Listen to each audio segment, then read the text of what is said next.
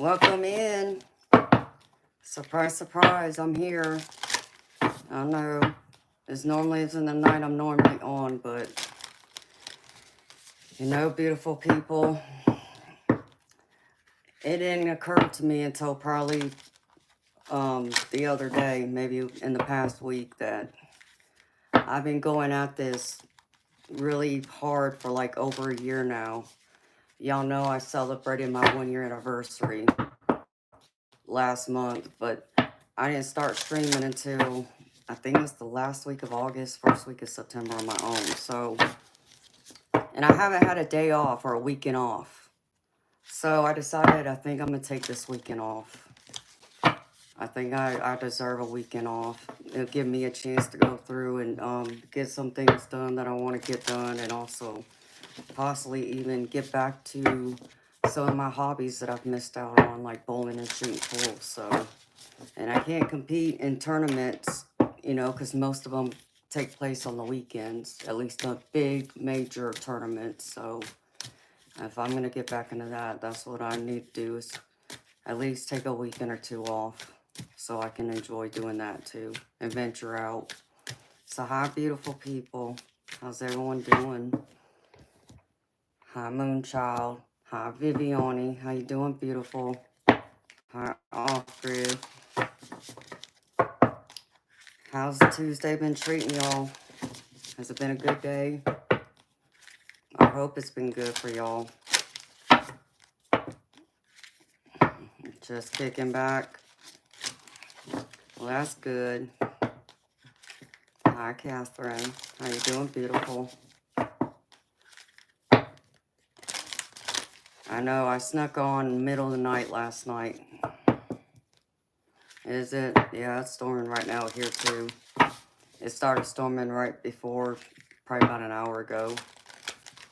In fact, poor Toby, my kitty, he's scared of thunder, so he's been kind of hiding. He's being a little baby, we can say. Hi, Eternal. How you doing, baby? All right, my beautiful people. Well, I was going to give everybody a couple minutes to get here, because y'all always seem to think like I'm either running a few minutes late, or y'all don't think I give y'all enough time to get here. So at least gives me a chance to say hi to y'all for a minute. And shuffle this deck. I even got my dice tarot sitting over here, so.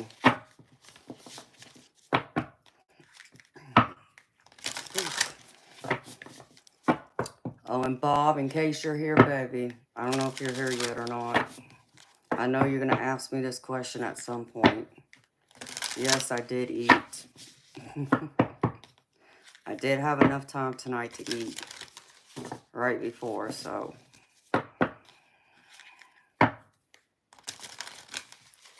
Uh-oh, Eternal, that's not good. Baby, you got to make sure you stay safe. At least y'all got a basement, which is good. They always say if you're going to end up in a tornado, you want to make sure you got a basement. So, see, if I get a tornado, I'd be screwed. I don't have a basement.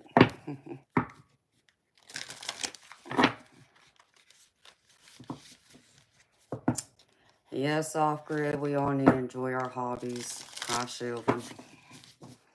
And I've been missing mine. I mean, y'all know that, since I had to wait several years to get my shoulder fixed. And now I gotta try it out. I tried it out with bowling, but I need to find out about my pool game now. You don't have a basement either?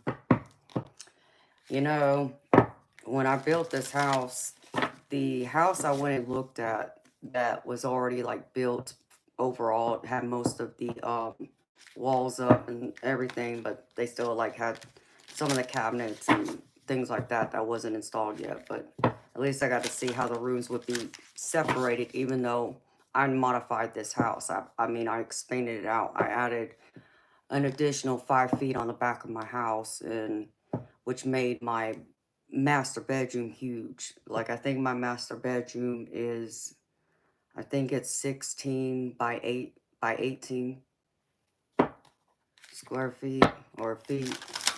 So it's huge. And before, like, the bedroom was small, so I needed it bigger in case I wanted to put my hot tub in there, but,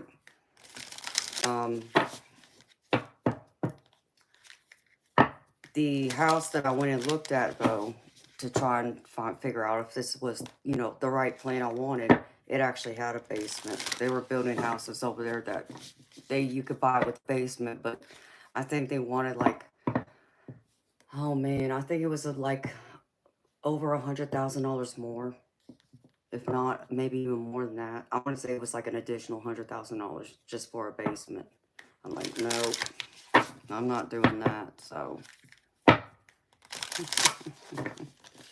hi, Bonnie. Hi, beautiful Sunnyland. Hi, Scotty. How you doing, baby? Yeah, you calling me being sneaky, Scotty? Why? Because I got on at the middle of the night last night? That's why they call it a pop-up, baby.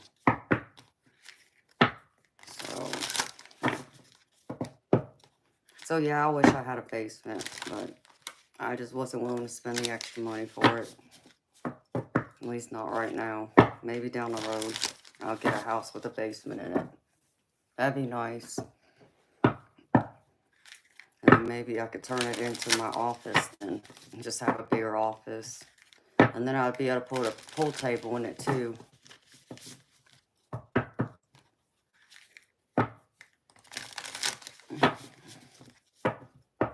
Yeah, they can, off-grid. There's no doubt about that. You definitely want one, especially when you live in the states or areas that have tornadoes like I do. So, my day's been good. I woke up earlier than I thought, but it's been good. It's been productive, I think. How you doing, Sky? How was your day? Was it gravy? I hope so.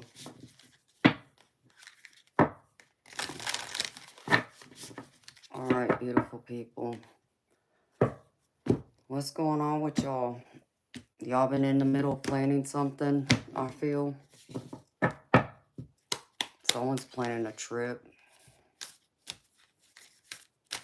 Illinois tornadoes. I always pack a backpack. Yep. Up there, it's very, very well known. And I reckon I need to turn this on. I always forget. Before the nonsense starts. Nope. Okay.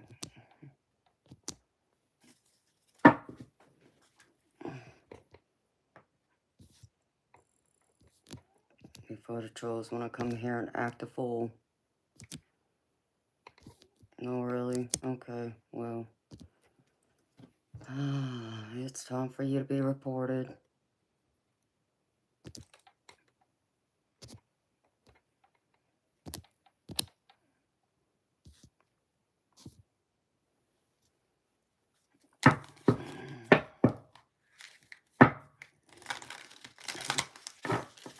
You wanted to smash them. I mean,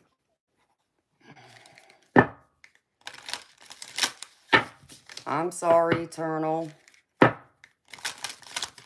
I'll let you play Whack-A-Troll. I just saw it real quick.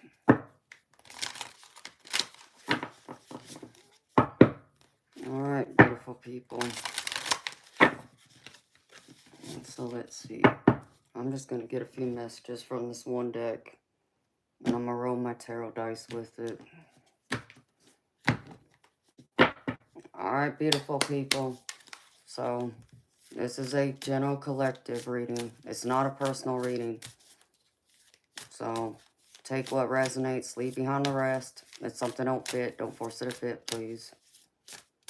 And if you have personal questions and want a personal reading, there's this board back here that has all the prices and information y'all need. Alright, beautiful people. So, let's see, Spirit. What's going on with the collective? And play with this for a little bit first. Then I'll go over the tarot spread I pulled for y'all. Ooh. Wow. This feels like you, Viviani. Passion, spirit connections, girlfriend. Look. Archangel, Uriel. This feels like this is talking to me about you for some reason. Viviani, I don't know why.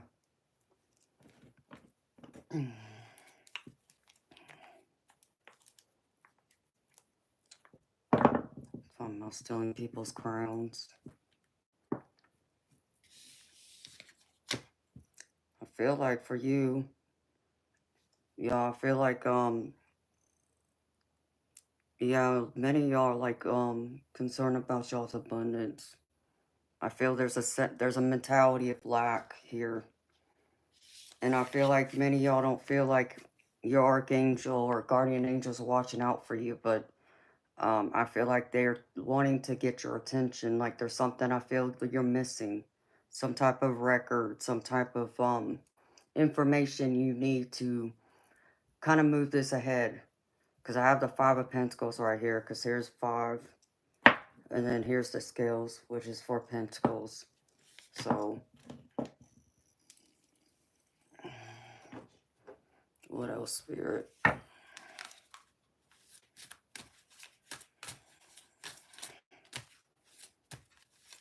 This card was calling me to you. Beautiful. Oh, I think I know why.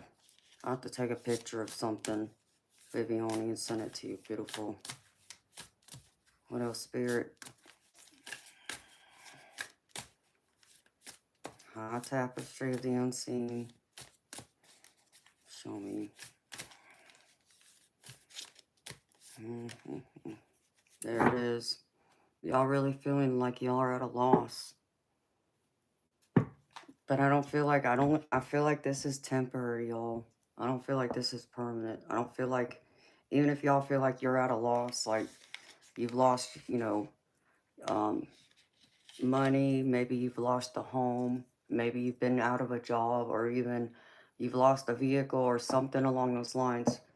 I'm not picking up like this is something that's gonna, you know, linger around you for a long while. I feel like things are gonna start changing here soon. But I feel like you gotta get out of that mentality of being in lack. You gotta think of yourself in the mentality of you have more or you have enough. I even have 6 of Pentacles here, so someone's gonna come in and help you, I feel. If you're feeling at a loss, if you're feeling lack. But this card right here, I feel like Spirit is wanting to get your attention. Like I feel like there's someone they're trying to guide you towards. Or they're trying to guide this person towards you. But even if Spirit guides this person your way and brings them towards you, you've got to be able to pay attention and recognize, oh, this is what my spirit guides and my angels are trying to call my attention to. This person will be able to help me with something. Maybe there's a job opportunity. Maybe there's something they can do. Maybe it comes to having to maybe refinance your house if you have a big mortgage. Maybe you may even have the means of being able to pull money out of your house so you can maybe cover some debts or unexpected expenses that you weren't, you know, you didn't foresee happening. But I feel like things are going to start changing for the better. What else, Spirit? What else is going on here? Show me. Ooh. Hi, beautiful Spirit. I just saw like half of a spirit orb. It was white. I got Archangel Michael. Gotta have the courage to let go. Stay strong. What is this about, Spirit? Know that there's opportunity coming towards you. Because I have the 1, which is for Ace. And I have the Sun, which is for Wands. So there's an opportunity coming towards you again. Spirit's confirming that. If you're feeling in this mentality of lack, you don't have enough. If you feel like the universe or your spirit guides aren't listening to you, they are. They're trying to get your attention, but they need you to kind of be more aware and be receptive to them, to what they're bringing towards you. Aw, thank you, Eternal. That's so sweet of you, baby. I appreciate you.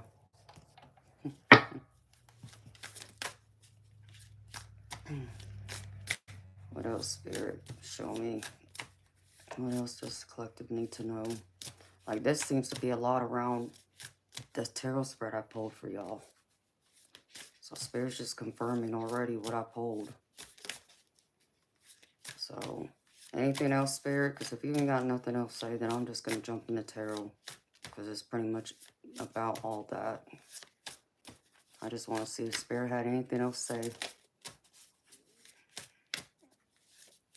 Spirit, anything else?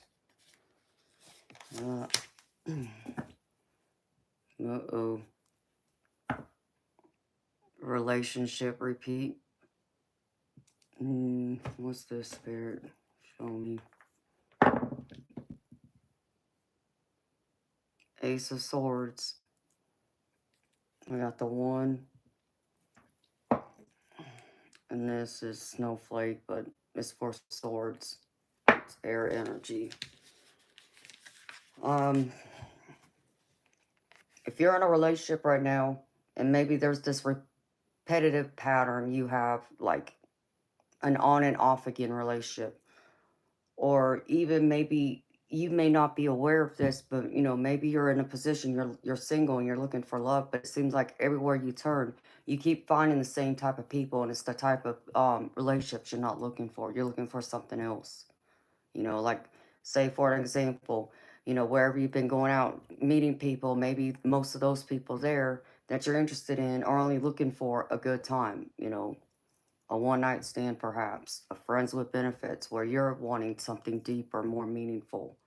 So Spirit's saying that you need to gain some clarity and take a step back so you don't repeat this. You know, you got to shift your energy, put your time and attention elsewhere. You know, do something different, try something new, switch it up. Don't just keep doing the same thing over and over again. You know, you may even have to reconsider who you're looking for. Maybe there's a specific quality, physicality that you're attracted to, but maybe, you know, you're meant to find and be with someone else that's not your typical type. You never know, your soulmate might not even be your typical type. I've seen that happen. YouTube tweaking today. What? Hi, Debs. You're so silly, honey. It's time for you to start enjoying the outdoors, spending time hanging out with friends and family, doing something you love and enjoy, your passions and interests. Spirit, what is this about? Ace of Cups. This is all about your intuition, your creativity. 1, water, which is cups. Spirit's encouraging you to dive deeper into your passions, your hobbies, what brings you fulfillment and happiness, to be able to draw out that creative side in you. I feel like that it will help you to release maybe some built up emotions like anger, frustration even, or maybe it's some sadness. You need an outlet to release, but you haven't figured out a way to release it yet. So maybe there's a hobby or interest you have that you get a lot of enjoyment, that maybe you'd be able to release some of those low vibrational emotions out of your aura, out of your essence, so you feel better, so you feel more uplifted. Because I know, for an example, beautiful people, as many of y'all know, I bowl and shoot pool. And I got to tell y'all, like me going to the bowling alley, especially when I'm angry, you know, I'm upset, someone's really upset me, and maybe I'm just, you know, really angry, and I just, you know, need to release that anger. I go to the bowling alley and take it out on the bowling lane. And you know, and y'all know I'm a pretty good bowler, but those days when I really just need to get my anger out, I don't care if that ball hits the head pin. I don't care if I get a strike. I'm just trying to, you know, get all my frustration, my anger out, and I feel better afterwards. So maybe it's something like that.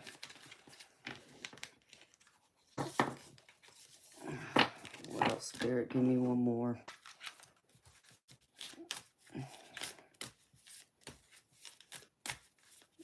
Yeah, Moonchild had a birthday the other day. It was Sunday. She turned 21 again.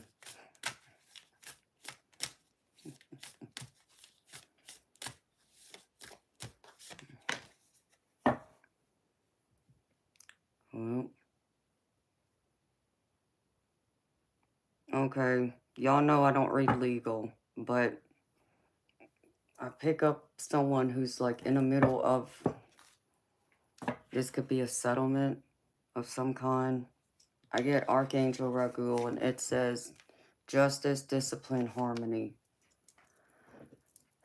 And for whatever reason, I pick up on someone, there's like you're expecting some type of settlement, or you're waiting for things to be settled.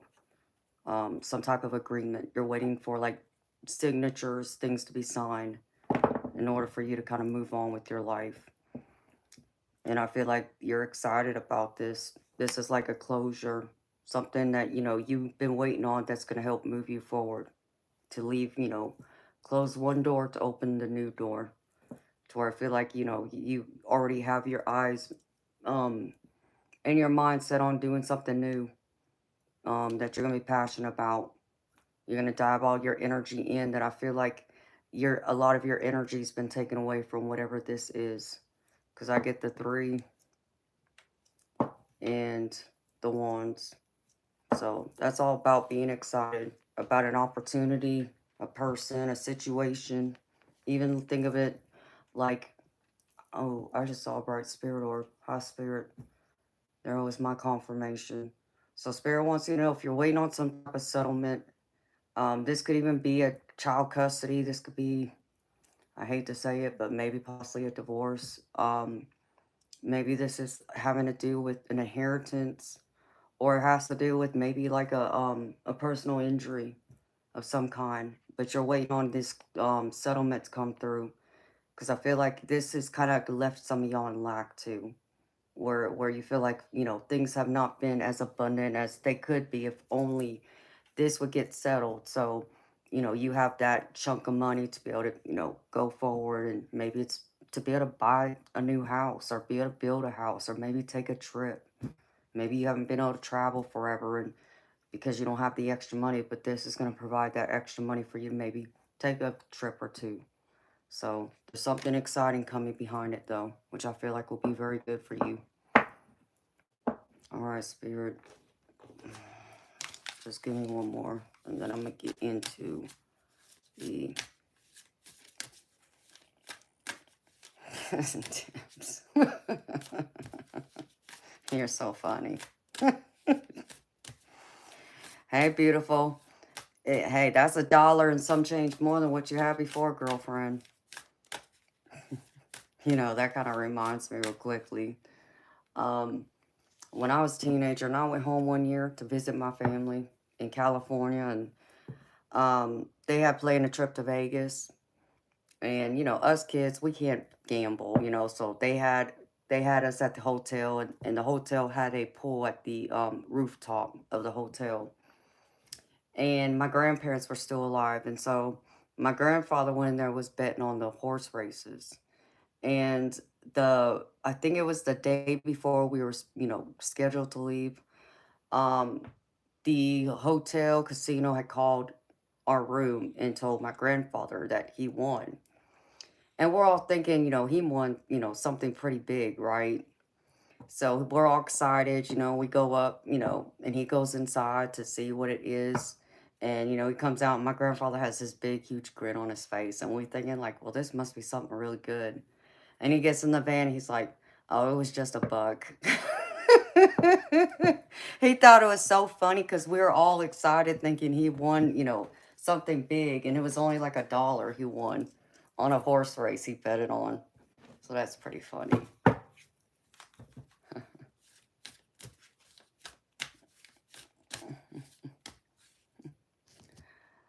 Oh, you wish I did. You know, people like you must look 80. Actually, you probably look 100. Keep thinking I do. I know better. Acting a fool. Love, you're one of my haters. You're one of those people that loves to hate me, but hate the fact that you love me. I know. I irritate your demons. Ain't nothing you can do about it either. I ain't going nowhere.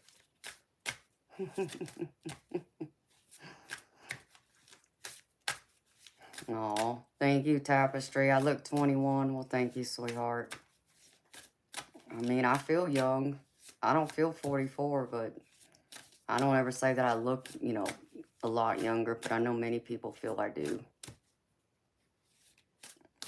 You just came from a reading with nut job trolls. Oh, goodness.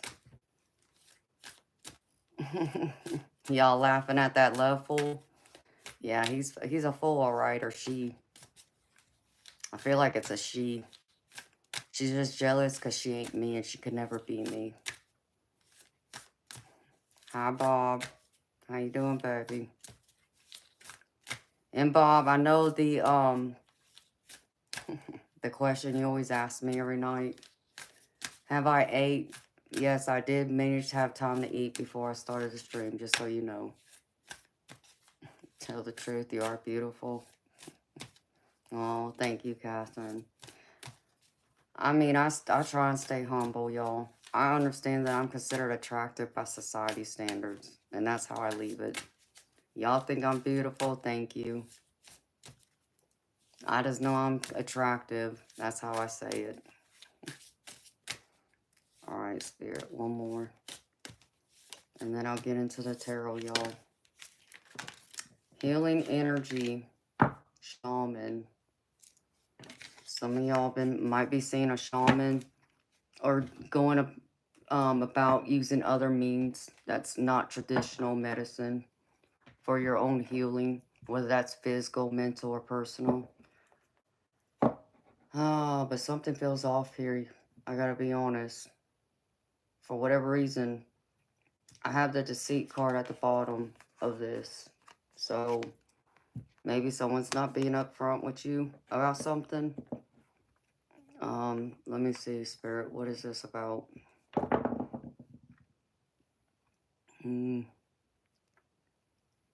Or this could be tied to your twin flame. I get.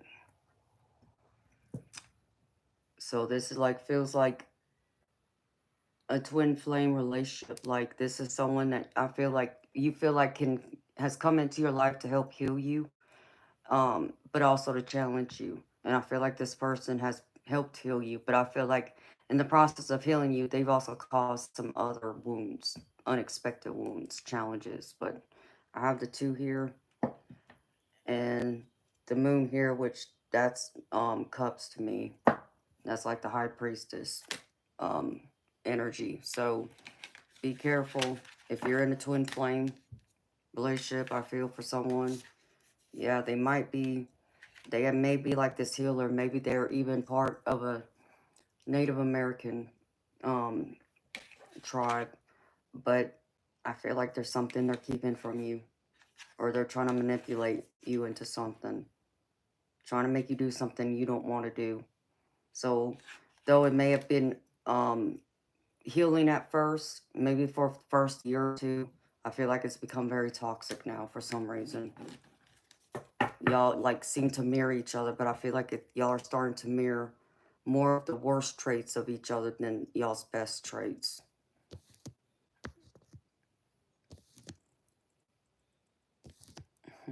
Hi, Cinco. How you doing, baby?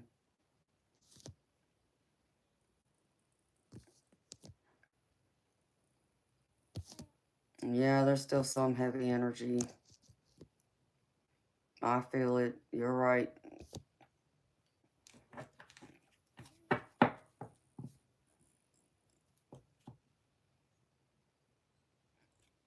Oh, well, hopefully you get it tomorrow, Moonchild.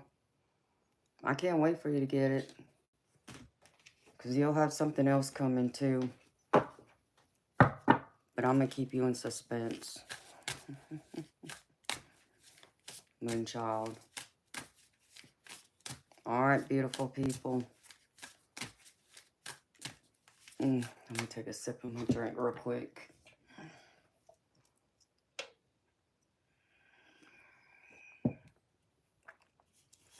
Hi, Kathy. How you doing, beautiful?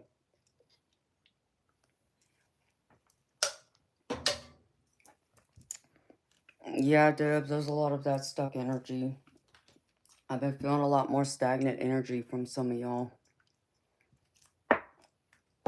Some of y'all, it's spiritual, And it has to involve, like, your health, overall well-being. Others, it seems to be around y'all's prosperity, y'all's material, financial, career. Seems like y'all would feel like y'all can't get ahead no matter how hard you try.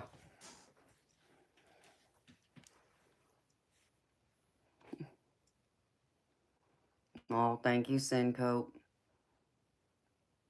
I thought it was easier to put it back there on that board instead of people constantly coming in here. How much does it cost for a reading? It's all right there since people don't seem to read the posted comment.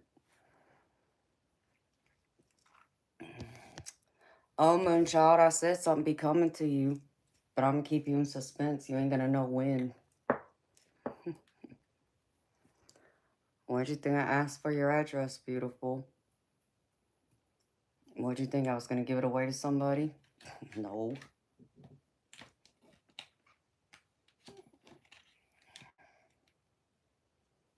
What do you mean you stop trying, Scott?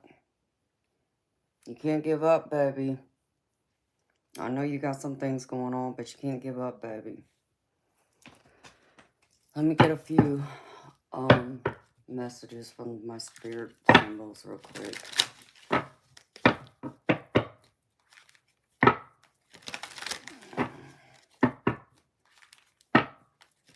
Okay, Eternal. Hi, David. Yeah, for some people it's that.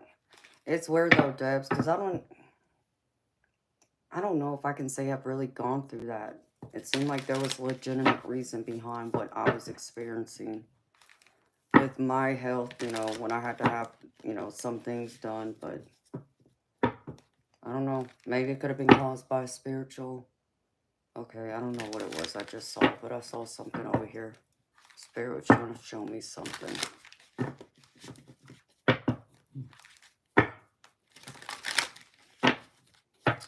Tapestry of the Unseen, Little Peeps is Eternal's baby chicken. He has several baby chickens. That his chickens end up hatching, having some babies. Oh, Spirit, what is this? Let's just see. Before I read the tarot, pull a few cards.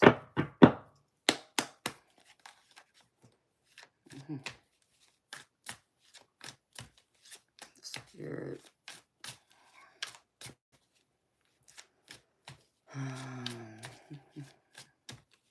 Alright. What is this, Spirit? Show me.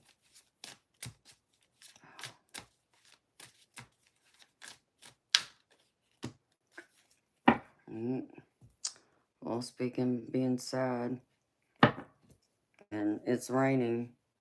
I mean, I can't make it up, y'all. Y'all are sad. Some of y'all are depressed. Y'all feel gloomy, like being left out in the cold.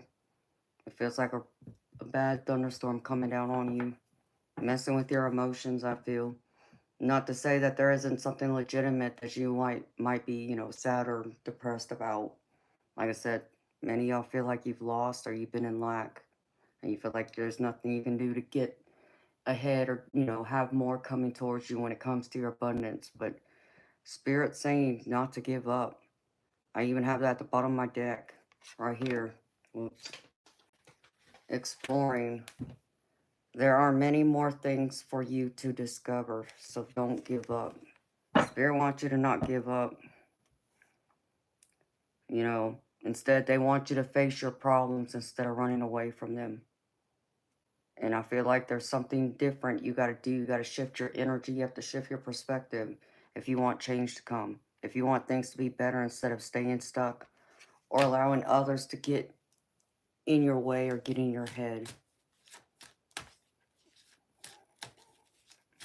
Yes, Debs, it's raining, honey. It's been storming again. That's typical. It's like I said, I thought I was, I didn't know better. I thought I was in Florida. It seems like it rains here. Almost every day, it seems. You like them, Scott? I'm glad, baby. I like them too. I feel like, you know, it adds something different. You know, Spirit.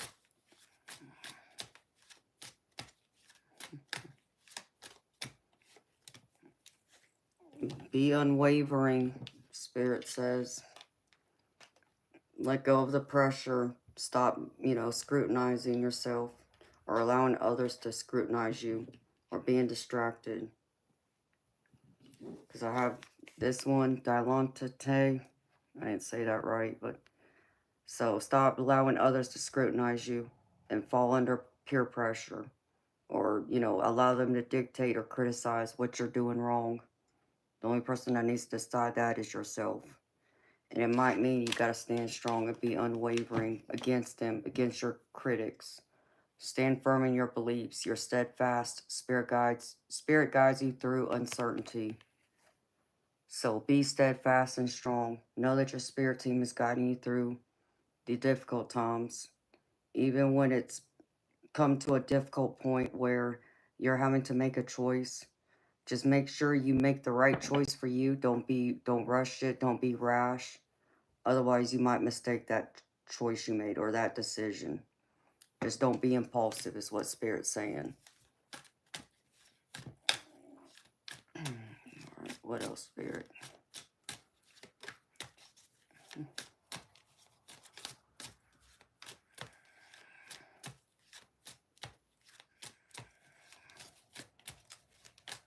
Yeah, when it rains, especially when thunder and lightning come out, that's when Spirit comes closer to me. I pick up on him more.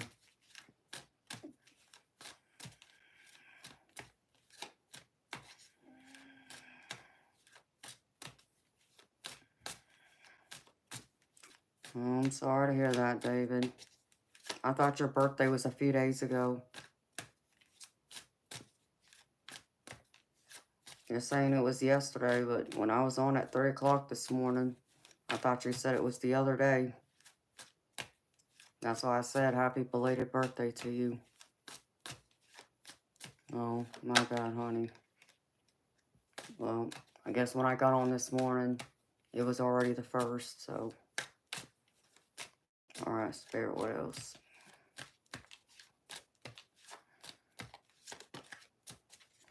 Hey, you know what? David, I've had people close to me forget my birthday. In fact, one year someone left me by myself on my big 4-0 birthday. I celebrated my birthday by myself. Cried myself to sleep, in fact. So, you know, my baby brother ended up coming to see me that night. He brought my niece and his wife. And, you know, that helped, but the most important person I felt should have been there besides my baby brother wasn't there. They chose other people over me, so, you know, I got over it. You know, karma comes around, and there'll come a day. They'll remember that. So, you know, never would have thought that I'd be celebrating my big 4-0 by myself, but what do you do? You know, I could tell you that I cried myself to sleep for 2-3 days. And I even remember I was going through and listening to the radio just to kind of help get the pain out. And it also helped me to kind of dive back into wanting to write poetry because I haven't written poetry in years. So I did. I wrote a few poems, and that helped to get some of my pain and anger out, what I was feeling. And, you know, I just think at that point, it's not that I didn't care, but I sure in hell didn't care about them like I did before. You know, they pretty much broke my heart, and they'll never understand that. So, and I can't make my heart feel something it won't. That it just doesn't. And you know, sometimes I wonder if that's God's protection for me, if that's the divine's protection that was supposed to happen, because the fact that I'm not supposed to be with that person anymore. You know, that's how I look at that. Did it hurt? Of course, but I still got back up from it. I had to. Yes, they do, Debs. I know some of my best poems I've written has come out when I've been had my heart broken.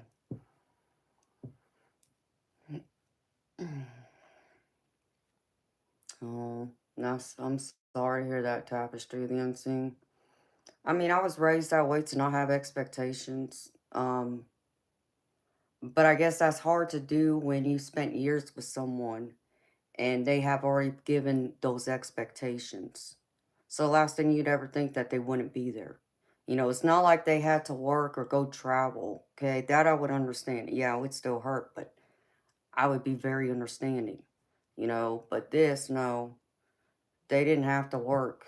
In fact, they had already lost their job, but they decided other people and his family were more important than I was during that time. So, and it was in the middle of COVID too. So, yeah, I understand that, Tapestry. I think I had to learn. There's a saying I tell y'all, and this is probably part where I've learned it from now. Is like actions speak louder than words, right? We've all heard that saying. But then, it's like, well, what do you base that on? You base it on that person's not just what they're doing in the present, but what they've done in the recent past. If their recent past history has shown you something specific, believe that. Okay, if you want to predict more than likely what they'll do in the present, look to the recent past. That'll give you all you need to know. So then you can decide, okay, would it be reasonable for someone like me to have the expectation that my significant other was supposed to be there celebrating my birthday with me? Yeah. So it was a complete shock. I can't even express that enough how shocked I was. So that's what I base it off of though. Um so I was very disappointed. Wow, Catherine, I'm sorry. Scott, it was, but baby, I got over it. This is true, Bob. Yep, that was 4 years ago, and I learned a lot. I've grown a lot since then. So, it's one of them things, but it was just something I thought I'd mention, David. I've been there when people forget something important because you wouldn't forget their birthday, but then when it comes to you, they forget. It's like, that's not how it's supposed to work either, right? Alright, I'm gonna put this deck up.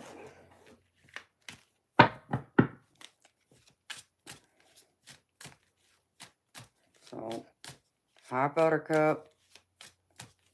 How you doing, beautiful?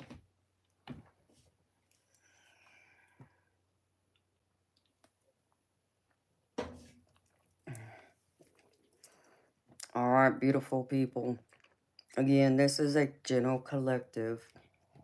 It is not a personal reading.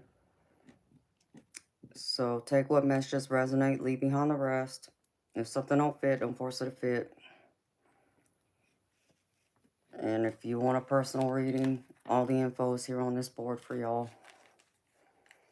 So for the collective, beautiful people, like I said, I feel like many of y'all been thinking about y'all's abundance. Whether that's y'all's career, material, financial. There's like a game plan, I feel. You've been putting a lot of thought into this. I feel recently, as I've been shown here in y'all's recent past, 8 of Cups, where you had to walk away from something or someone. Why? Because something was being kept from you with the Moon card right here. But Spirit's showing me that you walking away from either this person, or this couldn't even be a place like an employer, or this can even be um even like a relative. Maybe you were being very generous with them, or maybe they you were leaning on them for some help right now, but maybe it ended up being like they end up taking more from you than what they were giving back to you. So there was something there though that you weren't made aware of with this Moon card. But Spirit's showing me now that things are getting better. You're coming out of this, we'll say this downpour, this tidal wave out there in the ocean, like I like to say. And things are kind of being more calm and serene. So things are getting better, even if it doesn't seem that way right now, beautiful people. Or in the recent past, it doesn't feel that way. Spirit's showing me things are starting to look up. So don't lose hope, because here you are currently, Queen of Pentacles. You know, the Queen of Pentacles is one that's very abundant, you know, and don't pay attention to the gender. So, my guys, this is you showing me your feminine energy. We all have divine masculine, divine feminine. So, in the Queen of Pentacles, or gentlemen, y'all can think of yourself as the King of Pentacles. You're very loving and nurturing. And, you know, you want to share all your hard work and the fruits of your hard work. You want to give it to people, the people you love and care about. And I see that right here. Spirit's confirming that's what you've been doing. Giving more of yourself to the people you care about, whether it's a romantic partner, friends, family, even a little bit to yourself. But I feel like there's something here that's changed. There's been some other disruption. Even though you walked away from something over here, I feel like you've walked into a new situation you weren't expecting, that you didn't see coming. And I see right now you're kind of at a fork in the road, trying to make a decision now what to do, because this seems to be surrounded around a lot of conflict, disagreements, fights. Um, I see you here right now in the center in the Nine of Swords, like you. You have all these swords coming down on you, and you're in anguish, unsure. Like, you know, I feel like you've been put in the middle of something, been put in like the middle of two people. I feel, or you're at odds with one, but they're like really coming down on you hard.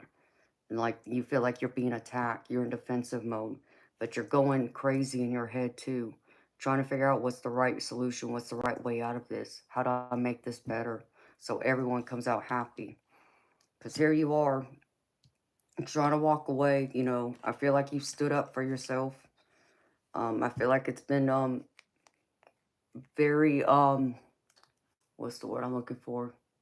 There's been a lot of confrontation in this, a lot of arguments back and forth. And I feel like it revolves around your money. This, I feel like, involves either a family member, a friend, can even involve a significant other. But I feel like even for someone, this involves your workplace. Like I feel like you've had it up to here with your job, with your boss, and now it's like, you know, you're standing there, you know, you're like the last man standing, holding the sword. Like, no, come at me, you know. I've had enough. You know, I'm not going to take your nonsense no more.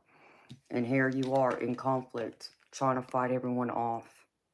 You know, I feel like you're standing alone, trying to fight all these other people off. And I feel like there's a lot of energy coming at you at once. You feel like you're getting it from all sides, from all corners. So I feel like even for some of y'all, this could be from more than one um, group of people in your life. So think of it like one could be your job, another one could be your significant other, or like I said, maybe it's your job and your family, or maybe it's your significant other and your family, and you're like in the middle between your significant other and your family, and there seems to be just this conflict around either your material or your money in general. But I feel like there's some type of big settlement I get here that more than one person is fighting over. So this feels like either inheritance. Like I said, this even feels like this could be like a divorce settlement. And you're still like fighting back and forth with your soon-to-be ex over what's yours, what you feel you're entitled to, and what they feel they're entitled to. So now it's a matter of what comes next. Spirit's showing me things gotta, you know, you gotta be hang in there a little bit longer, even though it's been difficult. The advice is that things are getting ready to come to an end. So I have a Ten of Swords. Even it feels like you have all these swords in your back. That's just all the pressure, the anguish, the time, the effort, the energy, and the tension, you know. And yeah, maybe someone, you know, tries to still pull a fast one on you, try to betray you. The Spirit's telling me that things are coming to an end. You know, the calmness, like this Six of Swords over here, is right around the corner. Just hang on. They want you to hang on. And though someone might try and come towards you with an offer to try and settle things now, just, you know, because I feel like even for you, it's like, you know, can we just agree on this so we can end this, so we can both move on? They're going to come and offer you something that I don't feel like it's going to be of interest of you. And if you're questioning if you should accept that offer, I think this is your confirmation right here. Spirit saying no, it's not the right offer. So even though it might feel like it's time consuming to have to wait a little bit longer for whatever this offer is, this settlement, maybe this job opportunity, Spirit saying, don't lose hope.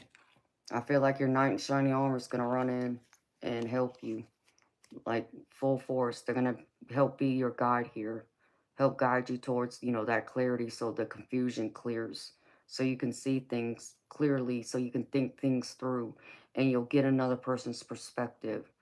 Though it may not be what you want to hear, but I feel like this person will be more logical, more rational, because they're not going to have a lot of emotions tied to this. So they're going to be able to see it from a more objective point of view. And I feel like that will be your key here. Being able to come to the table, come to terms with, agreeing on this settlement, um, agreeing to put your swords down and not, point swords at each other anymore. Even if, this is between family members or even your significant other, to really, put your pride down so you both can come together and agree. Because maybe if you're in a, a serious relationship right now, maybe you're one that, likes to hold on to your money tightly, and your significant other is one that likes to, enjoy spending it more. That could be another thing that's causing a lot of problems. And but too much of one or too much of the other can be unhealthy too. So there has to be a middle here. There has to be a balance where both can still get what they want, but feel like the other person's getting too. Where it's not so much about, well, I lose and you win, or I win and you lose. No, this is a matter about, well, you both can win, but it doesn't mean you're going to get everything. But it's enough for you both to feel like, yes, you won. You didn't get all you wanted, but you got something. And to where you can walk away from this free and clear and start over, because there's something new coming in. Spirit's trying to bring you in something new right here. Eight of Pentacles. They want you to keep working at it to get this closure so you can start over.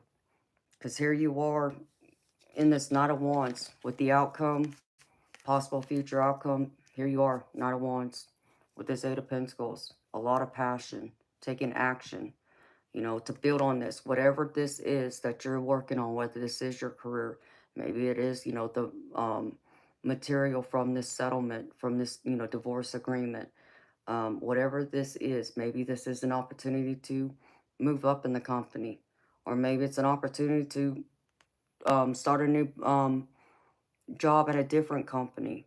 I feel like you're going to be more excited about this, and you're going to take all the lessons you've had, and you're really going to go after it with full force. You're going to be very ambitious in this, and I feel like you're going to feel a lot better when you get there, because there's a lot of people who want to work with you, who want to collaborate with you, who want to partner with you to bring, some peace, to make you feel like you're not constantly on edge anymore. I even feel like for someone out there, this is someone that wants to help you even bring some of your ideas to the table that maybe yet that your company you work for can implement, or this is something like maybe even starting your own business, starting like a side hustle. Place it how it fits, beautiful people. But Spirit's saying, if you're really worried about your abundance, if you feel like you're being stuck, I don't feel like it's going to be there that much longer. Things will improve. They are going to get better. It's just a matter of time. Alright, so I pulled some oracle cards for y'all's abundance here. So I have all these cards here. But I also have from the gods of the hidden realms. Let's see where to go. Right, juicy, and ready. Can you sense it? You're poised for success. You have come so far and have everything it takes to succeed in manifesting your most heartfelt desires. Yes, it's taken a long time to get here. You decoded the patterns of your past and worked on unhealed wounds to become ready for the experience. The one of it isn't enough. You must transform from the one who lacks it to the one who has it. even before it actually happens.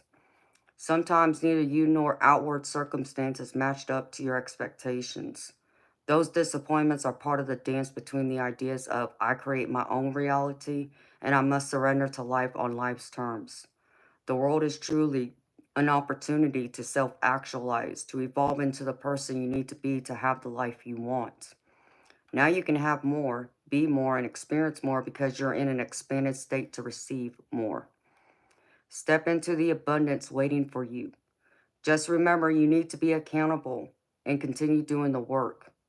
Ripe fruit can quickly rot if you don't take advantage of the current moment of sweetness.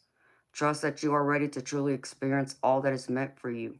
It's a juicy experience you're calling into form. Here you go, beautiful people. I can't make it up. If y'all want to know about y'all's abundance, whatever this is, for most of y'all, this is y'all's material financial, but maybe it's more about your health. Maybe it's more about your spiritual, mental, and emotional. Or maybe it's all about wanting to find that love and have that forever mate.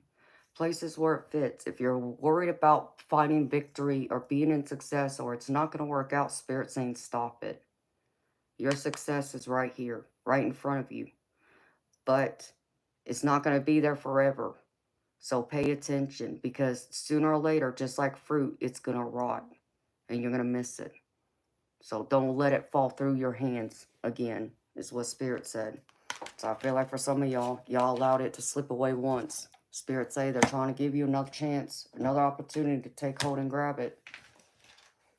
So don't be afraid. All right, and then from the two other oracle decks I pulled concerning career and abundance, you know how a lot of this tarot spread was about conflict? I can't make it up. Conflict right here. And it says, be careful with whom you deal with, anything related to your finances. There could be some misunderstanding with someone about money. So be careful who you deal with. Um, Try and maybe keep a tight lip about some things right now. You know, don't, let everybody know. You know, be selective about who you let know, is what Spirit said. If you want to share some good news with someone, make sure it's someone you trust that's not going to be envious or is not going to want to take from you, but is just going to celebrate your success and want to be your cheerleader and see you do more and achieve more. The rest, if there's someone it's like, no, I can't share that good news with them because they're not going to be happy for me. Or here it comes. They're going to be calling me tomorrow wanting to borrow this and that. That would be the person you don't tell, okay? Because this is all about your security. Next one is security. You are financially secure and abundant. Continue to grow to maintain stability in your career and finances. Multiple streams of income are recommended. So if you don't think there's multiple streams of income coming towards you, Spirit's saying there is. Beautiful people, I know some of y'all are disabled. And y'all can still have a part-time job, even if you're collecting disability. You are still allowed to make X amount of dollars per year. And, y'all would have to call the Social Security office. They would share that with you. It might be different. I don't know what the rules are, but I do know there is that option. So don't think that you have to just settle for that, paycheck that the government gives to you once a month. You can go out and make some extra money. You just need to find out what the limits are, because there are limits, all right? And then the next one is long term. An opportunity could turn into a long-term career move, or you will be asked to commit to a position in exchange for more money. So there might be something long-term here for you. A long-term commitment, maybe, a long-term plan that you're waiting to put into action. But Spirit wants you to be committed to it, be dedicated to it. This can even be, a relationship, like there's two rings right here. So maybe, you get married and maybe y'all join, y'all become one and y'all, share y'all's money, which is great. That's the way it's supposed to be. And there's more abundance there where you can build more and y'all could do more as a solid team. Like, I get a power couple from someone out there. Whoever you're with, I feel like you're a power couple with your significant other. And that's a beautiful thing. For others, this feels like that big opportunity. Either a big job promotion that's going to give you a big increase, or this is like a um, showing me success in a business venture you're partaking in or you're getting ready to start up. And the last one is in the flow. The universe is sending you help. Tap into your inner power and go deeper to create the purposeful life you really want to have. So be in this flow. Be in the flow. Be in the flow of abundance. Be in the flow of opportunity. Believe it. You know, just like this card right here said about, you know, already believing you have it. You know, stop being in the mentality of lack. Believe you already have it and you'll have it. If you truly believe with all your might and you take action to making it happen, trust that it's already, you know, in the works. That the universe is working behind the scenes to help bring that to fruition, to your reality. So again, beautiful people, don't give up. There's more here to be obtained. Don't think like it's a lost cause, because it's not. And the last few messages, first one is light in the unexpected. Be the light. Don't, you know, allow anyone to dim your light either. And allow your light to shine, even in places of darkness. Maybe you're the light for someone else in order to help give them the encouragement or give them that nudge to want to get up and try again. Maybe, you know, lately they've been feeling down in the dumps, unable to move. They don't just have the will, the determination to want to get up and go after something like you do. But you shining your light into their life can help energize them, recharge them to want to go after and try again, to reach for the stars. Because your soul is on fire. Your soul is on fire. You're fiery, passionate. That's fire energy. Motivated, determined, dedicated, ambitious, a go-getter. Because you are epic at the end of it. Be epic. And most importantly, be in the now.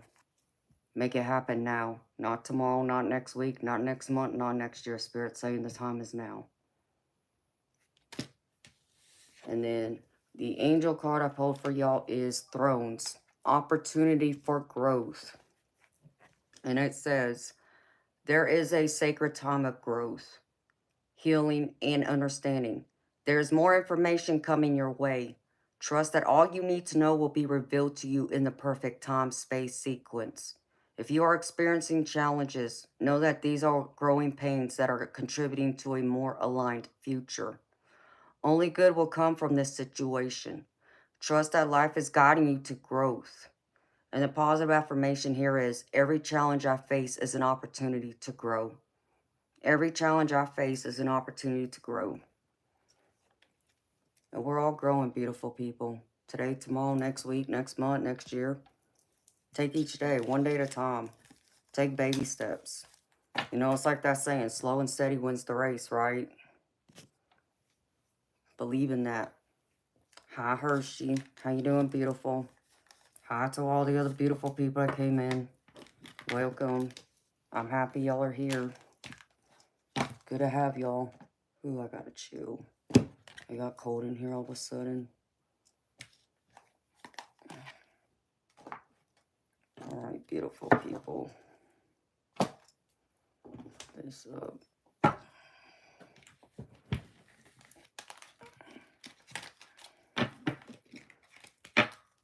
So how y'all feeling, beautiful people?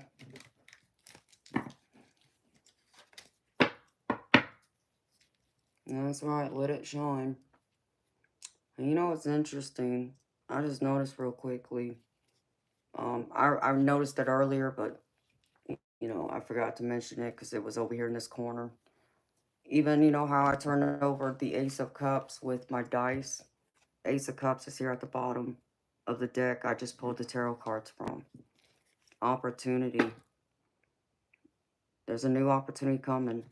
Whether this is like a love opportunity or this is your ability to be able to create what you want, your abundance. This is even, you know, intuition where you can grow and evolve. There's an opportunity to become more enlightened, I hear. So trust that too, beautiful people.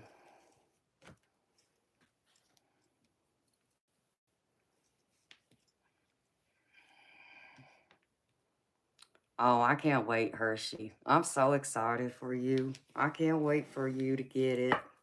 I know it's going to look wonderful. I know you're excited. I was so excited when I got mine. I know I was like on pins and needles waiting for it to arrive too. I got to get another one from him, but I got to wait a little bit. Maybe the next month or two I'll get one. Get another one. So that way I can have one of them cleansed and the other one, if I need to use it, I'll have it handy. So, but I can't wait. I can't wait to see it, Hershey. I'm so happy to hear you're getting one, girlfriend.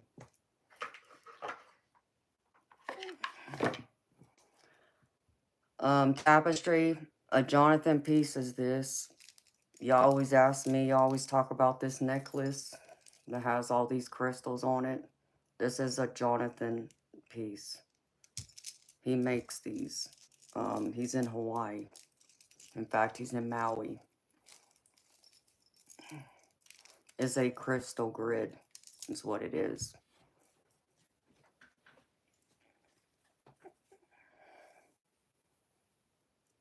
He's very good, very talented.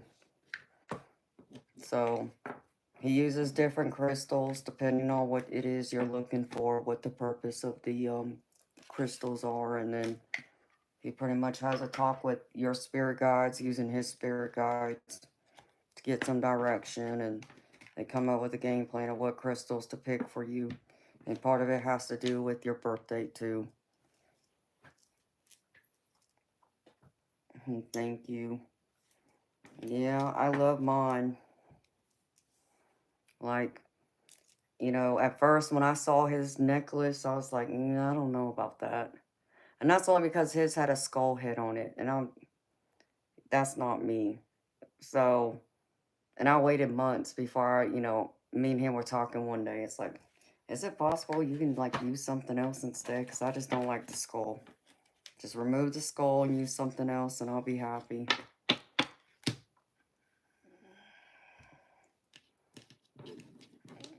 Yeah, it is Tapestry of the Unseen. He has his own store on Etsy. It's called Dracorvian Treasures. Very talented.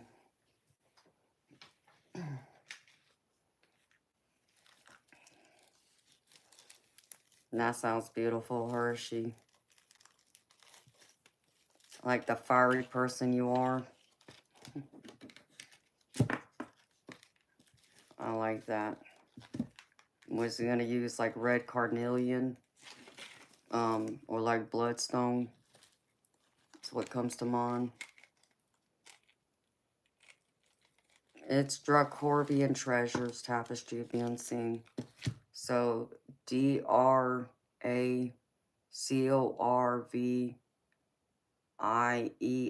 or IAN Treasures.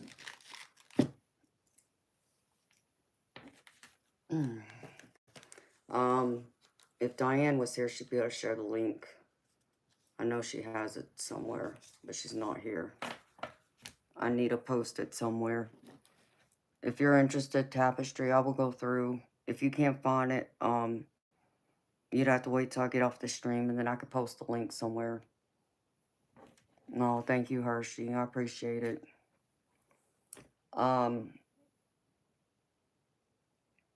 If you were to purchase one from him, there is a discount code.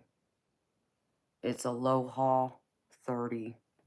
And I think you get like 30% off. That's what the 30's for. If he's still using it. I don't know. Last time he told me it was still good unless something's changed, y'all. So don't shoot the messenger. Last I heard it was still good. But I don't know for certain, y'all.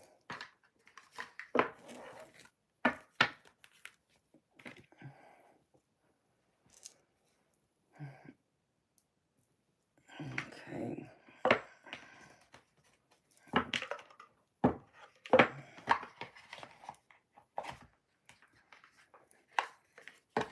You have to wait right now.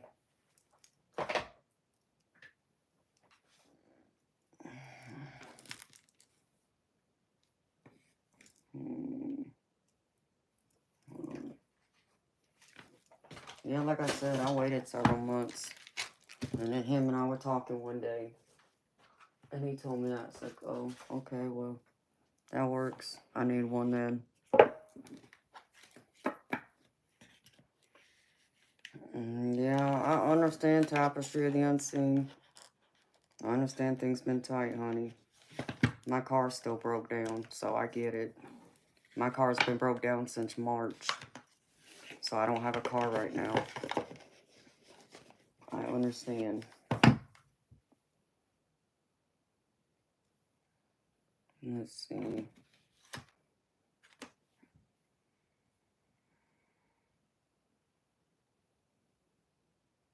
Oh, it's this one, Amanda.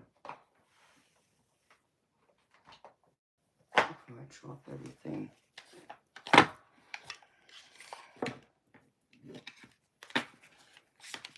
Hopefully it won't be tight for long, Tapestry, based on the reading I just did, honey. Things will start improving. I know things were going to get better. I believe that wholeheartedly. I just feel it. I can't explain it, y'all. I feel it. I feel it in my spirit, though. Deep. There's going to be a big shift coming. Where things are going to turn out for the better.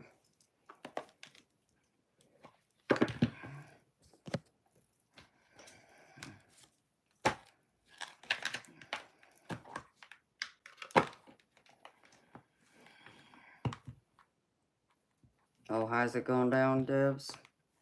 I don't know what's gas right now, because when I filled up the other car, his car, last week, when I went and got my nails done, I believe I paid $4.42 a gallon for premium. And that's all I can use is premium.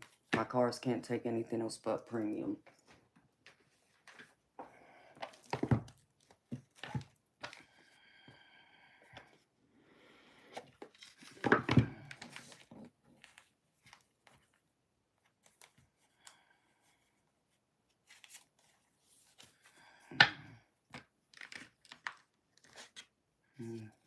Hey, Nancy.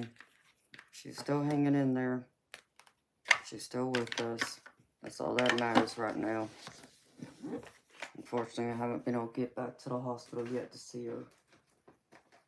But I've talked to her in the phone when my girlfriend's been up there to see her. Let's see.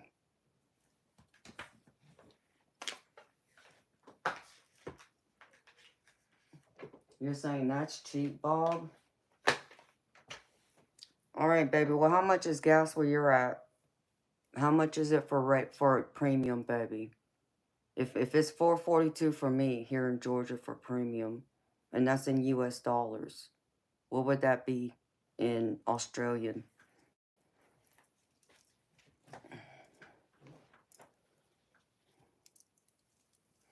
Alright, Tapestry.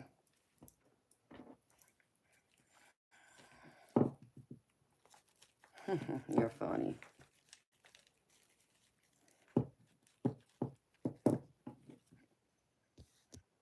$3.14 for regular. Man, I don't think I've seen $3 in forever for premium. I can't tell you the last time I've seen $3 and change. I'll take $3 and change. It don't even have to be just $3. Just $3 for premium. That'll be $1 by itself, I'd save.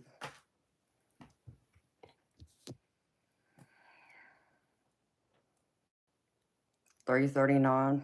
What the heck? Why did I pay $1 more than you, Debs?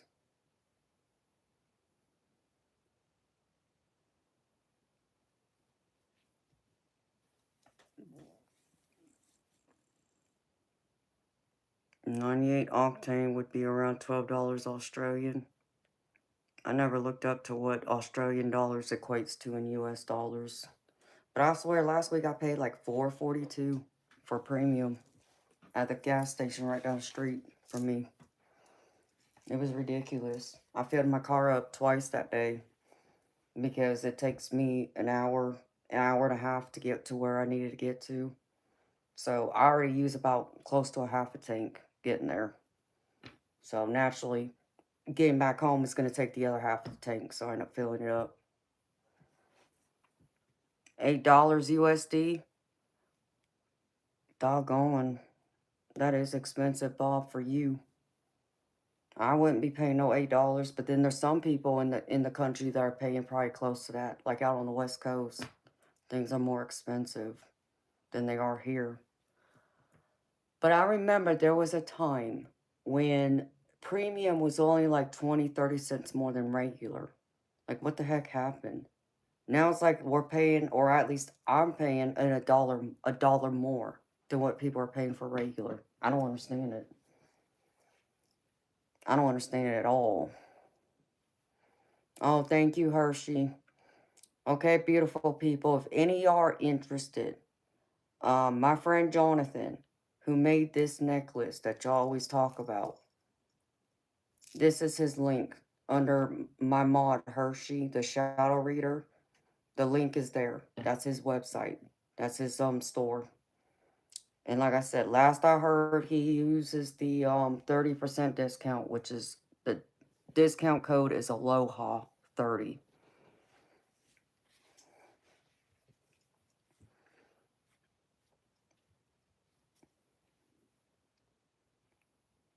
No, Debs, what did you say?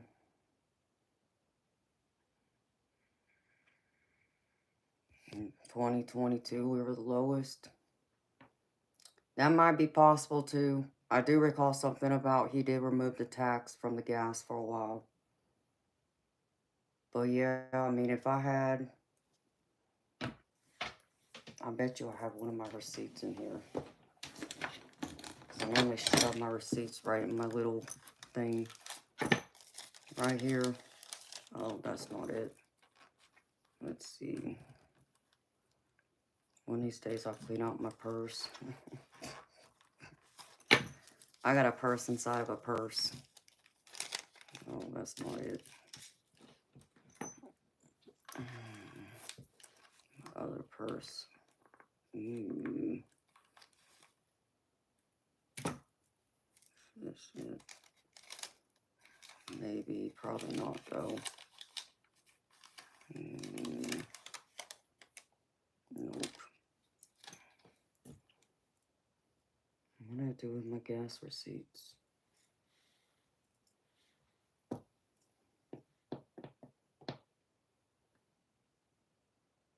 I have to dig it out of my purse.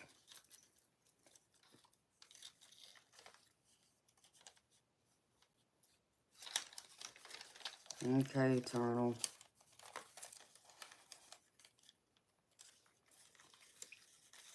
Well, I was appreciative. At least he removed it for a while, Debs. I do recall what you're talking about, though. So that's why it's so doggone high now. But, no, I'm talking about years ago when it was like say if gas, you know, a gas, a regular was, say, $1. Okay, so normally premium was about 30, 40 cents more. You could predict it like that. But it's not that way anymore.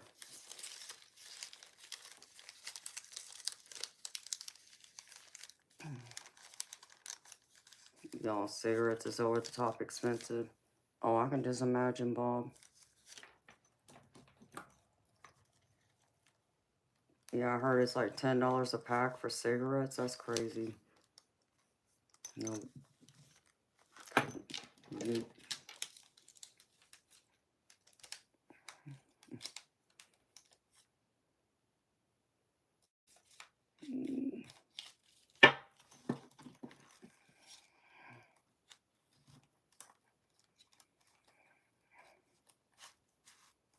$10 a pack for Newport's Hershey. Holy cow. I just can't. I'd be broke. Broker than broke. You paid $1.60 in North Carolina, 2019. Yeah, I don't ever think I've paid that much. It's been many, many years since I have gone through and had my cars. But like I said, I pay for premium too.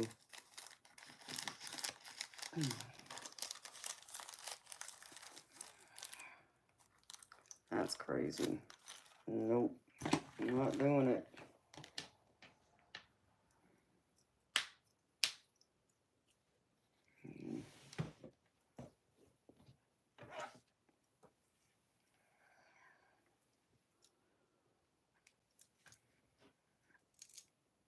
No, Nancy, that's close to what I'm paying here.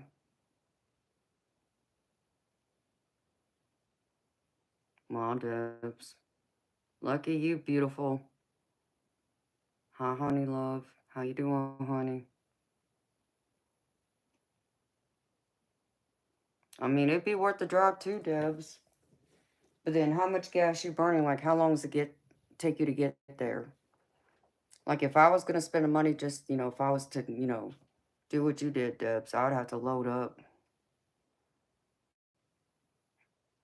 170 Australian. What?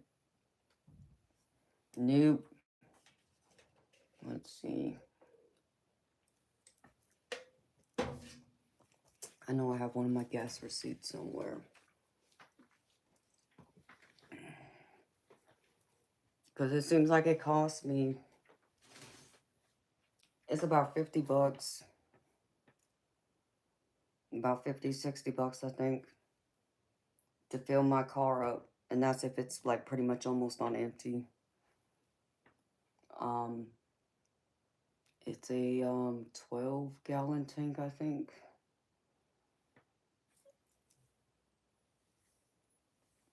Oh, welcome back, Shelby. I mean, life is expensive anymore. That's one thing I've learned.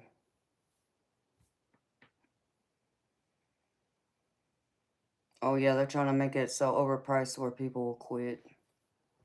I mean, you gotta admit that's one way to try and help, but then people be using illegal substances and they pay a lot more than that, and that don't get them to stop. So,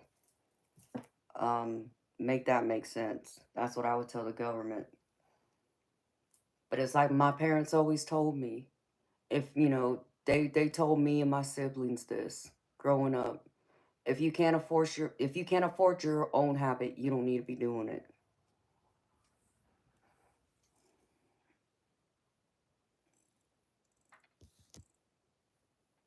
Hi, Judith. How you doing, beautiful?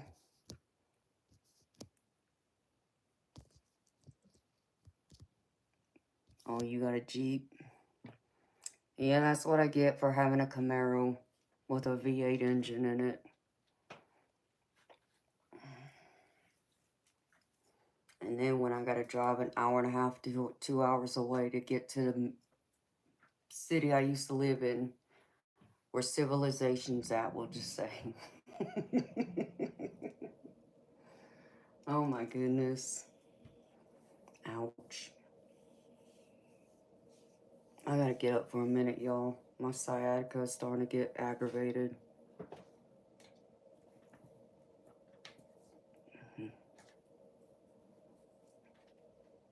You spend more per day on coffee than you do on tobacco? Oh, well. I reckon if you want to count my Red Bull as coffee, then yeah. I mean, I spend a lot on my coffee then. But it works.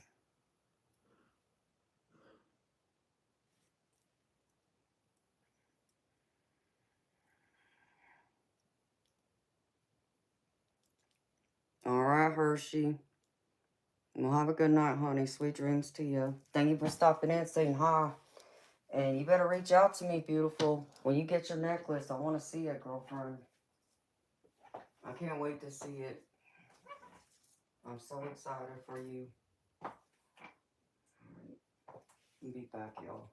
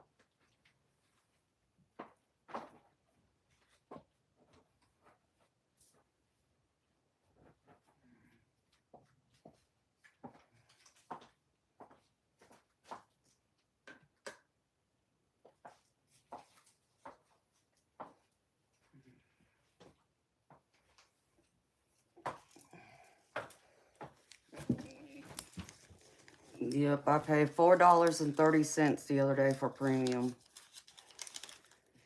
Yeah.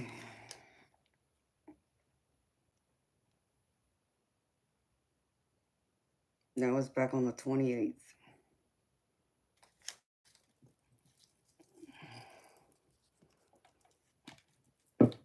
I think when I look at that, I think that's the only time I miss having a 4-cylinder car. Because gas is so freaking expensive for my car. But then that car wouldn't last me. I ended up wearing that engine out so quickly.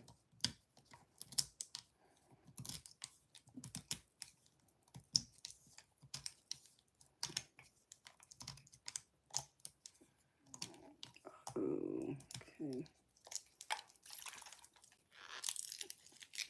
It's quiet, y'all.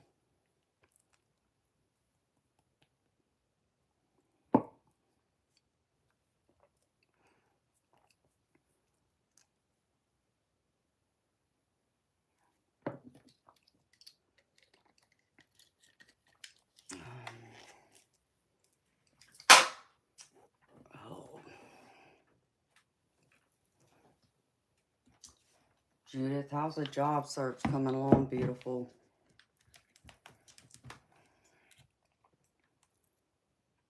Oh, I didn't know it was still on here.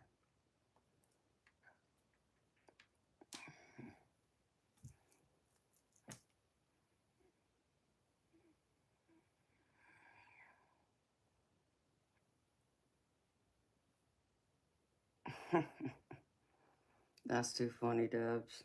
I can see y'all doing that too. I remember one year, 4th of July, I was actually home visiting. I went home for, this was back in my late teens. I went home to visit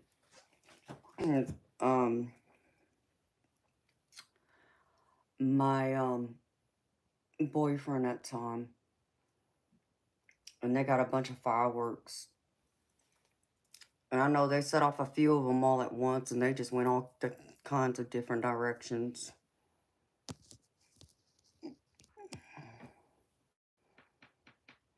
You sent out fireworks tonight, Eternal? Well, I want video of that, baby. I want to see it.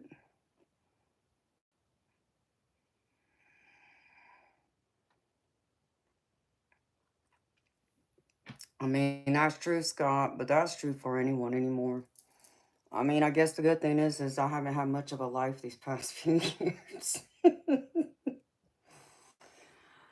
I've been such a hermit in my house. It's ridiculous because I'm used to being out and about doing things, but these past few years I've been more indoors.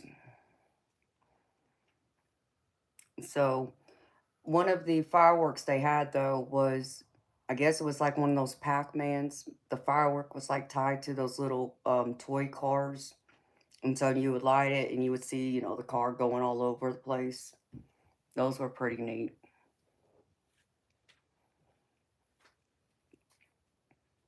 Oh my gosh, Moonchild. That's crazy.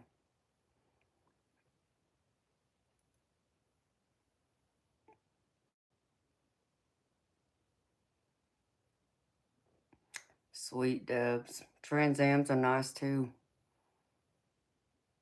Especially when they have the big bird on the hood of the engine. Those are some gorgeous cars. I do like Trans Ams too.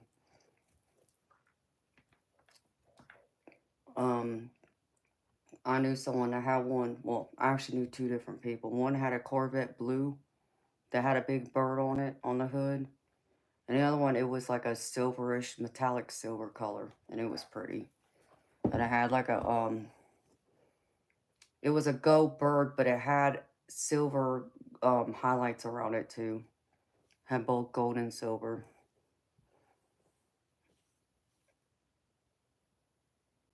And that sounds nice, Shelby.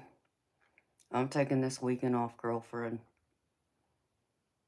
I decided I haven't had a weekend off since I started this channel, since I started streaming, so it's time. So I'm going to stream all the way until Thursday. So I won't be here Friday or Saturday. And there's a good chance I won't be here Sunday either, but we'll have to wait and see. So maybe I can get out of my house and live a little. Watch, I don't go nowhere. I just stay home. Even if I do, I got stuff to do. I don't know. We'll see. We'll see what the weekend brings.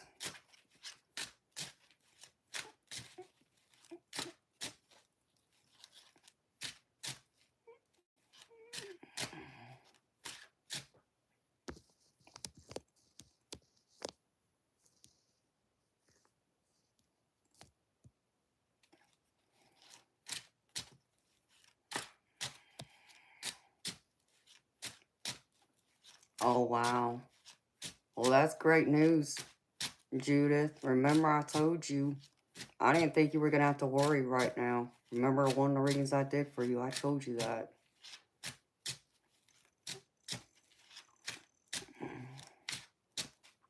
Oh, I was here last night, Shelby. I just didn't come on till late. Oh, thank you, honey. Yeah, it'd be nice to have a weekend off. So that way I can start playing in tournaments. Start getting back into pool. Because I do miss it. I miss it a lot. I just hope I'll have a bunch of energy left over.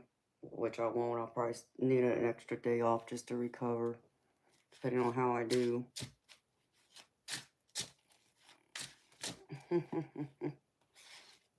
Well, I already got my nails done. I just need a hot date to go out now. To go do something fun.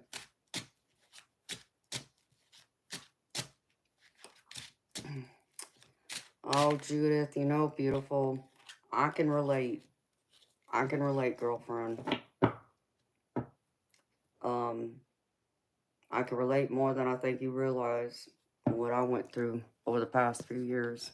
Hi, Sergeant Curtis. How you doing, honey?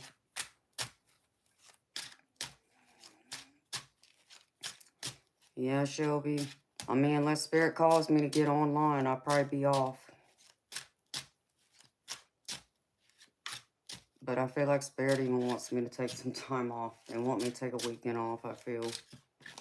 So this seems like the perfect weekend to do it. So why not? I just gotta find something to do. Like I said, go shoot pool. Go out on a hot date. You want to see my nails, Sergeant Curtis? Didn't you see them last week, baby? They're the same as they were last week, baby. See?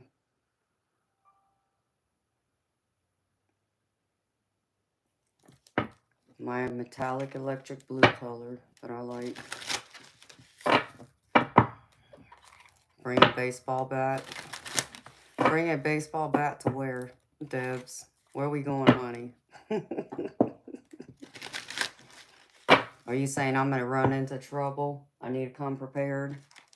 If that's the case, I mean, I got my pistol.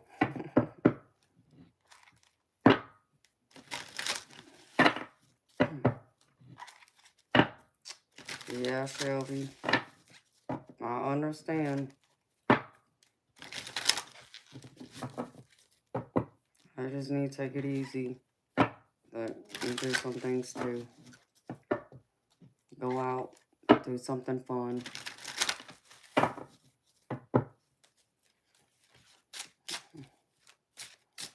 Thank you, Scott.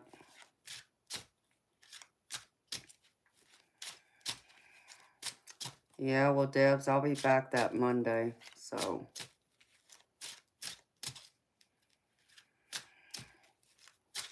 Yes, Sergeant Curtis, I showed my nails. You missed it, baby. You'd have to rewind the stream, baby. I already showed them.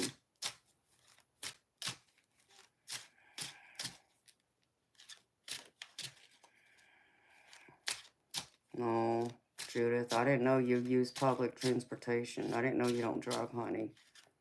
I understand that could make things harder on you. Hi, 420. How you doing, baby?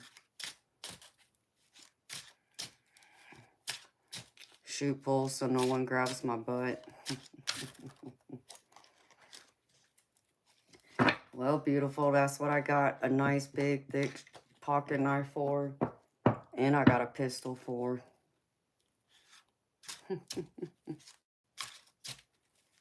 Yep, the 7/7 portal. I'll be here that day. I'll stream that day. I'll be back by Monday.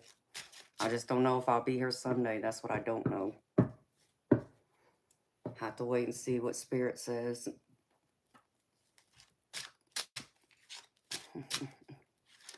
Or, you know, Debs, I'll make sure I have my pickle stabbers on. Of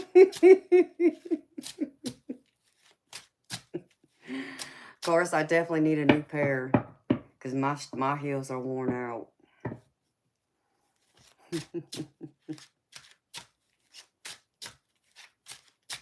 Hello, Minja. I do need a new pair of high heels. Actually, I need a couple pairs, but... Pickle stabbers, Shelby. You know, my high heels, my stilettos.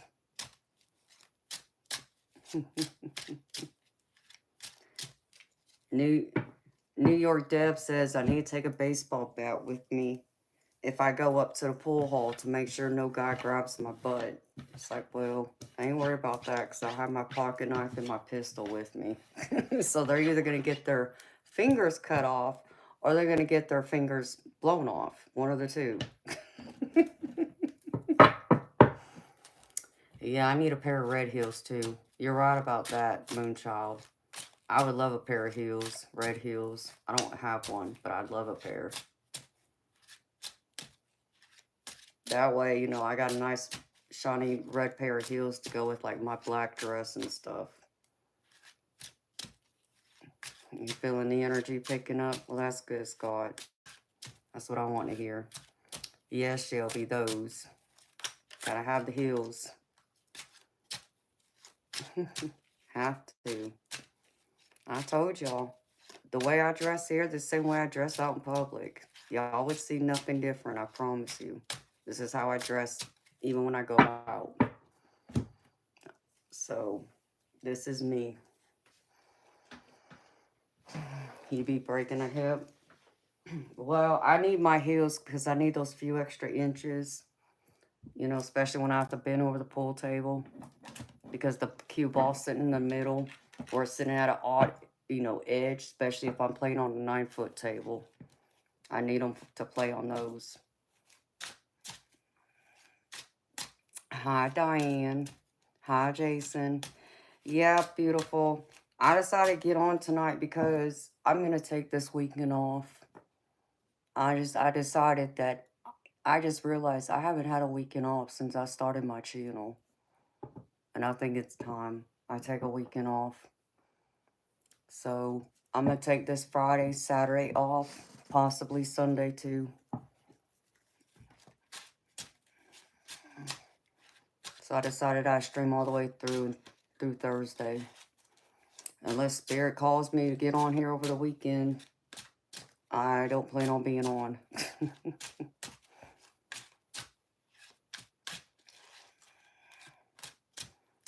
I know, I confused y'all.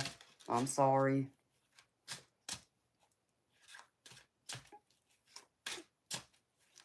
Oh, that's what I'm planning on doing, baby.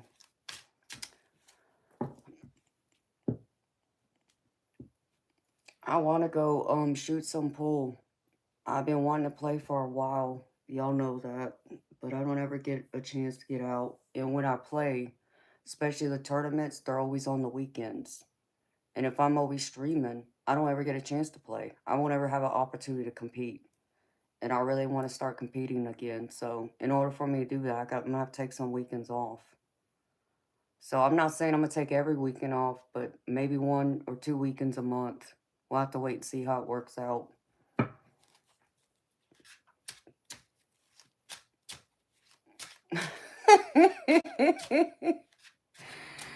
That lets you know what day of the week it is, if I'm on or not. So I got both of y'all confused. I'm sorry.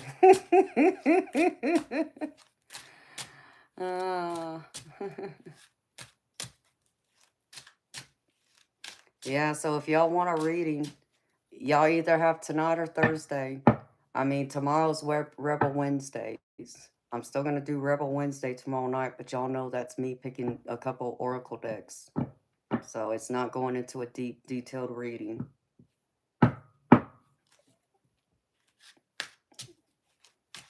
Ooh, Jason. I love it, baby. And them feelings are flying strong, huh?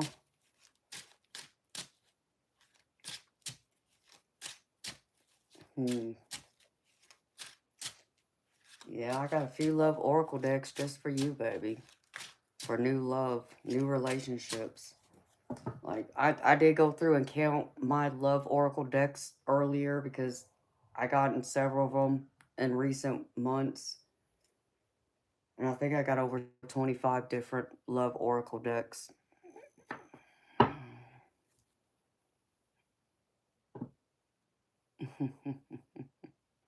I light up talking about shooting pool.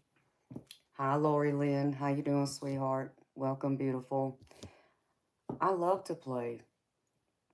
Being in a pool hall, it's just a different feel.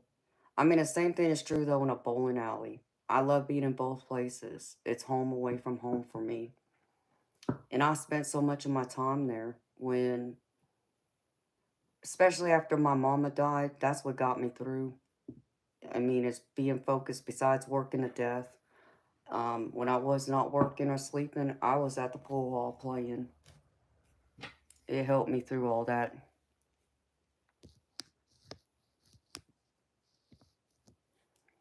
Ooh, Jason, that's exciting, baby. I'm excited for you, baby. Hey, Jason, just so you know, baby, I want an invitation to the wedding. You need to tell her I get an invitation to the wedding just because I'm your spiritual um guidance counselor. Oh, thank you, Sergeant Curtis. You're so sweet, baby. Oh, thank you, baby. I appreciate that.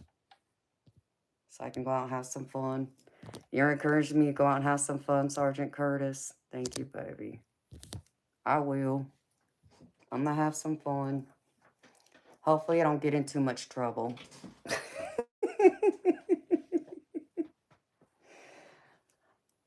Well, I'm going to do another general collective reading for y'all. It'll just be for the chat, though. Since you did that, Sergeant Curtis.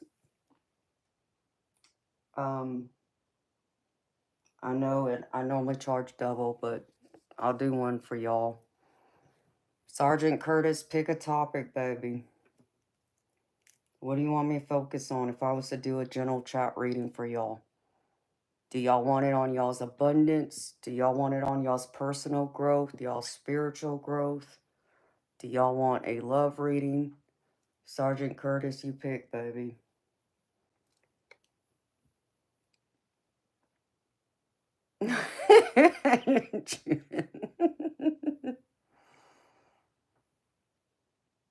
Oh, she's in Florida, so I could come? Hey, baby, I'll be right down.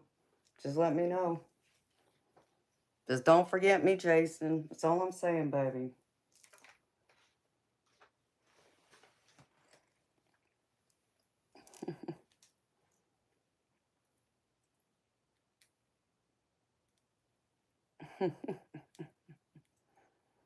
Thank you again, Sergeant Curtis. You're so sweet, baby. Thank you. You made my night, baby, just so you know.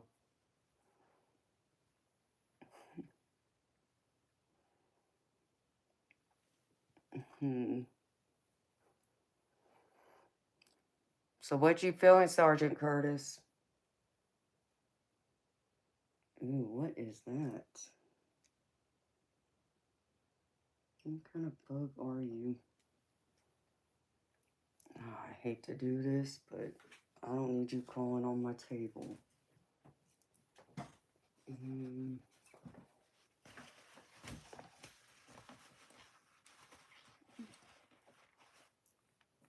I know I'm not supposed to kill you, but I can't have you crawling on my table.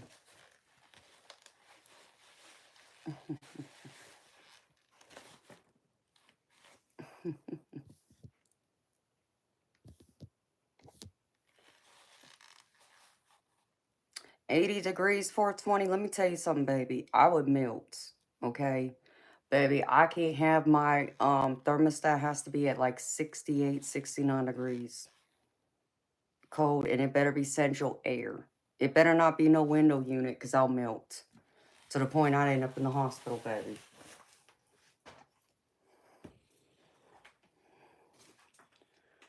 So, yeah, you can keep that 80-degree weather, baby, unless you got central AC. Then okay, I can work with that. You better live by right by the water too, baby. Even mermaids melt.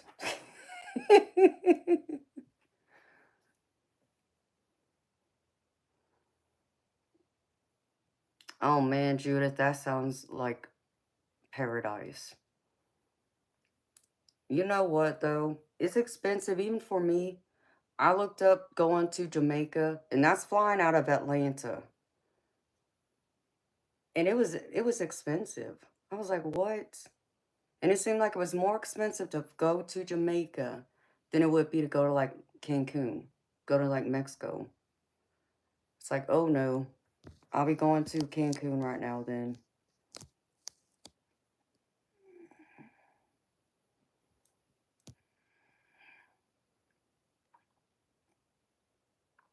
Oh yeah. That will take up a lot of her time, Jason. Well, that's cool, baby. I'm excited for y'all. I can't wait to hear. Well, Sergeant Curtis, did you pick something, baby? I'd like to see Jamaica one day. I just, when I looked up the resorts some years back, it was expensive. I was like, yeah, that's too pricey for me.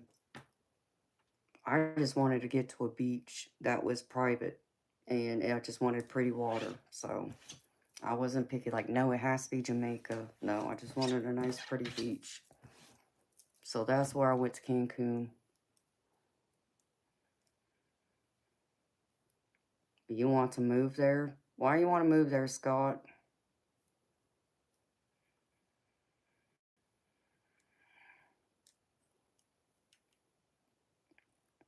Yeah, Jason, I can see that.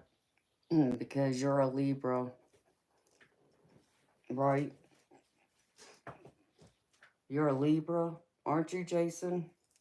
We just had that conversation last week. I know you're a Scorpio moon, but I think you said you're a Libra sun. You know, Moonchild,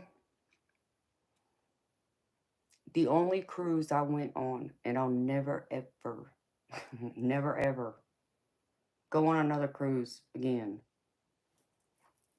And it's not that I don't love the boats, because y'all know I love water and I love being on boats, but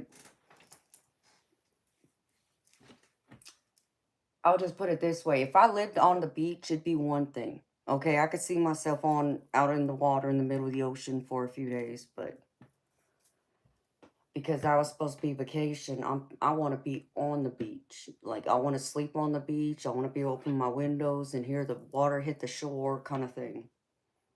I didn't like the cruise because you were out in the ocean, back to back for like 2 days. It was I think it was the Eastern Caribbean cruise, which went to Grand Cayman, Bahamas, and Cozumel, I think is where it went. And when I went to the Bahamas and we went into the port, we were trying to get to one of the beaches, right? I was not gonna pay for no freaking excursion that time. Um, and so we got off the boat and we went to find someone that could like drive us there. when I say we were ignored. And when I mean it wasn't just us. I swear it seemed like everybody who wasn't dark skinned was ignored. The people they helped first were the ones who were dark skinned. Okay, and I'm not saying that, I'm just letting y'all know. It was a big turn off. And it was very upsetting. It's like, why? Why would you treat people that way? Especially when you're supposed to be making your living off of the tourists. To me, you'd be helping anybody who approaches, but nope. They ignored us. They ignored like 5 groups of people who came from my cruise ship. So I didn't get to see the Bahamas for that reason. By that time, I was like, because you're only at port for like 4 hours, like 4, 6 hours. That's it. You're not there long, which I didn't like either. So, I had enough after waiting about an hour and a half. It's like, no, I'm gonna go back to ship. I'm not waiting around no more. Obviously, they don't want my business, so.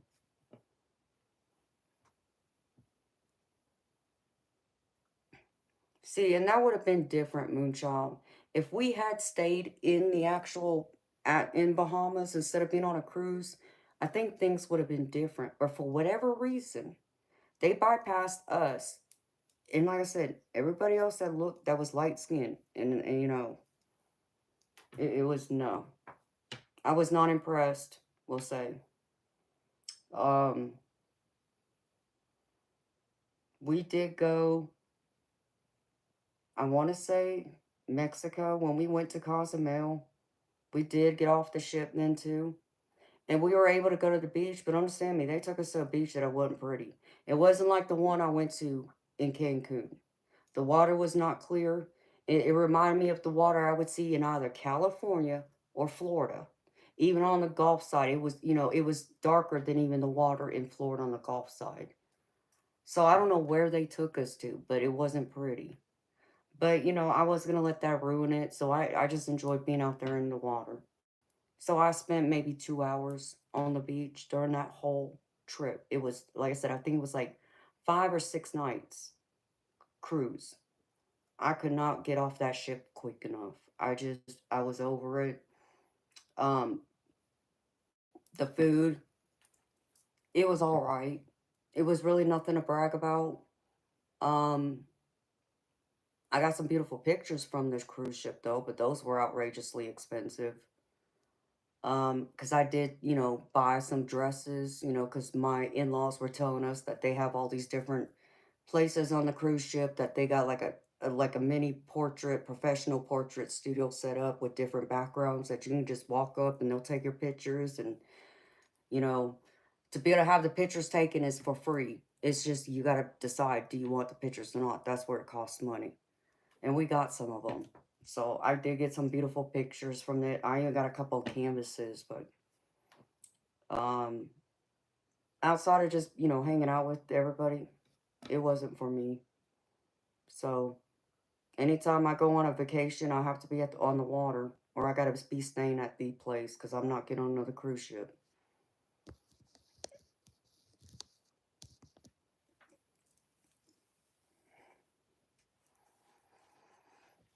I've heard of South Padre Island, Moonchild.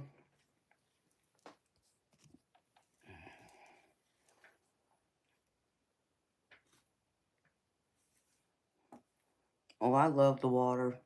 I'm a mermaid. That's part of my heritage, though. I'm part Hawaiian. I'm supposed to love the water. So,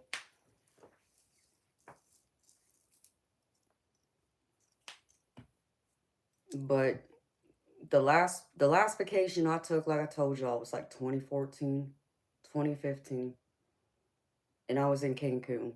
That's the last time I've been on vacation, that I've been anywhere outside of my state. Period. That's the last time I've been anywhere. So I'm well overdue for the beach again. I've been way overdue for many years now, to be honest. So hopefully by the end of summer, beginning of fall this year, I'll be able to make it to the beach finally. I've been waiting. All right.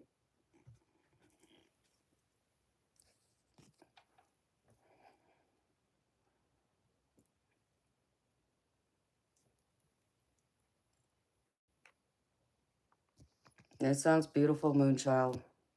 What, you gonna meet me there, girlfriend? We can have a big old time. Good old time. That's what I need.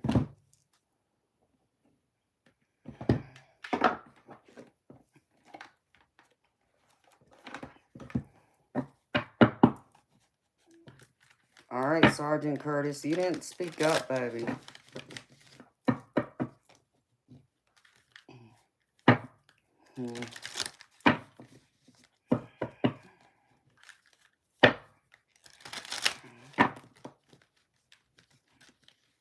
Yeah, so does California. So does Mexico.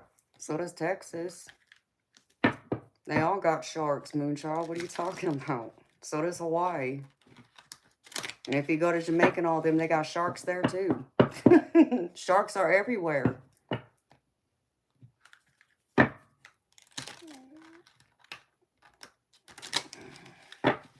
Oh, Sunnyland. I wish. I don't think it'd be that expensive to go to Bahamas from here. I looked into it once, and it seemed fairly reasonable. But, yeah, that too, Bob. The sharks you gotta worry about, Moonchild, is the bull sharks, because they can either swim in salt water or fresh water. They go back and forth. Yeah, that's what you think. They just don't come up close to the shore.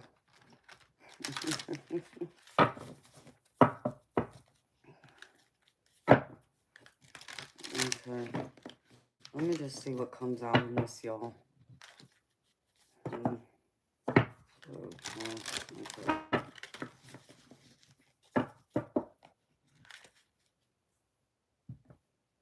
Someone needs to use their voice. Someone needs to speak up. You need to stop detaching and being in denial. You got to release what it is that's on your mind and not be afraid to speak up for yourself.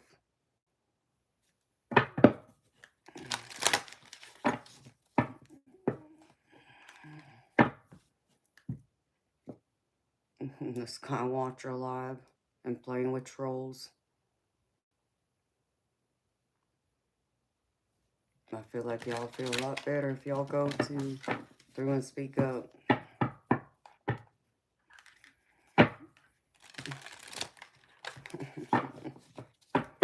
I know, right? 420. She's talking about playing with trolls, and it made me think of something else. Oh, yeah, I know, Eternal, you told me.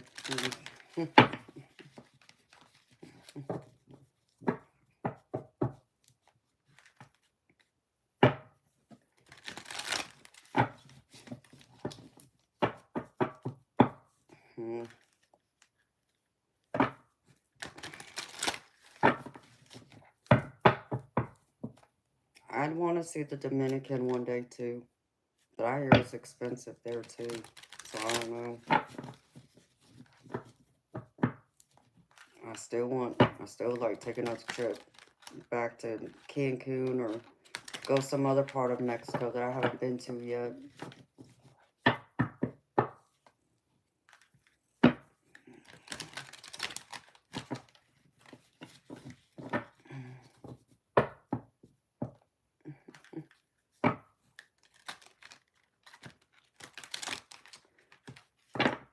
Debs, who are you talking about?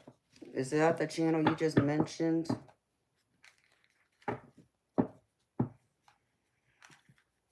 Ooh, the Philippines, Laura Lynn.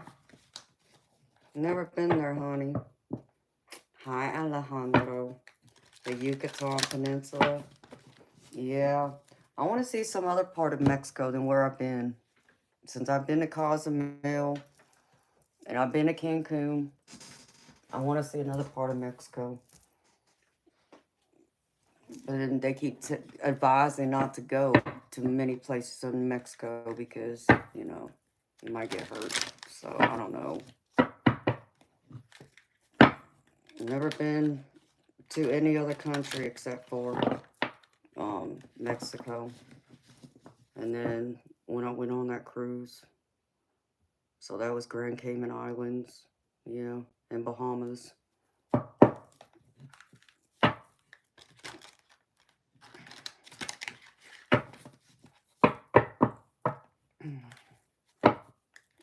Yeah, Laura Lynn, one of my mods lives in the Philippines. Diane G must have skipped out. I know you got a big, huge beach, Bob.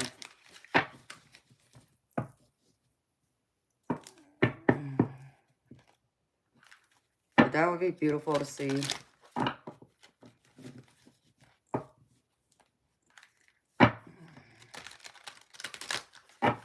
Okay.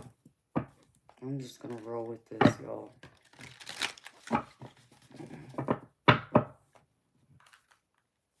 So how's it going, Casanova? Alejandro? Oh, speaking of Mr. Gifted Craftsman. Hi, Jonathan. Someone was asking earlier about you, baby. About your necklaces, baby. I keep telling everybody, you still have the 30% off, Jonathan?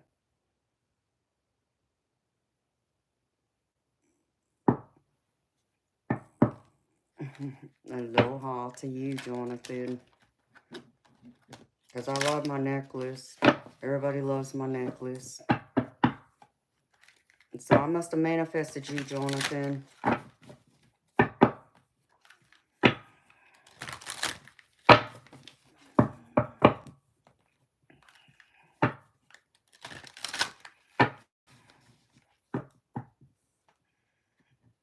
Oh, did you, Judith? How'd you like it, honey? I need to sit down and watch it.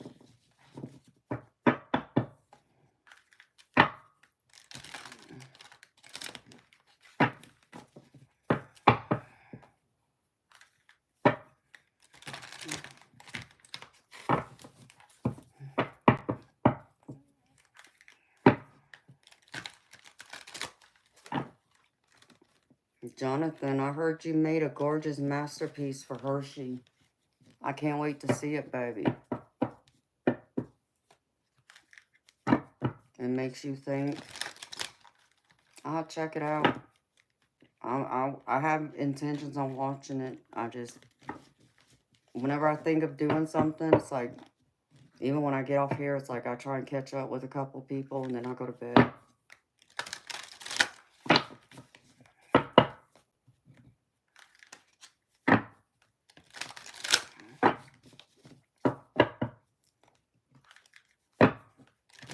Dang, Jonathan, where'd you go, baby?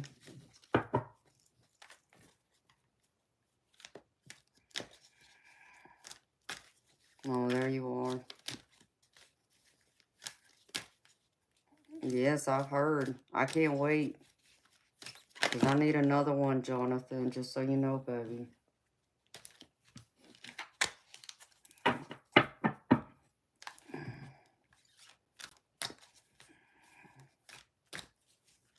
It's Aloha, not Aloha 30.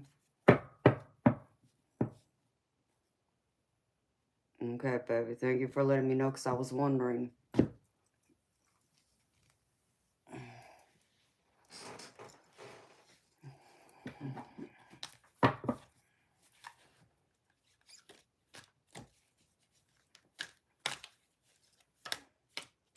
Because I need another one, Jonathan.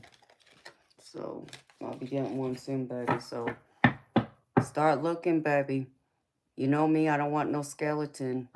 I don't want no skull, baby. So, do you have another pretty piece like this one that you can put on my other one that you'll have made for me soon?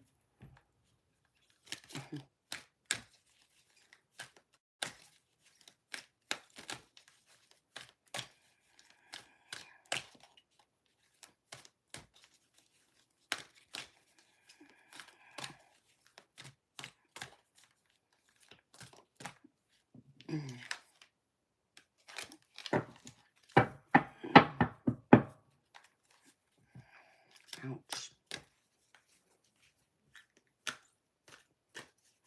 My freaking shoulder. And I gotta get something else from you too, Jonathan, so.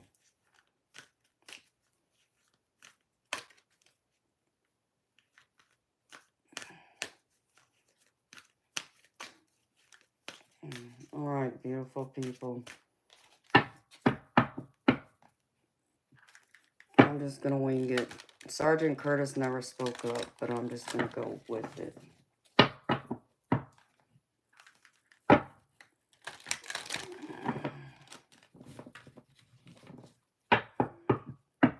I know, Jonathan, have you been getting any customers, baby, since I've been referring them to you? I hope so. Because everybody asks me about my necklace all the time.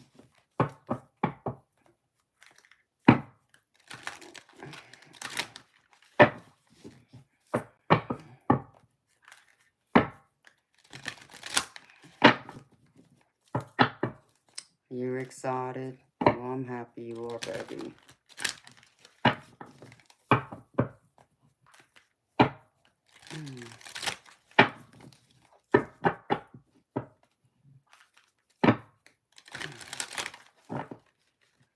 So how's everything else going with you, Jonathan? We never get a chance to catch up, baby.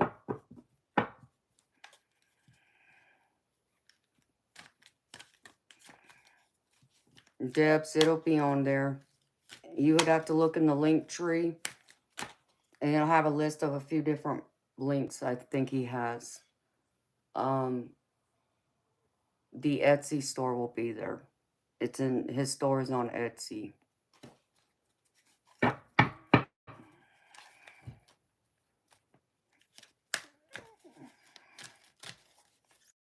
Hershey had posted it earlier.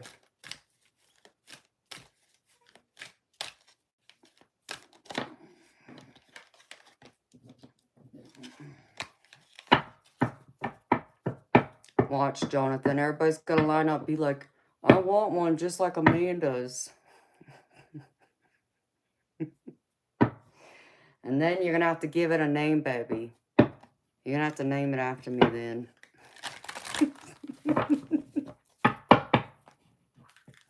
I'm teasing, Jonathan.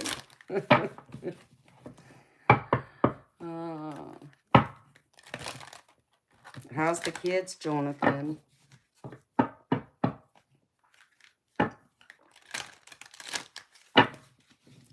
Debs. I don't know why that is. Yeah, I need one of those too, Jonathan. I've been meaning to get one, baby. Ask Spirit if you need to move or stay put. What, like relocate, Sergeant Curtis?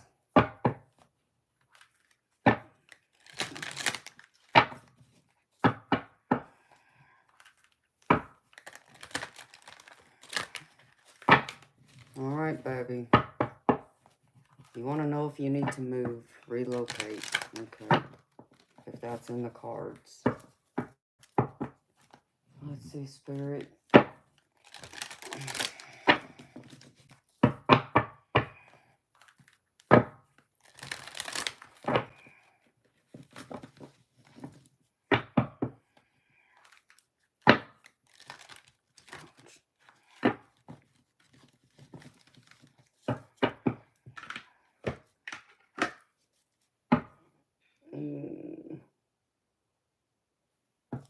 No, Amanda, just use this one. Spirit showing for Sergeant Curtis. Does he need to relocate? Should he move to another area? Oh, Jonathan, are you still here, baby? Did you see my new toy? You might like my new toy.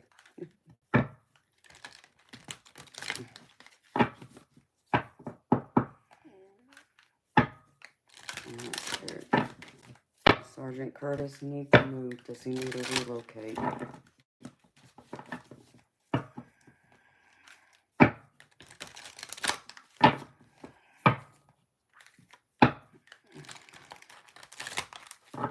Show me, Spirit.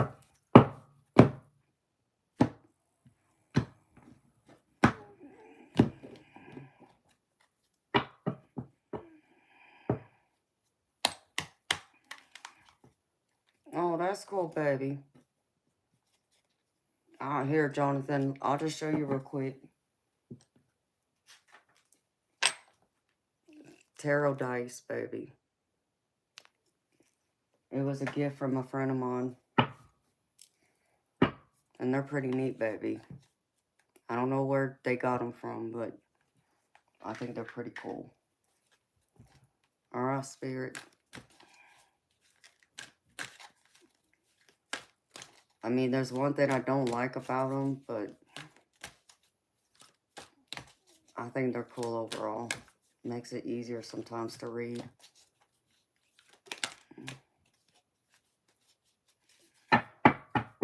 High season troll.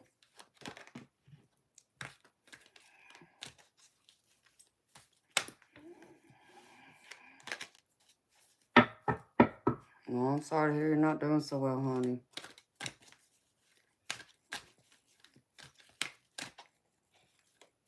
Well, baby, if you can't get a paid reading, you know, that's what my collective is for, honey. It's at the beginning of every stream, so you would just have to rewind it, baby. There might be some messages in there for you. Spirit, show me. For Sergeant Curtis. Should he move? Should he relocate from where he's currently at? Doggone it. Come on, Spirit. All these cards jump out at me at once.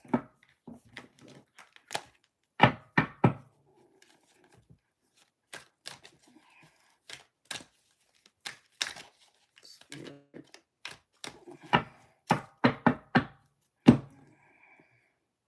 Well, I'm glad y'all really like the dice. It was a thoughtful gift from my friend, so add something different. Y'all are buffering. That's weird. I'm not showing there's a problem on my end. I wonder why that is.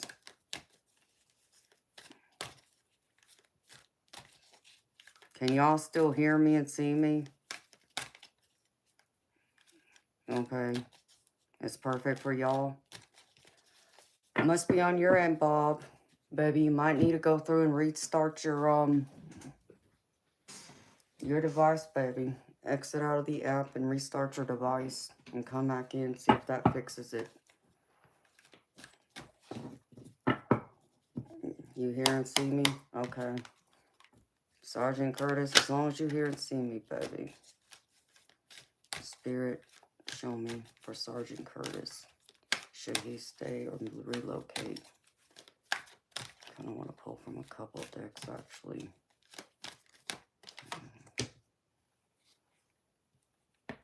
Empress. Past, present. Let's see.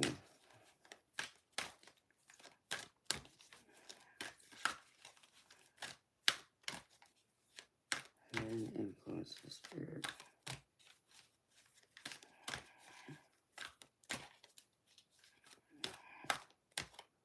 Okay. Present spirit. Actually, show me why is this here, spirit.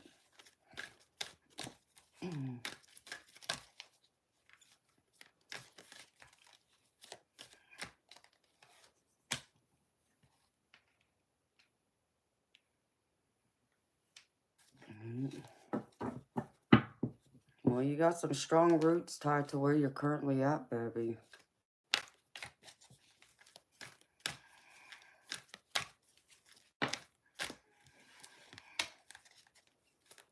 Let's see.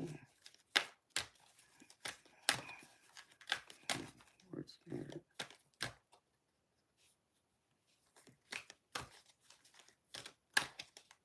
Do this. Where's my dice?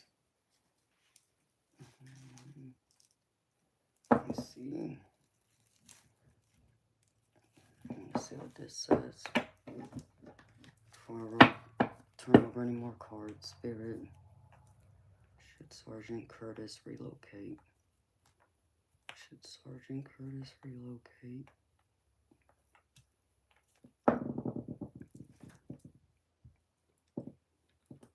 Well, that don't tell me nothing, spirit. Come on.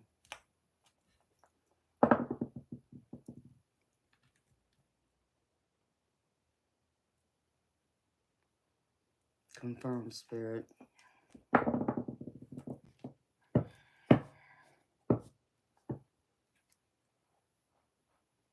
Baby, I feel Spirit wants you to trust yourself in this.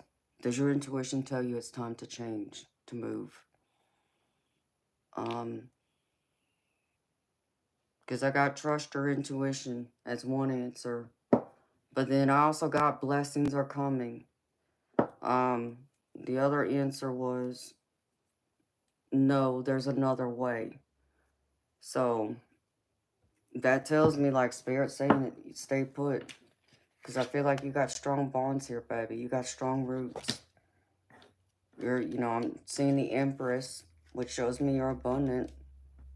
And it shows me it's like you're very loved and adored there. And it's being confirmed about this Ace of Wands. The strong bonds, strong ties you have here. So I don't feel like you're meant to leave, baby. I think you're meant to stay where you're at. But let's see what's coming in. Spirit, show me what's coming in. Can you show me what's coming in for Curtis, please? Yeah, there's a lot of love here, baby. I even have the Six of whatchamacallit, the Six of Cups here. And the Six of Cups is like nostalgia and it's memories, but it goes back to like childhood memories. I feel like those bonds are strong there too. I want to see, why is this here, Spirit? Clarify. Hi, Swati. Why is this Six of Cups here?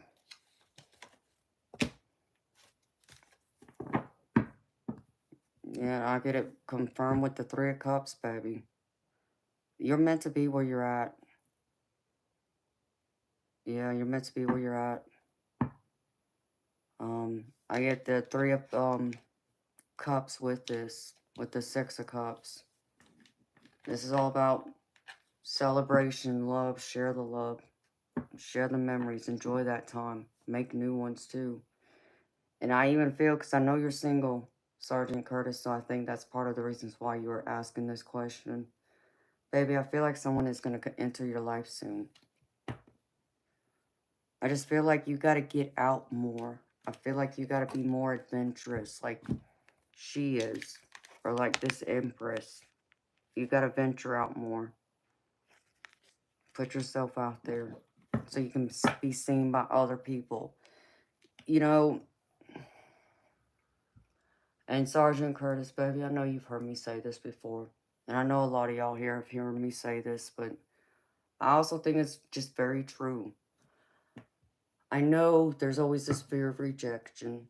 I understand you're afraid to be rejected, and so it seems safer to stay at home and be behind a screen to where nobody can see you. At least, all they see is your name. They don't see your picture. They don't get to know you person to person, up close and personal. But then how are you supposed to create those strong connections?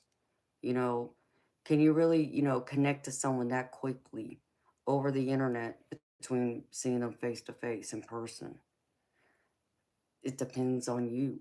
Like, I feel like it depends on like are you an empath? Are you a um what's that other freaking ability I have? Clairsentient, where you feel the energy, the vibration around you in the room. If you're one of those people, then you're going to understand and you're going to feel that connection through that screen, just as you would in person. But if you don't feel like you have one of those gifts, then it might be a lot harder to read through the screen. What I mean by that is you would be able to understand just in a person's words. You can feel the energy in their words. It's not just reading the words. I feel the energy from it. So that's why it matters more to put yourself out there, to meet someone face to face instead of being stuck behind a computer screen. That's being too safe. If you want love, well, you got to take a chance on love, right? Which means you got to take a risk, which means you might have to put yourself out there, even as uncomfortable as that is. But what if the risk pays off? What if you do meet that one you've been waiting for? All this time gone by, you haven't gone out there because you've been afraid. Maybe it's time to shake it up a bit.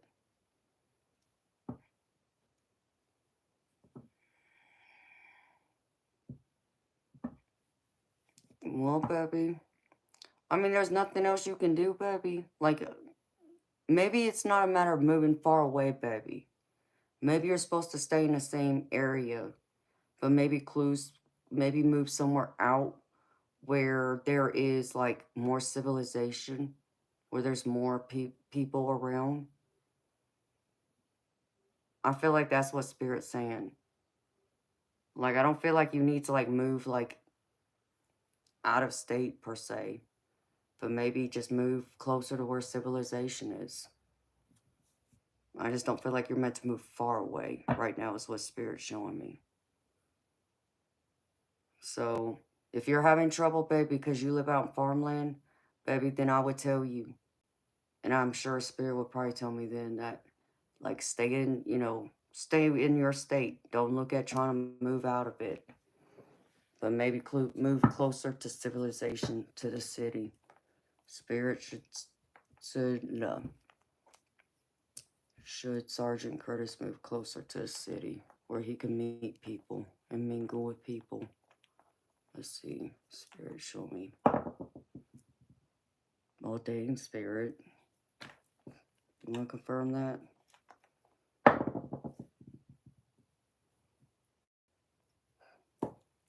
Alright, one more. Spirit told me yes, trust your intuition. I got yes, and I got trust your intuition. So I feel like you need to be closer to some civilization. Just don't go far from where you've been living at, baby. But get closer to civilization. Because see, baby, you're kind of in the same predicament I'm in right now. I'm not close to the city. Like, I got to drive an hour and a half at least to get to where I used to live, where there's a lot of people. And that's a hassle. But I know I have to do that if I want to meet people, which I don't mind. It's just a matter of trying to find a time.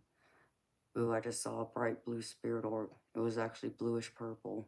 Right next to my rosary, no doubt. So Spirit's confirming, baby. Like, I feel like you got to get closer to the city. No, don't move far away, but get it closer to the city, out of more of the country area.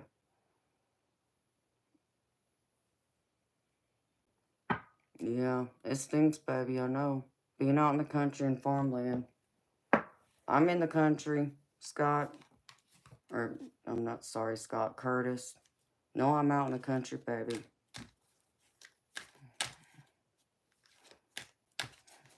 Because it takes a lot for me to have to get in that car and drive. I even had a conversation. I chatted with someone one day, driving just to keep me company, because the drive was long. I mean, sure, I could have listened to the radio, but, that's sweet, Swathy. Swathy, are you male or female, honey? Spirit. No, let's go, come on.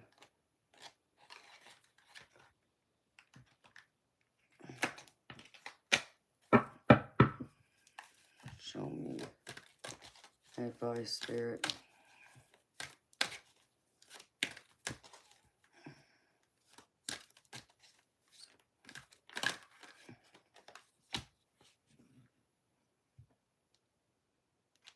Yeah, Spirit saying rebuild.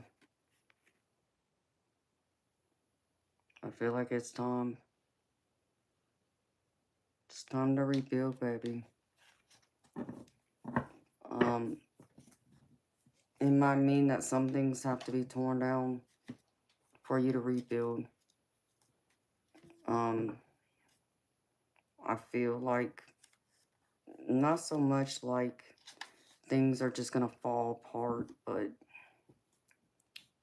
This is kind of like the tower, but the tower doesn't always have to be really bad, baby. It just means there needs to be some kind of change here for you to get out from where you're at so you can find someone.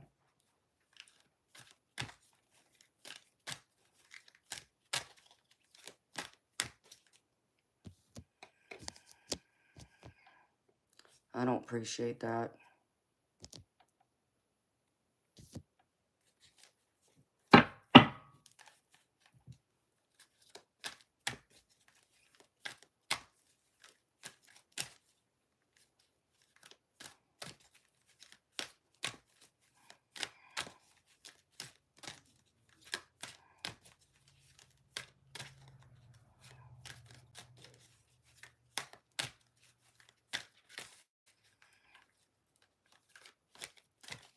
Alright, what's the possible outcome, Spirit?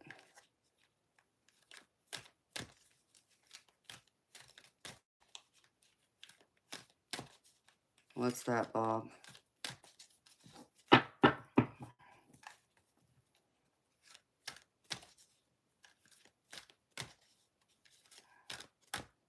What is future outcome?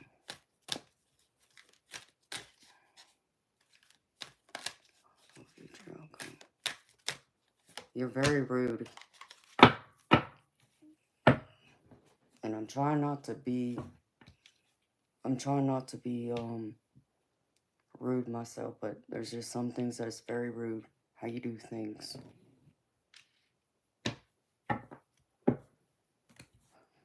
I suggest you take a lesson and learn how to read the room.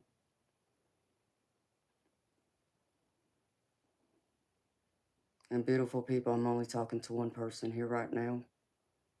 And I think this person should probably know who I'm talking to.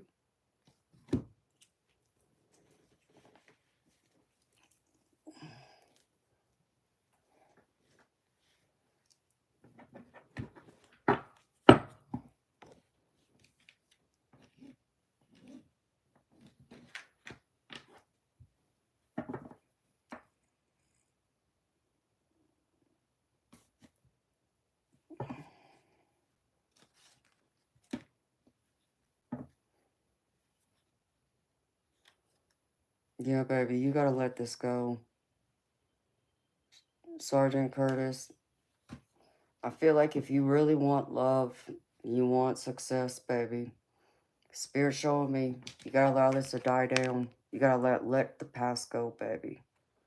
So in this instance, I'm saying you stay close to home so you're out more towards civilization, but don't move so doggone far away. To where you're being left, you're leaving people behind. I don't feel like you need to like move far away and leave the people behind you before you have those strong bonds, family and friends.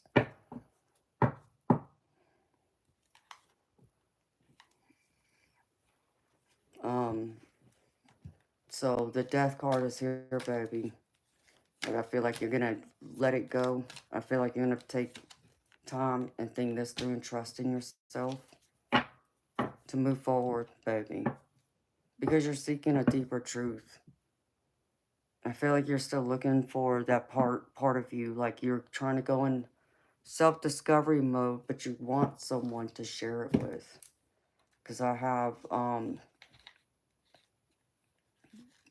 this other card here, which is the Chariot.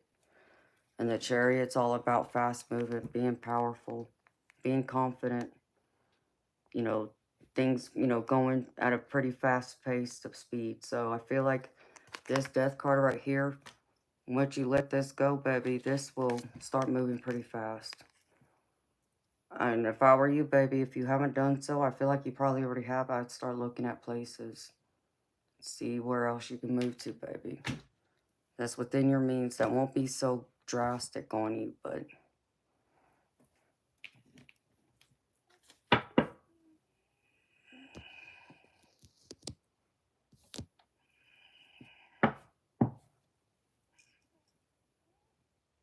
because there's this opportunity for love, baby, at the bottom right here. Ace of Cups. So there will be an opportunity of love right here, Spirit showing me. Once you go through this right here, Sergeant Curtis.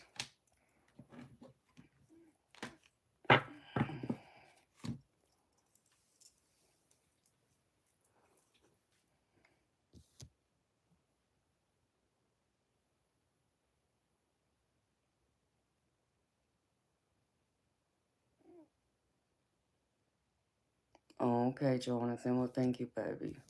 I'll definitely look at it. That will definitely help. I get special treatment, Jonathan. I'm playing, baby. Every bit helps.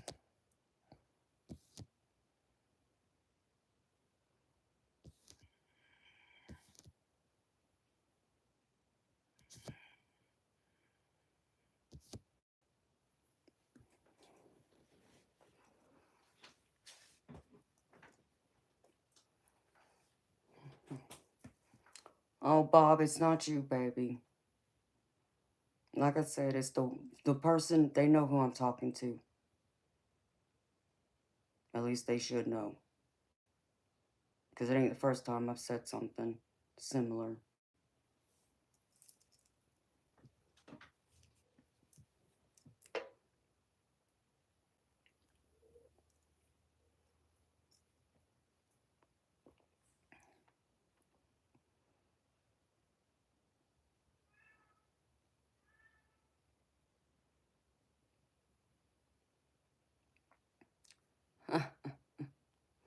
Hit him up, huh? Is that right?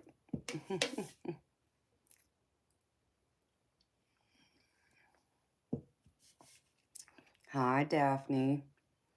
Oh, hi, Jedi. How you doing, sweetheart? It's good to see you. Thank you so much, honey. Thank you, Jedi. Much love to you, honey. I appreciate you so much.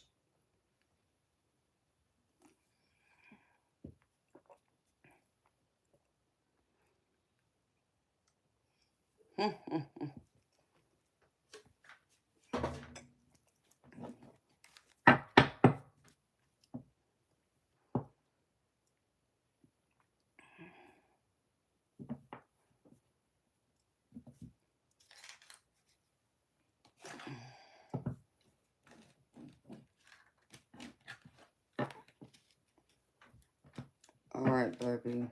Let me pull you a couple oracle cards real quick. Sergeant Curtis.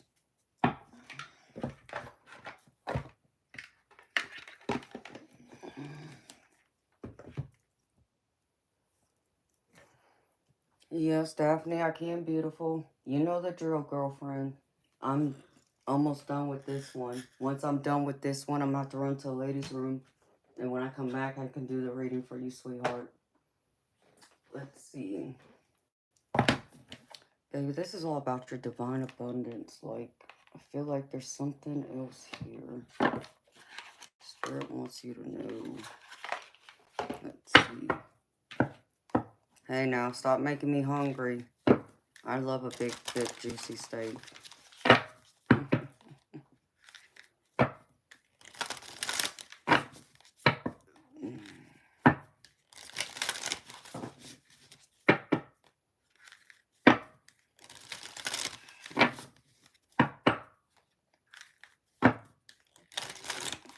Okay, Jonathan. Well, I'll be in touch, baby. So, I'll try to remember to get on there and check it out, Jonathan. So I need to get a necklace and the other from you too, baby. So thank you. Enjoy your dinner, Jonathan. Thank you for stopping in, baby. Much love to you and your family. Enjoy paradise, Jonathan. See you later.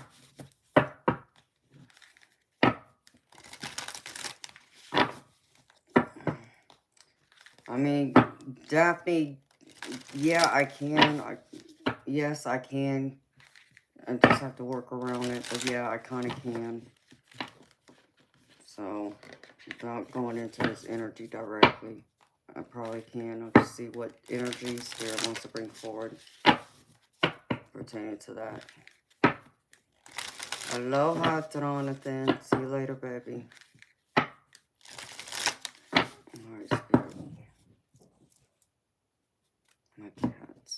jumping everywhere.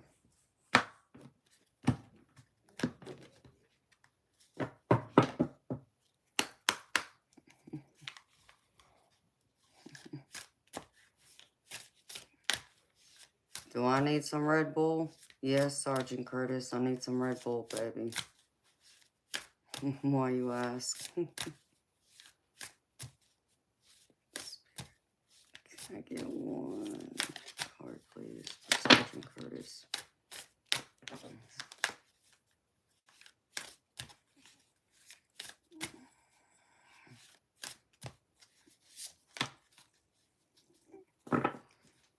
Yeah, baby, you're gonna have to make a sacrifice here, Sergeant Curtis. Spirit saying for your abundance, baby, whether this is mental, emotional, physical, financial, spiritual. So place it whatever part. When we're talking about love and finances, we'll say. It says, sometimes surrender is painful. God's cutting away all that needs to go. Illusions, obsessions, addictions. It's a sacrifice to love. And that's interesting, baby. The last words on here is, it's a sacrifice to love. And that's very true, Sergeant Curtis. So you know they're going to have to change things. You're going to have to, give certain things up in order to have that, connection with someone. But it might mean you got to sacrifice where you're at currently to kind of move, maybe even if it's just 20, 30 minutes away. I don't know how close you are to the city where, there's a lot of people, but I would try and get myself close to it, as close as I possibly can get.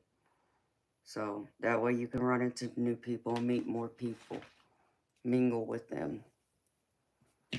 Oh, thank you, Diane, for posting that, but beautiful. I appreciate you. I know Jonathan did once, but thank you. And where's my other one?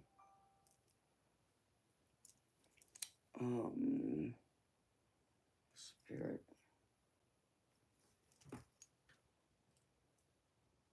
Oh, I'm gonna grab this one too real quick.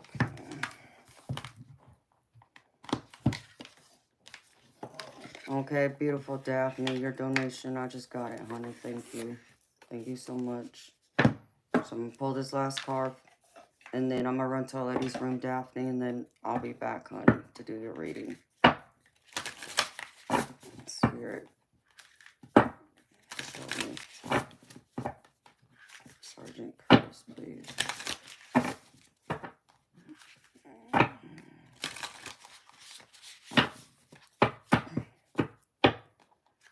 Though, Sergeant Curtis, I think life in general is that way, though, baby. I think we all can come and say there's a lot we've sacrificed and given up for the things and people we love without the expectation of getting something in return necessarily. Yeah, it's nice. It feels good because, you're appreciated if you get something back. But some people are just stingy. Some people just don't care. It's all about me, give, give, give, and they don't give back. I've come across a lot of those types of people, especially on here. I've seen it every night. I come across those people. There's this entitlement where it's like, give me, give me, give me, give me, and they want things for free. It's like, no, I can't do that. Sorry, but no, I'm not sorry. And it's the same thing in love. In any kind of relationship, you're going to have to give up stuff, and sometimes you're just not going to get what you give out. But that's up to you to decide, baby. That's where you got to use your discernment. When is it the right time to give more than another time? Maybe you give more of yourself to one person and then may not give as much of yourself to another, you see. And it's all going to be different based on your type of relationships, too, you have, baby, because all relationships are different. You can't treat them the same, right? All right, Spirit, thank you. Ooh, Soda Light. This is a pretty deck, too, and I love Soda Light.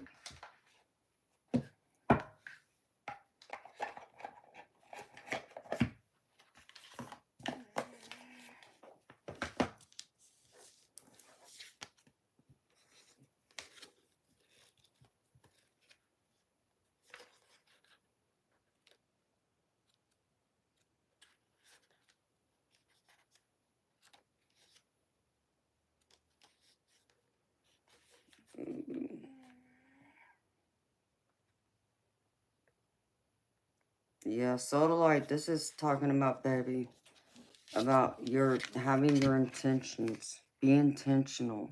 Having an awareness, an inner knowing, and being confident in yourself. To be able to go after your intentions. You know, what you're wanting to do, where you're wanting to go. It's a state of awareness. Just to be fully awake and aware and allow the environment around you to um, help influence you, no matter how big or small. I feel like spirit's wanting to talk to you more, and I feel like they're trying to do some of this in your sleep. But spirit needs you to go through a personal transformation. I feel like before you make your next move, sure move if that's what you really seriously want to do. But baby, I feel like spirit's wanting you to transform yourself first. And here's this quick message. It says, Sodalite Spirit has appeared to help you wake up and notice whether you are becoming complacent and not following through as you promised yourself you would. Now is the time to reconnect with the conscious universe so that Sodalite Spirit can magnify your awareness, helping you recognize whether your conscious and subconscious intentions are in sync so that you do not get in your own way as you co-create what you desire. So, baby, I feel like you've become too complacent. So, Spirit wants you to kind of get comfortable with being uncomfortable for a little while. And I know it's scary, trying something different. It's not your usual routine, but you gotta switch it up, baby. You gotta live outside the edge a little bit. But that's what I have for you, baby. Thank you so much, Sergeant Curtis, for the super chat. I greatly appreciate you so much, baby. Thank you so much. I hope that has resonated, baby. I hope it's really helped. Thank you, baby, for trusting me again to read for you. It's always a great honor and a pleasure to do so, baby. And thank you for all your love and support. All right. All right. I need to run to the ladies' room, y'all. And I just heard one of my cats go sliding across the floor, so I'm gonna check on them. I'll be right back, y'all. Okay.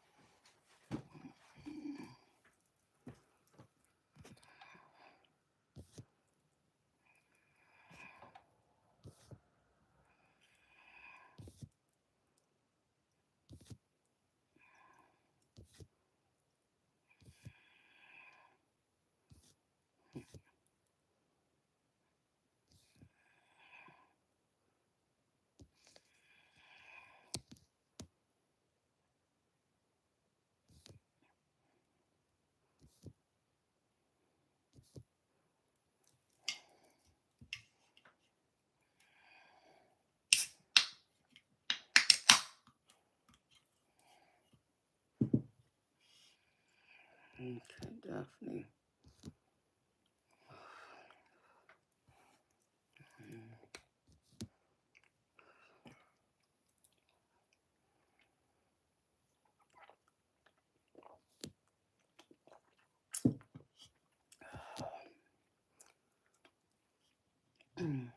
High internal.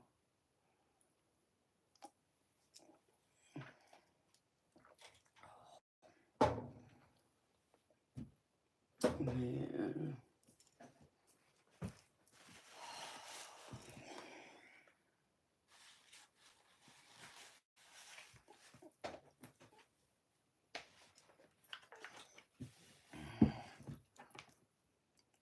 Hold on a minute, Daphne. Let me do something beautiful.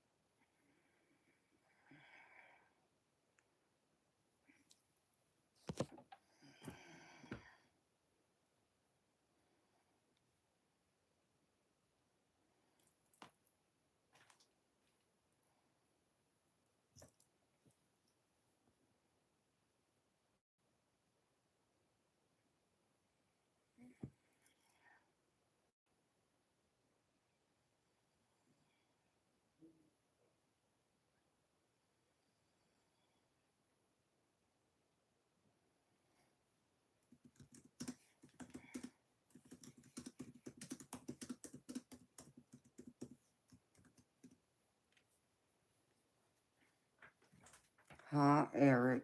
How you doing, baby?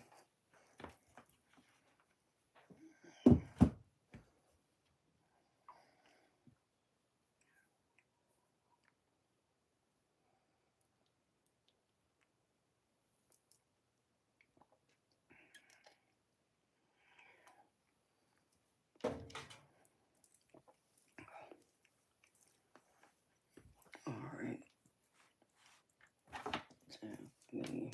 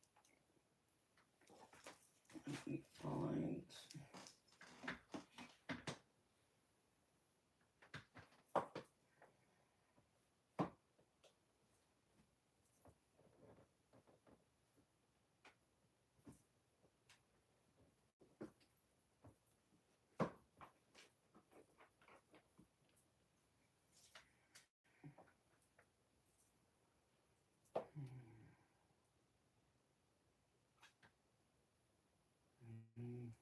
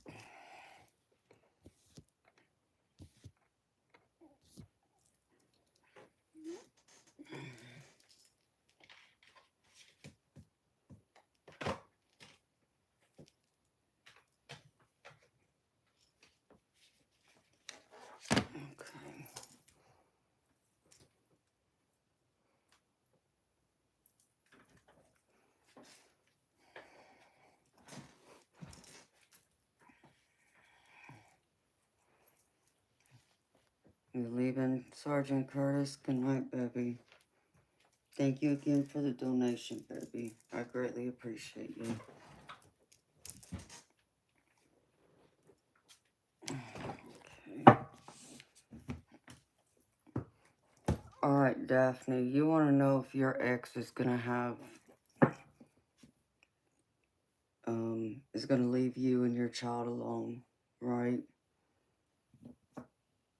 You want to know if he's pretty much going to walk out of y'all's lives forever. Correct?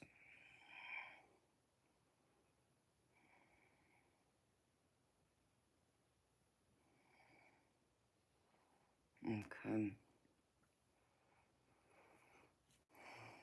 Let's see. I want to see what Spirit says from this first.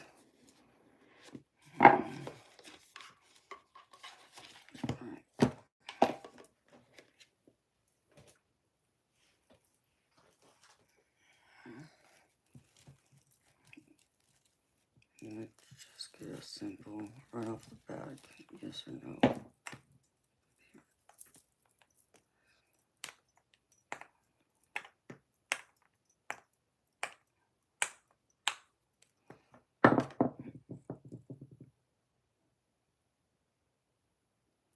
Can you confirm that, Spirit?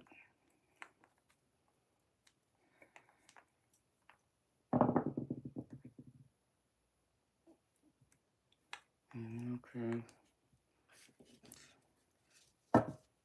Can you confirm, Spirit, please?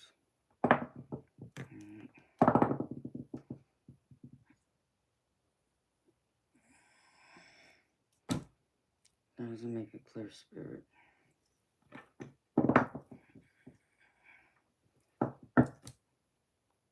No, well, that came up twice. Spirit saying no, beautiful. There's some roadblock. This appeared twice. This one. It says no roadblock. So I don't feel like it's gonna happen, but let me see what the other cards say, beautiful.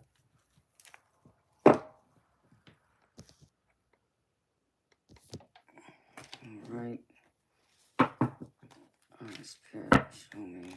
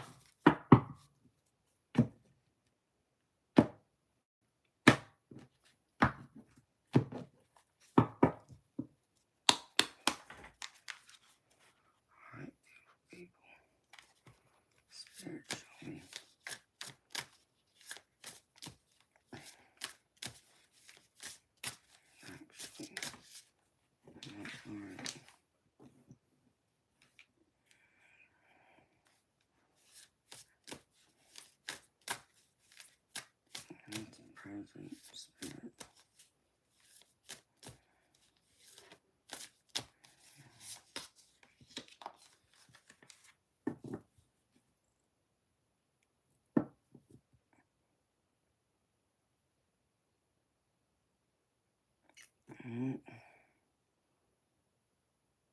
I feel like there's going to be a shift in energy here, beautiful.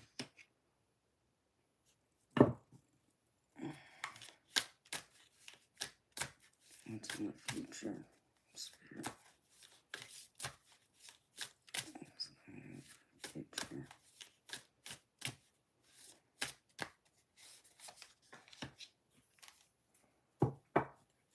Alright. So it's pertaining to what?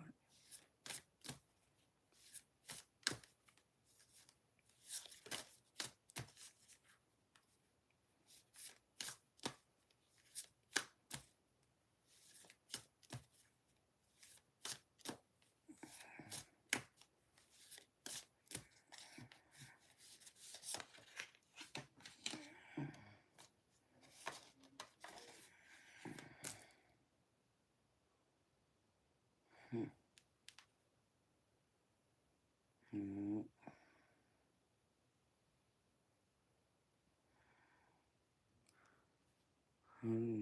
Well, I can see that too.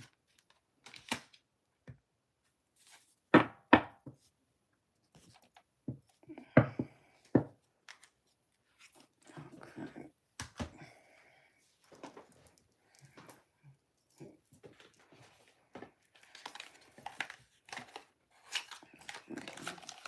Spirit.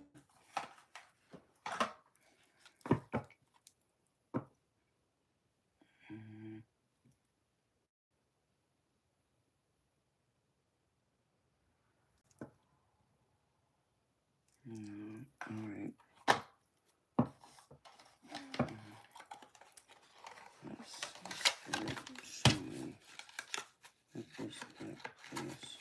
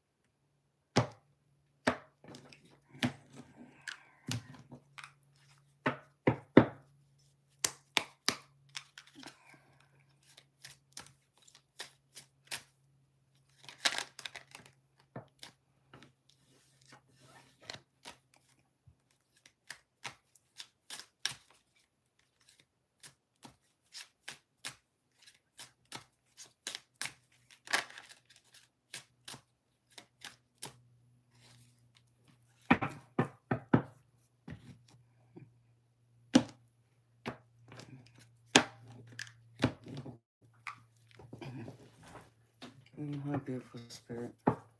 Thank you, God, for posting that, baby. I appreciate it. Spirit. Show me recent past. Recent past. There it is right there.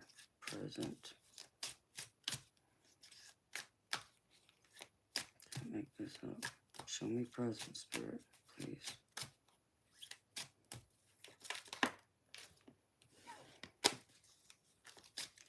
Present energy, spirit.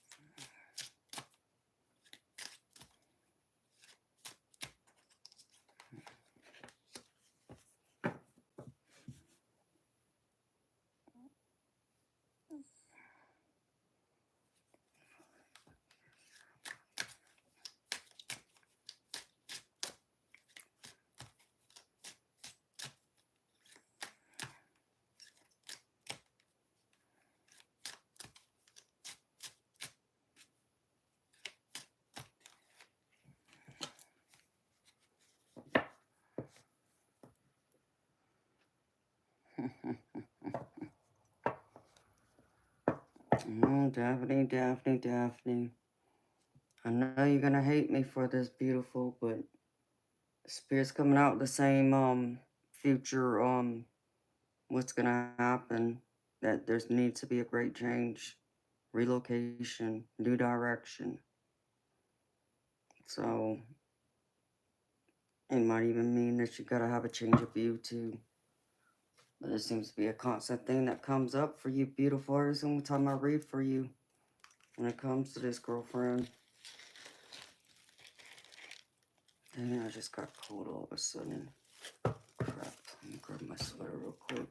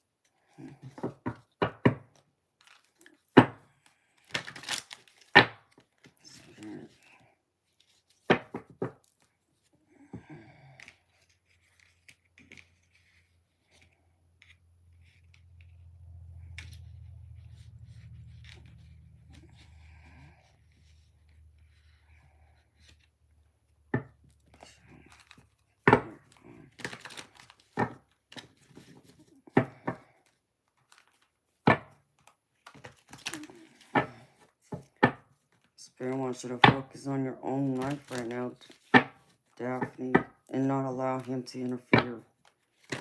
Not allow him to, I get the feeling, Daphne, like Spirit wants you to know they're guiding you through this, but they want you to make, um, maybe make an amends to try and heal whatever, relationship you can heal with this person. So, it's not so bad on your child. And I know you want this person gone, but as the way the energy sits right now, I don't feel like they're going to be, you know, I don't feel like they're going anywhere. So I feel like Spirit's trying to tell you, beautiful, just focus on you, your life.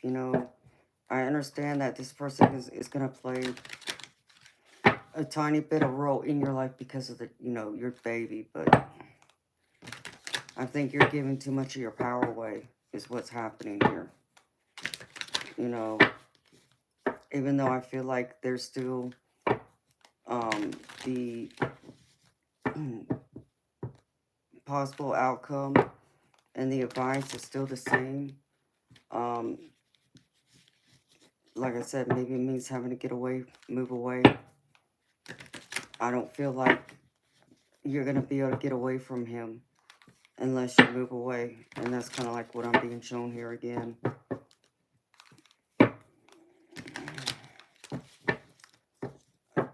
Beautiful. I feel like it's just not to allow him to take away your happiness. Like, why are you focusing on what he's doing? I understand about the baby, okay? Please don't misunderstand me. I know there's a lot of stress and tension there. I could feel it. In fact, it's kind of weird because just now Spirit even told me or showed me like you get like this blurriness, just the thought of him being still a part of your life because of your baby, but can't change who her daddy is either. Um, I feel like Spirit's saying stop giving your power and your happiness away to him. Don't allow him to dictate what you do. The court's already made their decisions as far as, I know from what you told me. Um, Stick to that order. And, I feel like, don't allow him to bend those rules. Stick to them, and that's it. And I feel like at some point in time, I do get like there will be someone who's going to enter his life to where I don't feel like he's going to be so much in your energy. And that might be where the distance comes in to kind of separate you and your child from him. But as of the way it sits, I feel like spirit's showing me there's like this lesson that has to be learned here. I feel like spirit's showing me like you need to figure out how to, you know, at least co-parent the best way you can to be civil, because at the end of the day that is his baby too. Like, like it or not, beautiful, I know you feel like you made the biggest mistake now, but can't change that now. All you can do is focus on your present and look to the future, because that's the only thing you have control over now. The past is done, she's here, and I know you wouldn't take her back for nothing.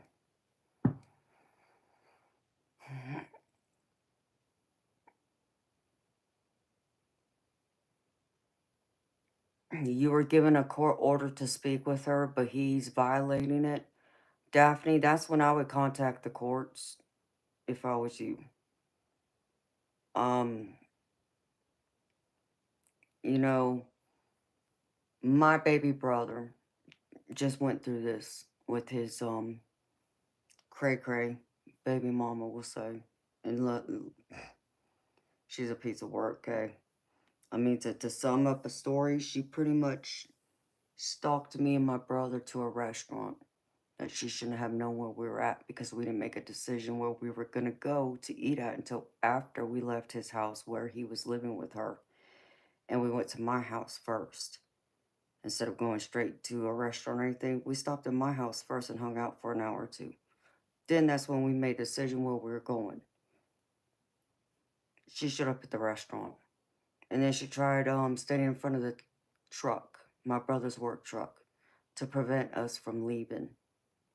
So, and with her, it's, my brother has his own views on what is wrong.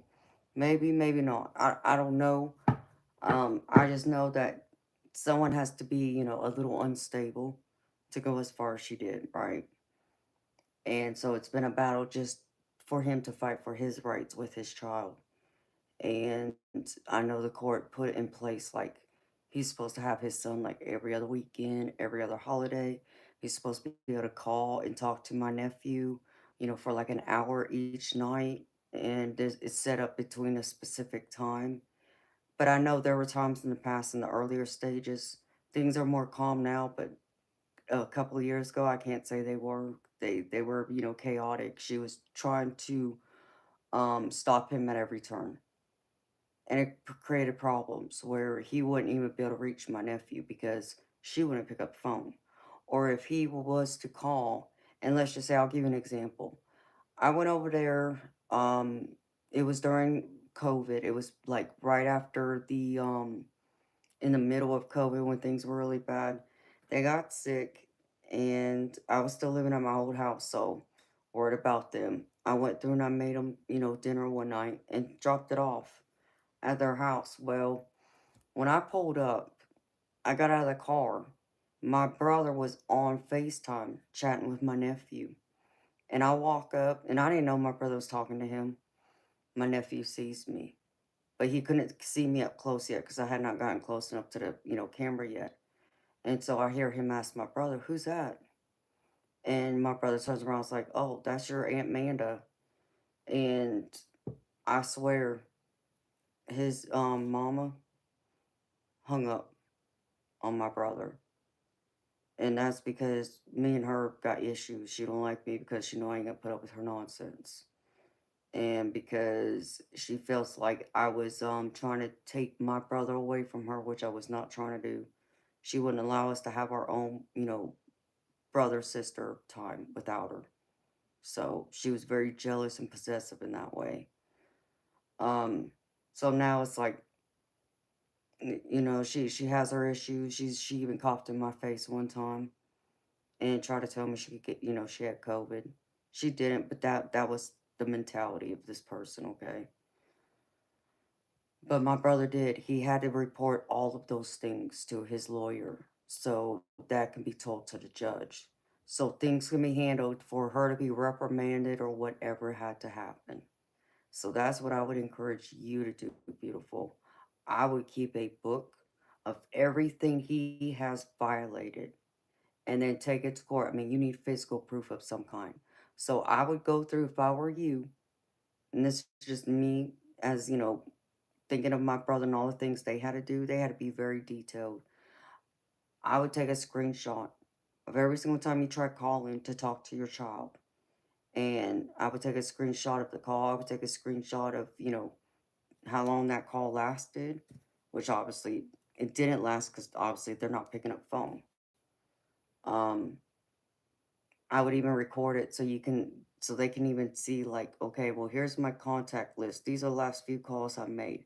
And, like Judge, you can see I tried calling a few times, just an example, and never got an answer. But he wants to hear tell you, and we'll just, you know, um, he wants to go through and say that he did allow me to talk to my child. He didn't. Here's the proof, kind of thing. And I know it's not easy having him have her. But again, beautiful, it's one of those things, he is there. And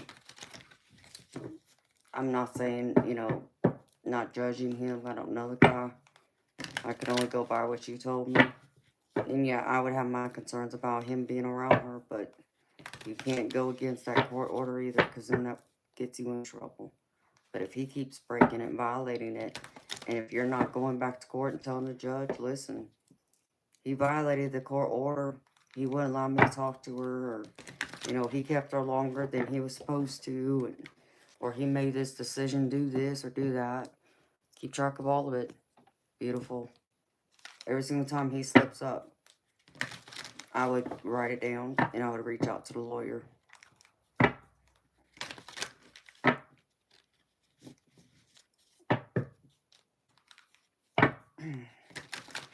Okay, beautiful. Well, tell me, when you went to court the last time, just curiosity. I mean, did the judge ever say to him, if you don't follow this order, you're gonna be in trouble and contempt, and I'm gonna throw you in jail? Like, has those words ever come out of the judge's mouth?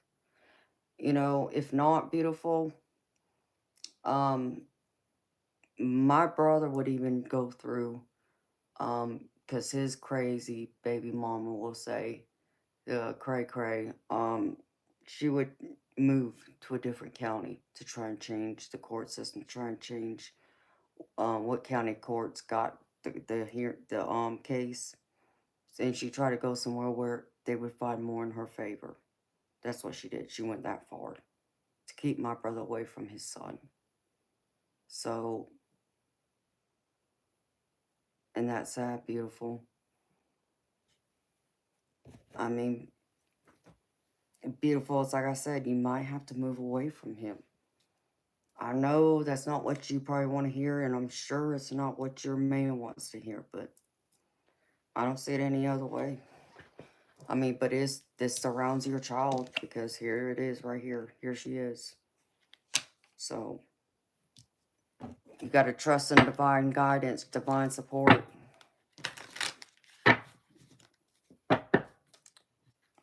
I mean, what does your lawyer tell you?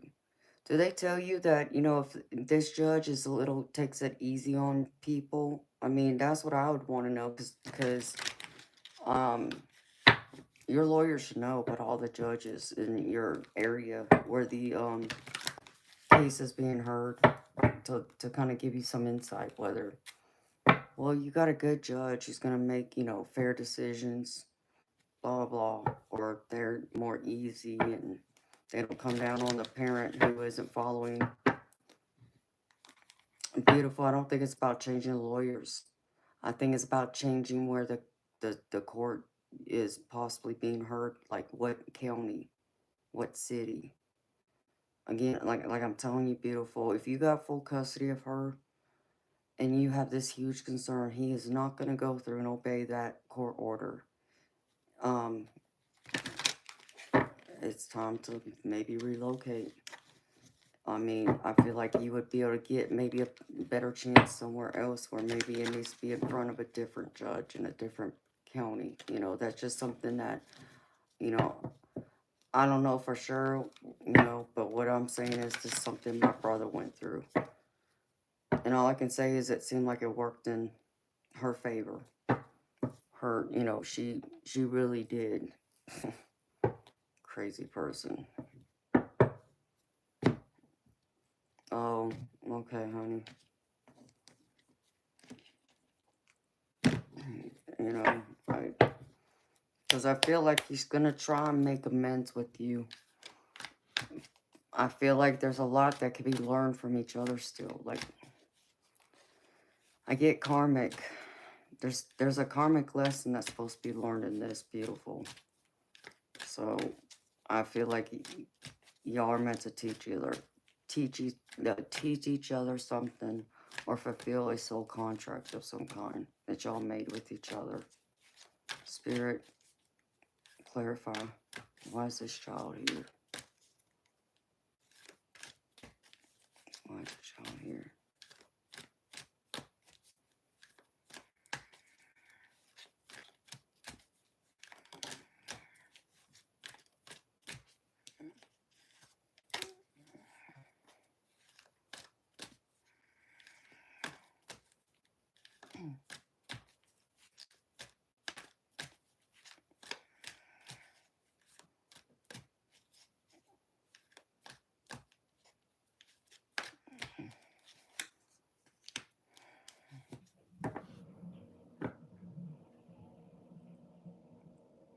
Yeah.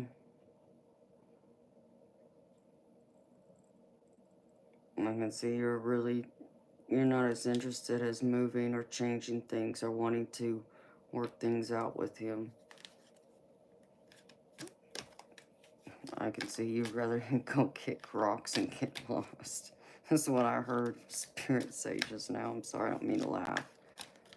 That's just what they said to me. Alright, Spirit. What is this here? I feel like he's wanting to challenge your authority still. Spirit. Why is this here? Clarify.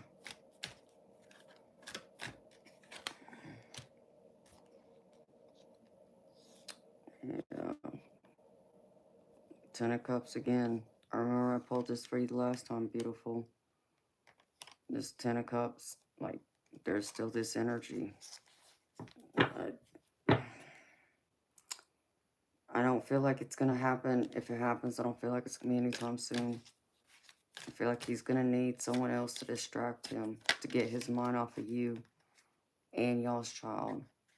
So, it may even mean he needs to find someone that's not gonna be happy sharing him with you and your child that y'all share together. You know how some people can act crazy that way too.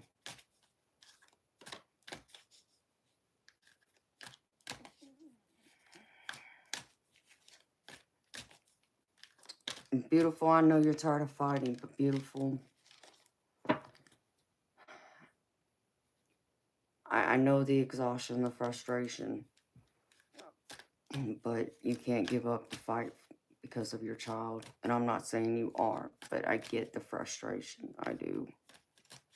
So, but you have divine support here. And I want you to know that, Daphne. Why? Because I'm fixing to show you. Spirit, why is this here?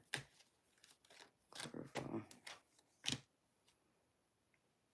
And I feel like they're working hard, trying to move things forward in a positive direction. Spirit, why is this here?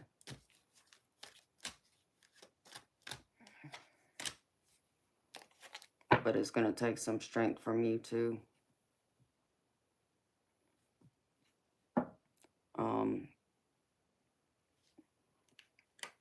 Yeah, because like I said, like the Four of Pentacles right here, you know, we have the child, which this is a new start, a fresh start, but this, which is also true because, you know, y'all are trying to start over from since the last court case was heard, with your child and what to do next. But Spirit's showing me like um he's trying to give you the only offer that he thinks you're gonna accept, or he was trying, which is still trying to pine for your heart to reunite the family, right? But I see you're not interested with this Four of Cups. You're kind of like in this energy right here, like take me on, you know. I'm the mama bear. I don't care. I don't want you. But he sees you and your child as the Ten of Cups for him, and that's happily ever after. That's success. That's accomplishment. That's love. That's nurturing. That's legacy. That's family. There's a lot of deep bonds and roots in this. So no, I don't feel like it's gonna happen anytime soon. Spirit saying though they're trying to be here as best for you as they can be, and they're trying to get things to move forward. But I feel like they need you to see things up from more than one way. Um, but I have the divine support here, right here. Know that your angels are guiding you, beautiful. They got your back, even if it don't feel like it. They do. Okay. And this card even says guidance, angelic signs, higher self, synchronicities, a deeper purpose, soul calling, dream messages, and miracles. I feel like Spirit needs you to believe in this miracle, that things will change. Because like I said, there's all this positive energy, action coming towards you. I feel like you've been taken. And Eight of Wands is usually a card of positive change, or positive action, I mean. Um, things moving pretty quickly too. But it's also a card of travel, or think of, relocating. So Spirit needs you to be the strong lioness to protect your lion cub. That they're asking you, to be strong and hang in there, and not give up the fight. They need you to remember why you're fighting, even though it stresses you out, even though it frustrates you. And yes, I get it. It's expensive too. I don't, dispute that at all. They need you though to stay grounded, stay balanced, and not allow this thing to really wipe you out or drain you or give your power away to him, or feel like because it's causing nothing but you fighting, and you're tired of fighting. Beautiful. I kind of feel like that's his MO. In your energy, I feel like that's his MO. He wants to keep pushing this. He wants to keep fighting this till he feels like you're going to wear yourself out and you won't want to fight it anymore. And I feel like if you do that, he'll win. Because that's all he's waiting for, is for you to finally give up. Say, okay, I'm tired of fighting. I can't fight you anymore. So, let's see, Spirit. Why is this here? But you're trying to manifest something different. You're trying to create your own world and focus on the potential you have going for you and your baby girl and your baby you're carrying with your new man. That's where your focus needs to be. I mean, really, Daphne, girlfriend, you need to be focused on you, beautiful. You're carrying a precious, beautiful blessing. You know, like I would say to my cats, I'm not calling you a cat, but every single time, she was pregnant throughout, I'd go in there and say, and I'd rub her belly, I'd be like, yeah, I know you're carrying some precious cargo. You're carrying precious cargo. You can't stress yourself out, honey. That's not healthy on your body, even without you being pregnant. That's not healthy. But allowing yourself to get more stressed out worrying about it, it's not just you that's feeling it, it's also your baby you're carrying too.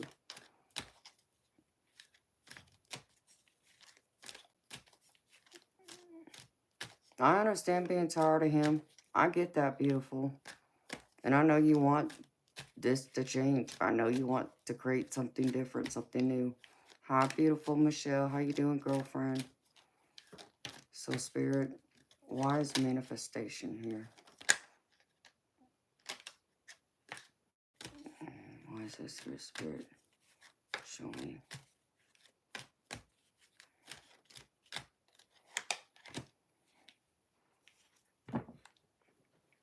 I feel like Spirit needs you to kind of take it easy and relax a bit. I feel like you need to give yourself some self-love, self-care. Take a spa day. I feel like you need like a mini vacation even. Confirm spirit or clarify. Why is this Four of Swords here?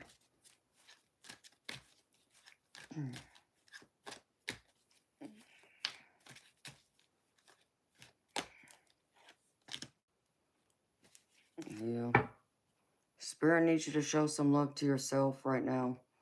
Because right now, Daphne, this is what I pick up from you. You're in this Nine of Swords energy. You see like how she's pictured? Like she's in anger, like she can't take it anymore. That's you right now. Look at her face. That's how you feel internally. And it's not just you feeling it, but it's your precious cargo you're carrying, plus your baby girl that's here will feel it from you too. And that makes it uncomfortable for them and for her. Spirit showing me you're trying to manifest this change. You even want, you want like a mini vacation, at the minimum. And they're encouraging you to take a break, breathe in the light, just as much as, there's darkness, but always fill yourself up with laughter and love and light. Um, Four of Swords is about relaxation, spa day, taking it easy. And I feel like you're trying to manifest this, but you feel like the only way it's going to happen is if he were to leave y'all alone.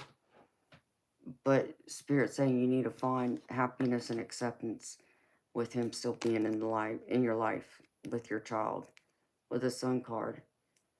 It may not be as joyous as you like it to be, but I feel like there's still a lot of love and warmth here. um,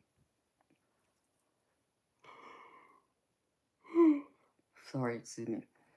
I feel like this love and warmth, beautiful though, is, I'm not saying you have that for him. I'm saying this is like just the past energy of what you once had with him and what you thought you had manifested and created. You thought he was your forever knight in shining armor. Um, but that has changed. I still feel like there's another perspective here that has to be taken into account. Well, girlfriend, I encourage you to take that vacation, beautiful. You truly need it. You need some time in the sun, girlfriend. Spirit, why is the Sun card here? Maybe that'll help recharge you. Maybe you'll be able to look at things a little bit differently. Came out. Oh, excuse me, I'm sorry. Yeah. Here it is, manifesting this change, which is Four of Wands, which is like a spa day, vacation, which will bring you a lot of happiness and fulfillment and joy with the Sun card. And I feel like it will complete your whole world. It will help you to kind of see your whole world, see the bigger picture. Once you kind of get yourself out of this, situation, out of this constant thoughts, about him, and focus on yourself, focus on your child when she comes back home to you, focus on your man and your precious baby you're carrying now, so you can be like her in this world card where everything's going to be whole, everything's going to be complete, but you'll be able to come to it from a different perspective than where you're standing on right now. So maybe you'll be able to, not saying you're causing problems, beautiful. I'm not saying that. Of course, he might feel this way naturally, but you're fighting for what is right. And the universe is supporting you still in this. You're doing what's right. But I feel like you got to take a time out from it first to recharge, to, just reset your mind, your mentality, your spirit, your heart, your soul, all of that. Your well-being is what's most important here right now. Because even if you were to escape, I mean, that sounds bad. It's not like he's trying to literally trap you physically, but what I'm saying is, even if he were to drop off the face of the earth, um, I don't feel as though that's going to solve all your problems. Like, there's something else here, beautiful. And I feel like you're going to still have all the other stress, trying to raise two babies now. And naturally, what comes with having another person beside you, which is important, your significant other, your man.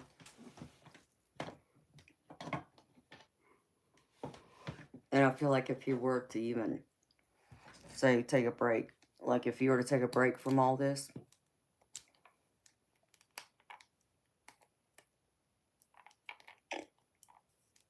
and I could understand that. I could understand you being on edge when he's with her, when he has her. I can get that.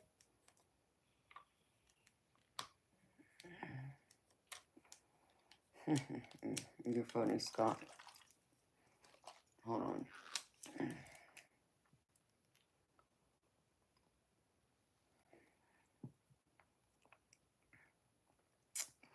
There's something else here you're supposed to see, though, beautiful.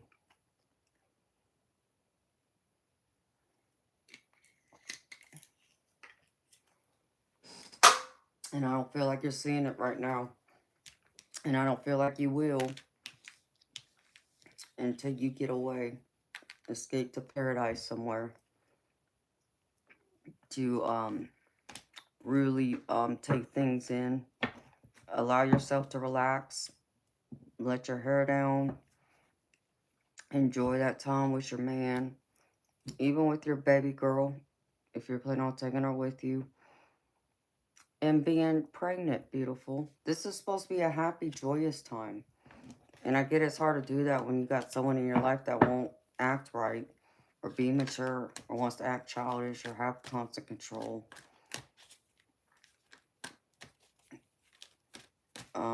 But I feel like sometimes even to beat someone that way, you still gotta pretend like everything's perfect in your world, even if it may not be. But you gotta make them think that everything's gravy. So that way they know they're not affecting you. Even though I feel like he probably would still believe he is, because he would see you whenever y'all have to go to court, and plus when he has his visitation with y'all's child. Alright, Spirit. Why else is this world card here? Please and thank you.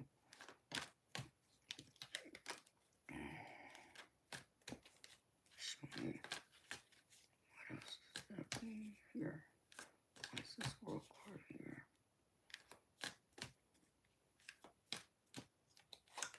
But you gotta still do everything the legal way, too. And follow the court order. Don't go against it, beautiful. Just because he's doing it doesn't mean you go ahead and do it, too. Yeah, Spirit's showing me that things will change for the better. And you get the Wheel of Fortune here. Wheel of Fortune is about positive momentum, positive change, success, victory. Crossing over that finish line. I feel like it's going to help raise your vibration. With that turning of that wheel.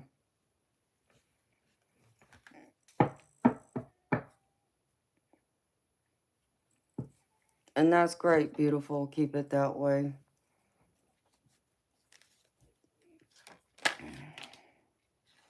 Don't let him see you anymore, except for, like you said, in court, which that's great.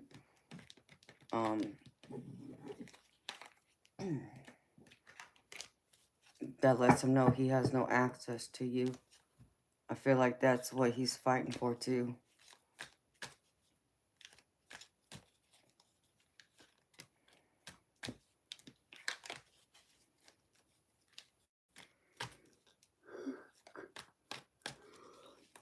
Excuse me, oh.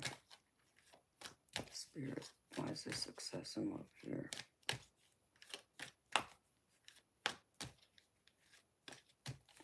Why is this success and love here?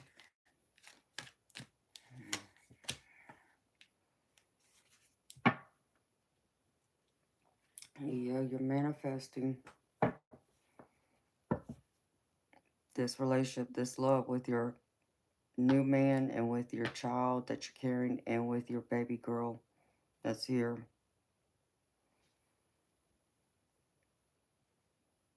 Spirit saying to not worry. What you're wanting to manifest, it's going to come. I get. Just may not be tomorrow, beautiful. Clarify, Spirit. Because I have the Magician here with success and love. So you are manifesting this change. Ace of Cups comes out with it. And the Hermit. That's all about, to me, about seeing a new opportunity. Even possibly, your relationship you're currently in is going to grow more. And the more you invest in that relationship, the less power he'll have to want to manipulate you more, or try to at some point. As I understand, you've grown a natural hate for him now because of what he's done.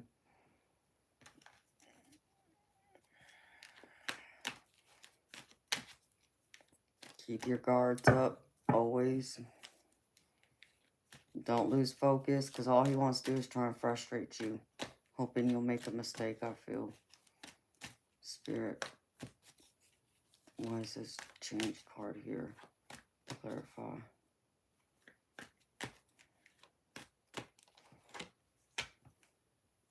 Celebration. 3 of Cups. Ace of Wands. That opportunity is going to come. So, we have change. And we have 3 of Cups here. So, this is telling me that things are going to start moving. There's going to be a great change or a movement, which that's being confirmed and followed by the Wheel of Fortune that's in the center with the World. That's really everything, I feel like coming to fruition, as you've been wishing for, hoping for, maybe even pleading and begging Spirit for. But this Spirit's telling me that once you take this new direction, if you're wanting to get away from him, like I said, that might be the only other way you're going to be able to cut him off, to put some more distance between you and him, so he can't get to you and your baby girl. I feel like you'll be in celebration right here.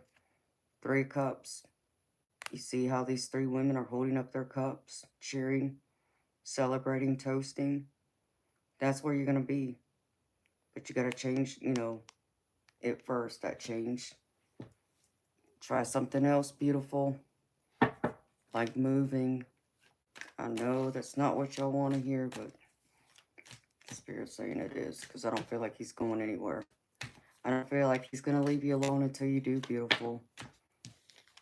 That's what I keep picking up, and I remember I picked that up the last time, too. I don't feel like he's going anywhere. Someone could come in and catch his attention, but I don't feel like that's really what he's looking at. Because you're meant to still teach him something. But whether he takes it at face value or not, I don't feel like he's open to any kind of healing, to even amending, well enough to where y'all can co-parent. Why? Because he's acting on his own internal wound he has. Spirit, why is this 3 Cups here? What change, please? And thank you.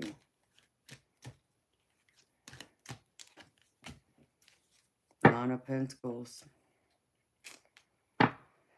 99 might be important, Daphne. Number 99 might be important. Here you are, 9 of Pentacles. Abundant. And you know what else this card tells me? This is normally like a single energy. So this is normally like you being independent on your own. So it might be possible too that unfortunately this might disrupt this relationship you have now. And possibly you end up being like a single mama, single parent, not having your man in your life anymore. And that would be very sad, I feel, to allow it to destroy y'all's relationship right here, y'all's union. But Spirit's showing me that it might be hard for you at first, but I feel like you're going to find the blessing in it. the silver lining. So, like I said, but do I think you have to teach him beautiful? I think you're supposed to teach him forgiveness and compassion and patience. Because it seems like he keeps testing you, he keeps challenging you, and you, instead of kind of being like, okay, yeah, I don't like him, yeah, he's a jerk, yeah, he wasn't the best man for me to be with, and yeah, I probably shouldn't have gotten involved with him or had a child with him, but I did, and now it's a matter of me trying to teach him patience and how to love right. And I feel like even you, that's trying to teach yourself patience, and how to be strong against someone who is going to challenge you, who's resistant to change, who isn't able to accept change. That's what I feel it is. Um, because I get some resentment, but it's not. I don't feel like it's so much you. Not saying that you don't have that, but this feels vindictive. That's what I'm saying. He needs to heal. Because I have this Archangel Raphael here, and it says love, healing, and miracles. And what came out with it is idyllic memories. So he's thinking of happier times with y'all together, right? And with y'all's baby. Um, and that's kind of, I think, giving him that extra hope. Well, I can have this again. Oh, she'll come back to me. Oh, we'll be a family again. And I feel like that's where you kind of got to be like the teacher, or even maybe like the principal. As this is right here, you're supposed to educate him, teach him, no, teach him about boundaries too. That's the other thing Spirit just said. Teach him clear boundaries. Teach him to be respectful of your choices and also of the choices or the decisions even the justice system has made on your behalf. You can't enforce the law, no, but you can still be the one to say no. You have not fulfilled your responsibility, or you have not stayed in line with the court order. So, you know, and I would still be in contact with a lawyer. Like I said, keep a journal of every single time he messes up. But I feel like it's gonna take some forgiveness on your heart, on your part, and some compassion. Like I feel like he's acting like a pendulum. Am I saying that right? A pendulant child. That's what I pick up. I feel a lot of immaturity in him, even though he might be older than you. But I feel like there's a lot of mental and emotional things he has not matured from yet. Because again, there's some wounds here I get that he is still refusing to acknowledge. He's still running away from them. Where, yeah, you can make him go to counseling, but I feel like instead of trying to get him to go to, some type of therapy, um, there is there is like where you can get a therapist involved who will help you and him learn how to co-parent. Um, so it's a counselor that can sit there and counsel you and counsel him on those emotional and mental and put up those boundaries, so y'all have a better or somewhat better relationship, co-parenting, until something else happens. Like I feel like someone else will eventually arrive to take his attention away from you, which is what you want, okay? Because I see there's this success card here, okay? And here's your personal power, your strength, determination. And I feel like he's part of this too, but I feel like he is part of what's going to make you successful is when you stay true to your relationship with your mate. But I feel like love's going to find him too. Someone new's going to walk in. And I feel like once he kind of opens himself up to this person, I feel like he's going to have less time to spend on worrying about you and even y'all's child, even as sad as that is, but I know that's something you want. You don't want him involved. I get that. You know, I wouldn't want him involved either personally, but, you know, does that mean, you know, you hate him or wish him ill will and all that? No. But still trying to have some compassion with him because he is a human being and because he's had some different, you know, difficulties in his life. I mean, who hasn't? But is he abusing that? Could he be using it, you know, to his benefit or dragging it out to where making it seem like it's bigger than what it is? Yeah. To try and get your attention, to try and get a rise out of you, to upset you. Because in that way, there's that power trigger right there. Like, gives him this power. It's like he gets a kick out of it at times, I feel. Ugh. Spirit, no. Too much.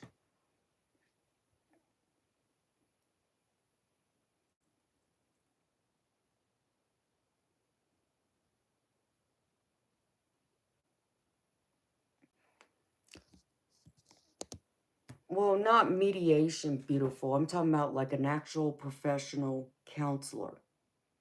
Like you know, if your child was having some emotional, mental problems and they're learning how to like work through their emotions, that type of counselor. But there's those counselors who can you can go through and talk to who can help with this co-parenting relationship to make it better. So that way, and this would be another way of looking at it this way, Daphne.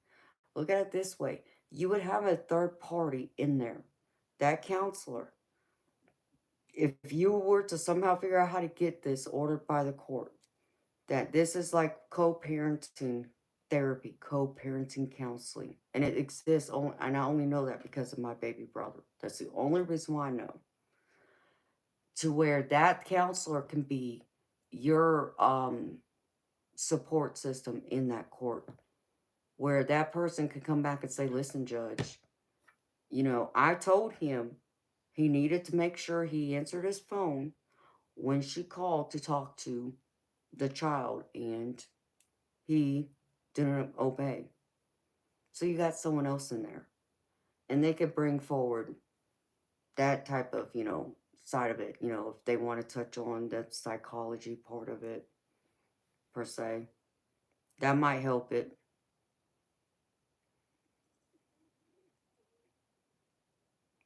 I mean, I feel like it's going to really take a lot still from you, beautiful. It's not going to be over anytime soon, I don't feel. If that makes sense. Like, I feel like there needs to be that third party, like that therapist. I really feel that would probably help you in the end. Um, because then you can go to the judge and be like, listen, I've tried everything. I've tried working with him. I have tried giving him the benefit of the doubt. I've given him time and time and time again to change. I've given him plenty of chances, and he refuses to obey the order. And like I said, you need to keep a detailed record of every time he breaks that order. So you have a record of it, time it, date it. You know, like I said, when you call him, whatever messages come through, screenshot it, beautiful, or keep it on something to where you can present it to the court. It's like, listen, this has been the exchange between us. I want you to know this is what I've said to him, and this is his response.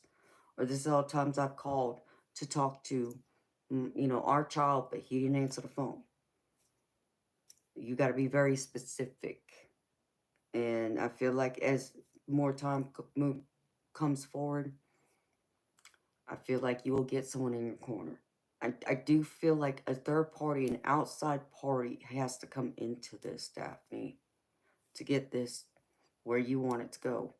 And it might be the only other choice you got, beautiful, without having to relocate your whole family, which I know is another issue that your man is wanting to fight. So, you know, you've tried everything else, it sounds like, but this is one avenue you haven't tried yet. Maybe this is the next avenue. But like I said, you would have to get him to agree unless the court orders it.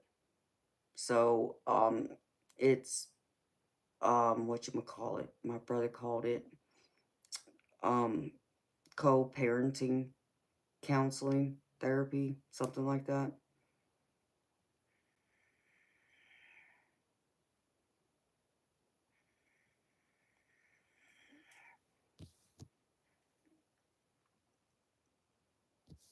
Okay, so he may not be answering the phone, but he's still sending text messages saying like, "Oh, she's fine," without allowing you to talk to him or talk to her. I mean, yeah. Oh my goodness. See, even my brother went as far as to ask the judge to order his ex for a psych evaluation. That's how far it went. And when I say this went on for a couple years, beautiful, I'm not kidding you. And if there's a good chance it would still be going on right now if it wasn't for unfortunately his lawyer fumbled the case because they were trying to appeal the last decision that was made. But I don't know what happened exactly, but something happened in the documents, the paperwork that was supposed to go to the appeals court. It didn't get submitted in time or went to the wrong email. It was something. Oh, my brother was so effing mad. And I don't blame him because he lost the case just simply because he ran out of time for the appeal and because the appeals court didn't get it. So he was trying to appeal the decision of the regular courts that was handling the child custody of his child. So it went that far. And Daphne, when I say, that I know my brother wanted to pull his hair out. And I remember, I had to say to him, because I remember there was one point in time he was so, so, so frustrated that I recall him talking even, like he was second guessing himself. Like, why am I doing this? Why am I putting myself through this? Why am I putting my wife and my other children through this? And I had to remind my brother, because that's your child too. We fight. We fight for our family. We fight for the people we love. And we don't back down. And we don't give up until there's no reason to where we can't fight anymore. You take it all the way until the end. And yes, I know it will cost, but your son's worth it. You will regret it if you don't fight. Because you're going to come back 10 years from now. If you don't, and you drop it now, you're going to be like, what if? What if I taken it all the way? And the judge suddenly decided that I'm the right person to have my son full time. Wouldn't you want to know that? That's what I would want to know. But I knew it was taking its strain on the entire family unit. I understood that too, but it shouldn't mean that one child gets left behind because the other parent makes it so complicated to co-parent. So, but yeah, I had to be the person on the outside to watch this and be that support system for my brother. And it was rough. And oh my goodness, I'm a law abiding citizen. That's all I can tell you, beautiful. That's all I can tell you. Oh my word. Otherwise, you know, my pickle stabbers would have come out a few times with her. And it would not have been right, but at one point in time she was scared of me, so I don't know if she is now, but oh goodness, I ain't afraid of her no matter what she says, or thinks, but I would have taken it all the way to the end. Daphne. Beautiful, and seeing my brother has the FaceTime with his son too. So I understand that text message isn't enough. I get that. I get you're supposed to talk to her on FaceTime because that's what he has too. That's why I said, write it down, take the screenshots, make notes. So that way it's all listed out. And like I said, the text messages, you know what I would even do, Daphne, if I were you? I would even go in there and say to him, listen, the court order says I'm supposed to talk to her on FaceTime, not just get a text message from you telling me my child is fine. I want to talk to my daughter on FaceTime. This is what the order says. and let him respond to that. And if he tells you no and he keeps denying it, there you go. More evidence he's violating the order. And it just keep allowing it to stack. He's just going to keep burying himself that hole. And eventually something's going to have to give here. Like I said, it might mean psych evaluation, might mean needing a co-parenting therapist involved in this to kind of help guide y'all. And that way you got an outside source that can help come to the table and say to the judge, he wasn't following the orders. I've had a talk with him. I've tried to talk it out. He's not listening. Judge, he's not obeying your orders. And see what happens from there. I know it's frustrating, Daphne. I know, girlfriend. And I feel it. Let me see what else. No, thank you, Eternal.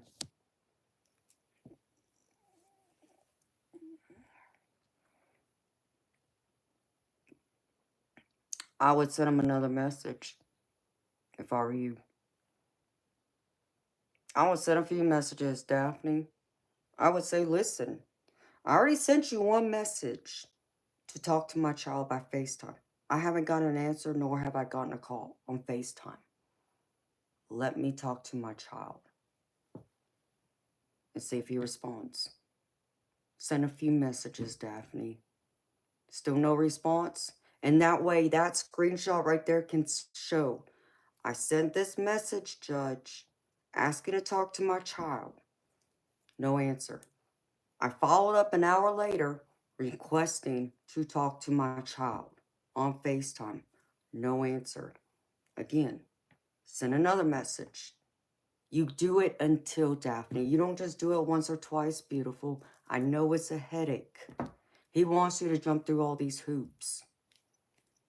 You know, I hate that for you, but that's what he's trying to do.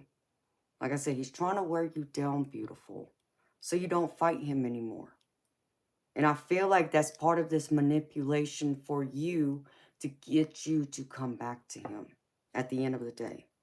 That's his ultimate goal, is to have still a whole say and control over you and y'all's child. That's what I pick up. So you got to keep pushing. You got to keep saying. You got to keep doing.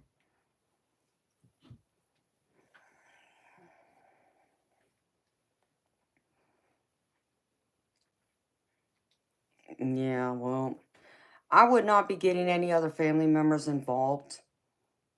You need the professionals outside of the judge involved, like a co-parenting therapist. That's what I mean. Someone like that. I know you're in New Jersey. I don't know if you're familiar with this. I don't know if this is up there. God, what was it called? Um,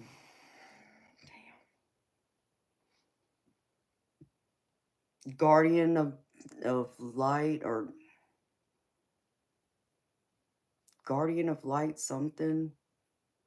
It was something like that. And what it was is it was another, like, I guess like some type of agency where it had, I guess, some lawyers who were in there trying to also help um mediate what's going on, but also keep track how the children are doing, or the child in your custody, but also in his custody. So it brings another person into the equation that can kind of, you know, take another snapshot. Do y'all have that? Because that would be another avenue, Daphne, I would look at if it's possible. Um, like I said, I'm not a lawyer, beautiful. I'm just giving you some of the outside, you know, personal that I know just from my brother, what I watched him go through. You know, you would need to talk to a lawyer. I mean, there's got to be other avenues that y'all haven't crossed yet. Guardian of Light on or something is what it's called.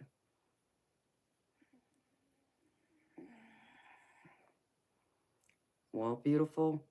Like I said, I feel like you're not to play an ugly game with him, like it or not.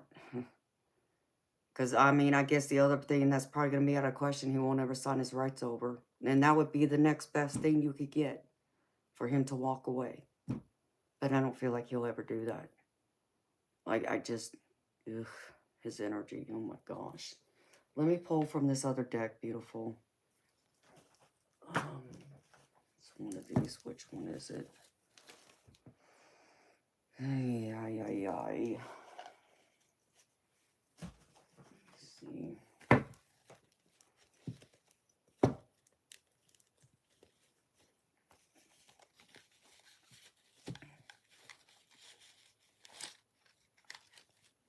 Ooh.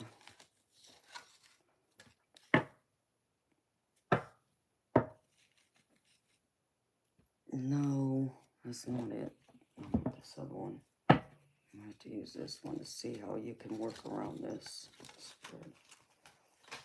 Well, beautiful, like I said, I would talk to your lawyer and ask him about co-parenting therapist, see if you can get a court order. I would ask them about if there's some type of agency that's like the guardian of litem or something like that, that can help mediate all of this, because this is very complicated. And it's something that really needs to take a lot of serious time and consideration and thought. And it needs to be well documented too, beautiful. Which one is it? Spirit. I don't think it's this one. I have this one deck that's specific for relationships that are normally in trouble, but this is kind of like one of those things where I feel like it needs this deck to figure out the best way to mediate this. Or give you some help. This ain't it, I don't think. Nope, that's not it. It is. Did I overlook it? I don't think so. No.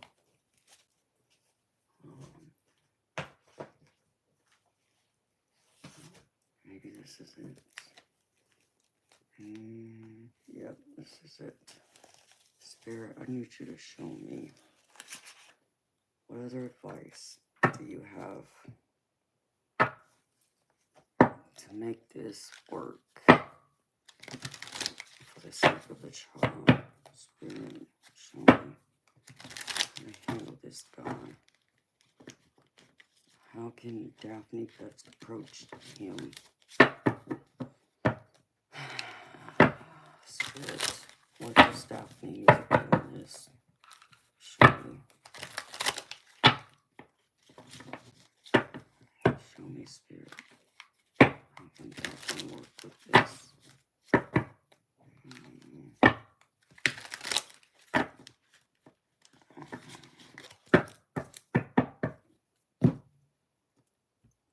Because I don't want you to lose your relationship either. And I feel like you got a great guy who you're with now. Daphne, I feel like that's who you're meant to be with, truly. I get that feeling. I just got chills when I said that. Alright, Spirit, what advice for Daphne how to deal with this person? What can she do? Try and ease the stress and the strain, communication, to work on this co-parenting dynamic. What else can she do? Some advice. I haven't used this deck yet, Daphne. Just so you know, you're the first person I'm using this deck on.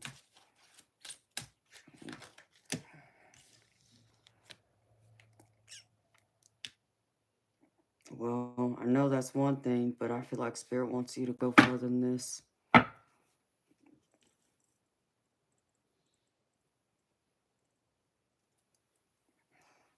Even though this says survive the long distance is what it says, beautiful. But I feel like it's like the opposite. You got to create more distance with him. Again, it is something like I told you before. It might mean you got to move a little bit further away. Make it harder for him to reach your child, you know, to where he can't get to her as much. And yeah, I understand for some people it's like, you know, that's wrong. I get that, but there's a safety issue on your behalf that you're concerned for your child, and I understand that too. So, there's this distance that Spirit's wanting you, I feel, to create to get, you know, further away from him. But Spirit needs you to work on yourself too, honey. I mean, Spirit showing me you're trying a little too hard to try and make this dynamic work as best as you can, but I understand this is part of the court order too. So take a breather. Again, I feel like this needs to be like a vacation. It even says you gave them your best. Now it's time you give it to yourself. And it says if the relationship is starting to feel like you're trying too hard to make it work, it may be a sign your relationship isn't meant to last long term. So maybe it's really about creating this long distance so you don't have as much stress and strain, and you can give more of this to yourself and to your child and to your unborn baby and to your new man. What else, Spirit? Show me, Spirit. Whoa, you can't give me the whole deck, Spirit. That's not going to work. Yikes. Okay. There you go. Spirit said, don't be afraid to take risks, Daphne. Take a chance. Why not take that small risk and not wonder what if? Don't be afraid to take risk. So you're going to have to take a risk here. I know it's not a risk you know, people, you or your man may be comfortable with, but something's got to change. You keep wanting things to change in the current situation as things sit, and it's not changing, beautiful. So you got to try something else here, which means possibly moving a little further away. And then the next one is anger to love. Let that angry energy morph into loving energy or create something with it. There's something powerful about creating something from your anger. Transmute that anger, the frustration, the resentment, the grudge, the pettiness even, the disrespect, all of that. Transmute it to compassion, to forgiveness. In spite of everything he has done to you, good and yes, the bad, you didn't allow him to break you. Okay, you use that energy for something more positive, something more powerful. So you prove once and for all, he can't break you. And Spirit's saying you need to bring some respect back to y'all's dynamic and beautiful. I'm not judging you, and you know this, beautiful, but I'm just saying, man, is it hard to be nice to people who show a lack of respect, a lack of consideration, who cross your boundaries, who seem like they're not listening, they're not being understanding. Yeah, I get that. But Spirit's saying it's time to bring some of this respect back. So maybe you need to be a little more respectful, or something else needs to be done here. Because it says, remember that you and your partner are equals. No one stands above the other, and everyone's voice is heard. Be certain to validate each other. Okay, and I know y'all ain't together, but y'all are co-parenting. So you have to bring the respect back to the table, to the equation. And I get that's probably very, very hard to do, because I understand you're starting to hate the man. But you got to let go of that anger and transmute it into something more positive, to direct it at something else.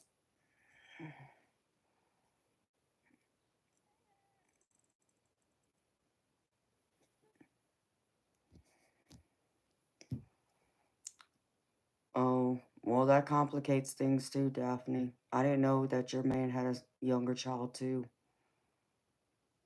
Yikes. Mm. Mm. Yeah, unfortunately, someone had to make a sacrifice. I mean, does he see his son regularly?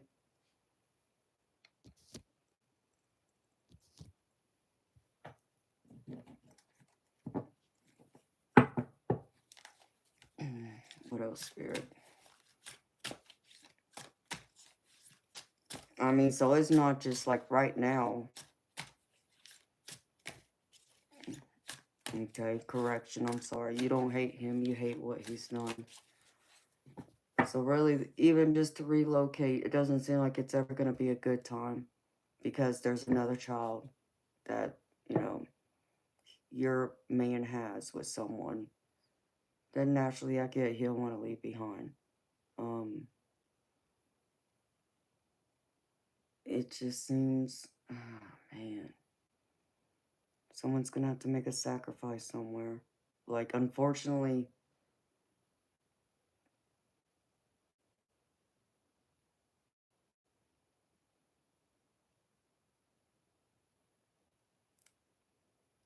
I'm just curious, Daphne, what else does your man say when y'all talk about this? Like, can he not understand that just by y'all staying close, that it creates that dynamic of, you know, just say one day randomly, because of the relationship you had with him and the abuse you suffered, that there isn't a chance that he might lose lose his cruise one day and just suddenly come over there and God knows he can do God knows what, we'll say, because y'all live so close. Like, has that not crossed your man's mind, like, out of being able to be secure, for your safety, for your child you have with the ex, yes, but even the child you're also carried with your man you're with now. Like, that's what I want to know. What is his exact thoughts? Well, but beautiful, someone's gonna have to sacrifice here. Like, his is because he doesn't want to lose that time with his child. That I understand. But yours, if I understand it right, yours is more of a security, physical safety, right? And it blows my mind that um he would allow that. Yeah, I get it would hurt him. He's a good father. Naturally, he wants to be there for his son. But it doesn't make any sense to me that he would put you at risk, your baby girl at risk, and your unborn child with him at risk, because this person is abusive. They have an abusive history. Like, what in his right mind would say, okay, he thinks he can be there to protect you 24/7? Come on. Let's be realistic here. That's not realistic. There's going to be some point in time y'all got to go to work, go to school, do other things. You're not going to always be there with each other. So he's not be able to protect you 24/7. So, and I just saw a spirit orb, a bright white one, in fact. Spirit's confirming that. Like, so I'm confused. And forgive me, I'm not trying to judge him harshly, Daphne. Um, 'Cause when someone's been really in love with me, like, the last thing they would ever do is put me in jeopardy. And it would mean even if they had to sacrifice something themselves to keep me safe, to make me feel safe, they wouldn't do that. Because they wouldn't be able to sleep. That the man is supposed to be the protector. So I'm trying to understand why he thinks this would be okay. Where is it that he feels it makes sense? Make that make sense. That means he wins.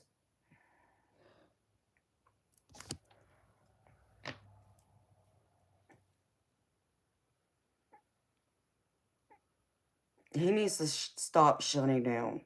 Truthfully, Daphne. No, he's not winning. He's winning by keeping you close.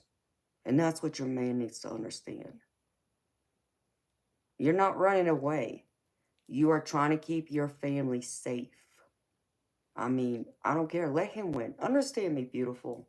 Your man needs to understand that sometimes you don't always get to win.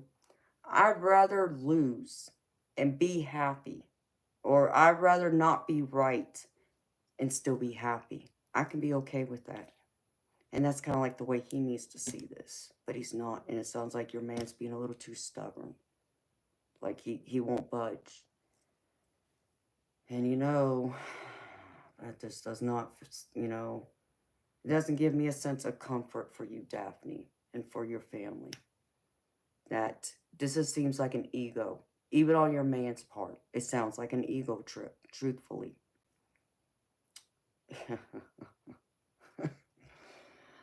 Oh, Spirit just showed me it's like two bulls going at each other, wanting to ram each other. No, this is my territory. No, this is my territory.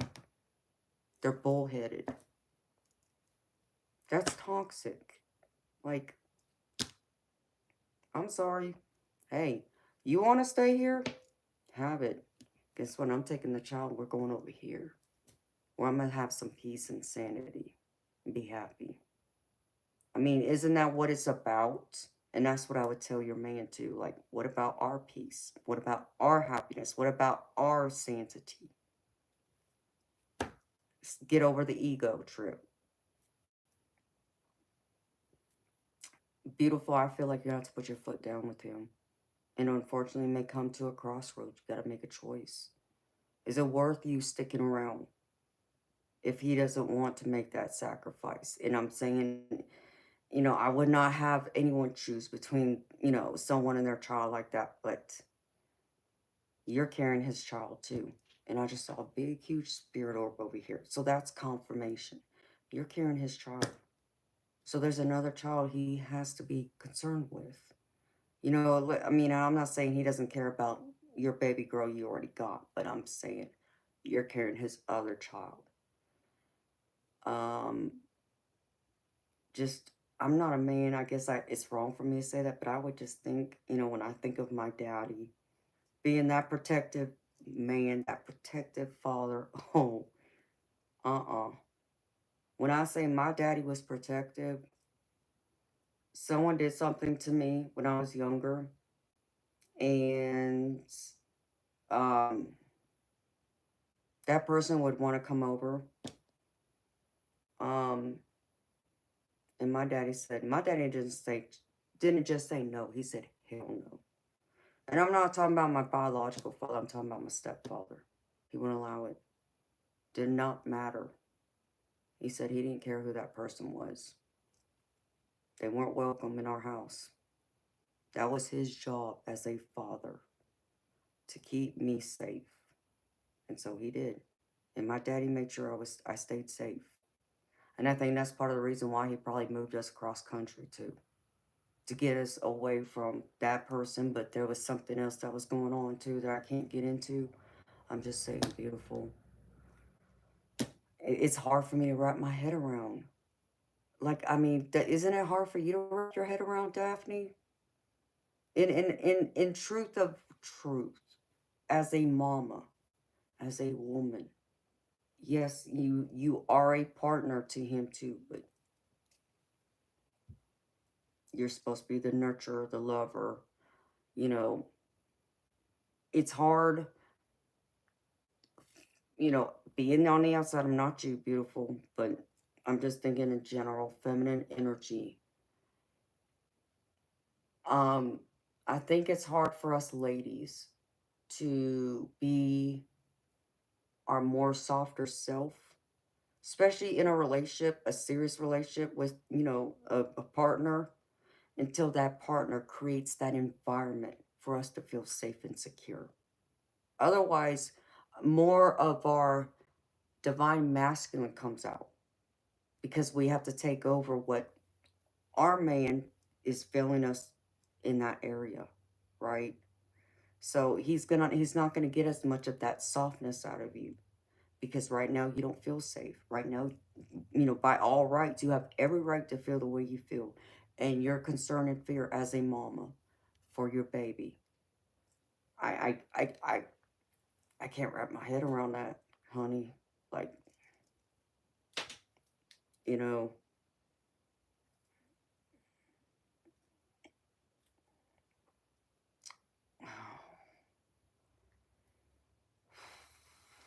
I feel like you're gonna have to really take a step back, beautiful.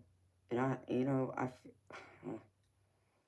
hate to say it, but it might even reach that point, beautiful. You're gonna have to make a decision about this relationship then. Is this the right relationship for you? And I don't want to see that relationship fall apart, girlfriend. But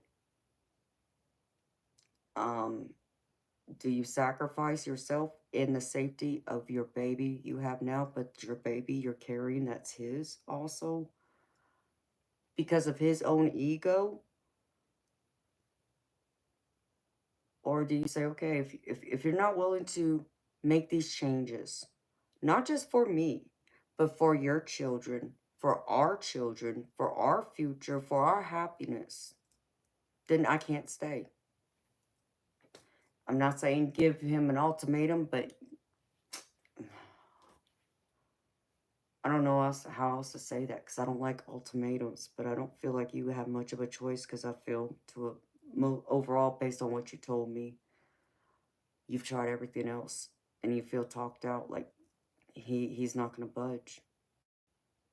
And he may not beautiful until you're serious and say, well, I'm taking the kids and I'm leaving, because I can't stay here with him right there and knowing he can get to me and my daughter and our child and possibly hurt one of us.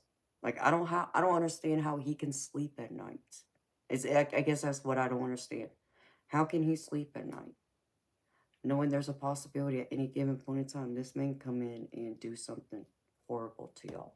That's what I don't get. So, but that's me. That's why I say I think you might have to put that ultimatum there. And that's the one thing I have not said. And like I said, beautiful, I try my hardest to avoid saying that. But this is about y'all's safety. And I can't see staying with someone who's going to put my safety in jeopardy like that. I just can't. That's your stability. That's your security. How are you supposed to be the best partner, the best mother, the best friend, best family member, and lead your family? Be the divine feminine. Be his woman. If you can't feel comfortable, your physical safety is at risk. It's kind of like almost like, well, you might as well just go back to your ex then. If you're going to have to stay in that close proximity to him, I mean, that's crazy, but I mean, that's how I probably put to him. It's like, listen, if you're not going to move with me to where we can feel safe, this family is safe, I might as well just go back to my ex. Because you're just giving him that opening door for him to come in and do God knows what. You know what happened in our relationship. You know, it was, abusive. I mean, that's how I'd probably put it to him. I feel like that's what he needs to hear too.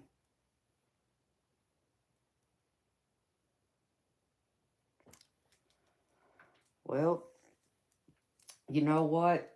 Like I said, Daphne, there's a difference. I'd rather be wrong and be happy than be right and be unhappy and then lose it all. And, if he were wrong, there's a possibility he loses you, your baby girl, and the child you're carrying. That's his. Mm-mm. And he might even lose his own life. I mean, I don't mean to be like saying that that's going to happen, but we'll go to what's the worst, the absolute worst possibility of what can happen. That's it. See, and I feel like your man is underestimating him. That's how I feel. Whether he's actually capable or not is beside the point. It's how you feel. It's how you feel. And it's almost like your man is not giving you the type of attention and feeling, like your feelings matter here. The way you feel. That's what I don't like about this. So, again, beautiful. I would reconsider, rethink this. Give it to him straight.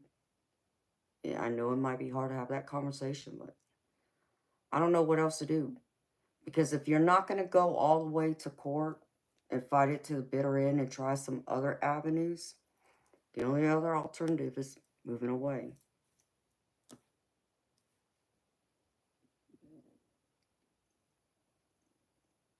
And that's crazy. That just tells you all you need to know right there. It is a cycle. I just don't want to see anything bad happen to y'all. And if you feel that way, beautiful, that's what's most important. It's not about how I feel. I mean, I feel your energy. I do feel your fear. I do feel you don't feel safe. You don't trust that guy as far as you can throw him. Just given the history of y'all's relationship when you were still with him. And even how the dynamic is now and you're not with him.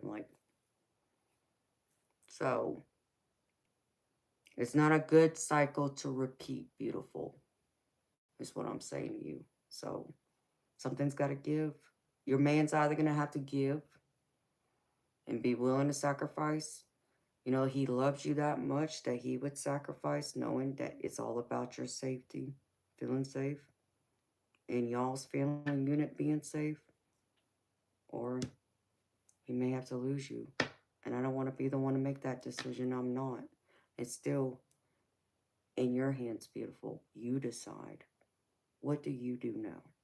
As a mama, as a woman, as a partner, a lover, a best friend, even a family member. Because to me, it's not even just about your children and your relationship, but what about the family members you have?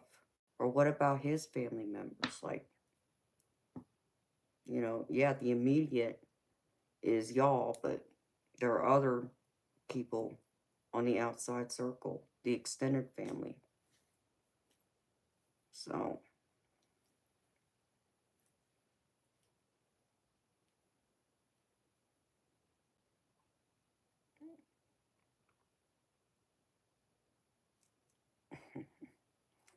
well, you know what then, Daphne? That's why I would sit there and tell him. It's like, okay, since you think the court ain't doing nothing, what are you prepared to do to keep us safe? To make me, as your woman, the mother of your children, safe? Because right now I'm not safe.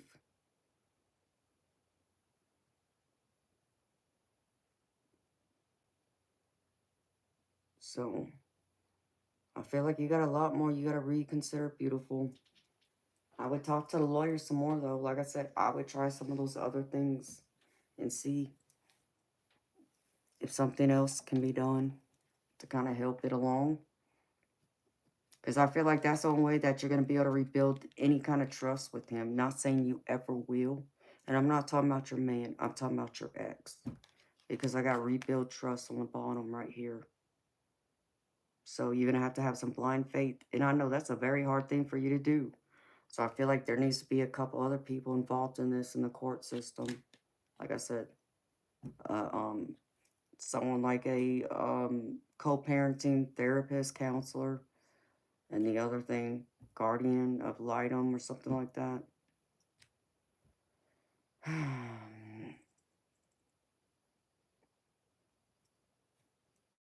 Well, you know what? If he wants to keep running away from it, Daphne, then it's time to walk, girlfriend. And I'm just being honest with you. Because if it was me, understand me, I'd go to hell and back to protect my family.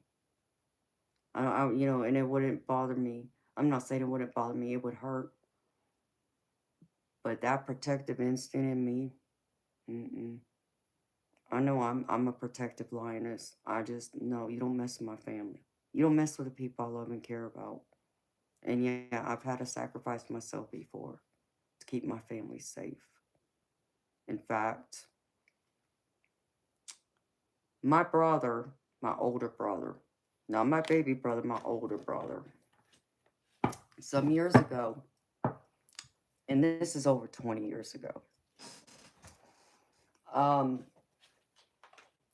my brother's baby mama calls me, and she sounded frantic. She's in California, where everybody else is, and just she won't give me a reason. She just said, "I need you to come home. It's an emergency. I need you to fly out here. It's an emergency." That's all she would say to me. Okay, she's never called and requested that before, so I said okay. Something's wrong. And I'm thinking my brother did something stupid to her that I was gonna even come out there and probably beat his behind kind of thing. So I get on a plane and I land at the airport where her and her mama came to get me, picked me up. And I couldn't walk out of that airport without finding out what's going on. And so she tells me that there was a drive-by shooting on her street. It was 2 houses down from her house. In fact, one of the bullets had went through the house already. So it was close. And she was scared. Scared for, my niece and nephew, which is my older brother's 2 kids. And there was, others that lived in that house too that were young. She had a younger brother. And I said, okay, well, I'm not going anywhere. I guess, take me to the house. I guess I need to call my father and see if I can get some help. So I called my dad, told him I was there, told him she called me because this happened. So, Dad, um, I know you got some weapons somewhere. Can you kindly bring them to me? Because I'm not leaving. I don't care what I gotta do. I'm not leaving. I'm gonna protect my family with everything I have.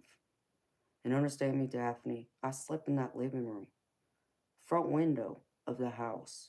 I slept on that couch that was underneath this window. And I kept a watch out at night in case some nonsense came back or whoever those people were who shot up the house, 2 houses down, decided to come back and hurt them or hurt anyone else.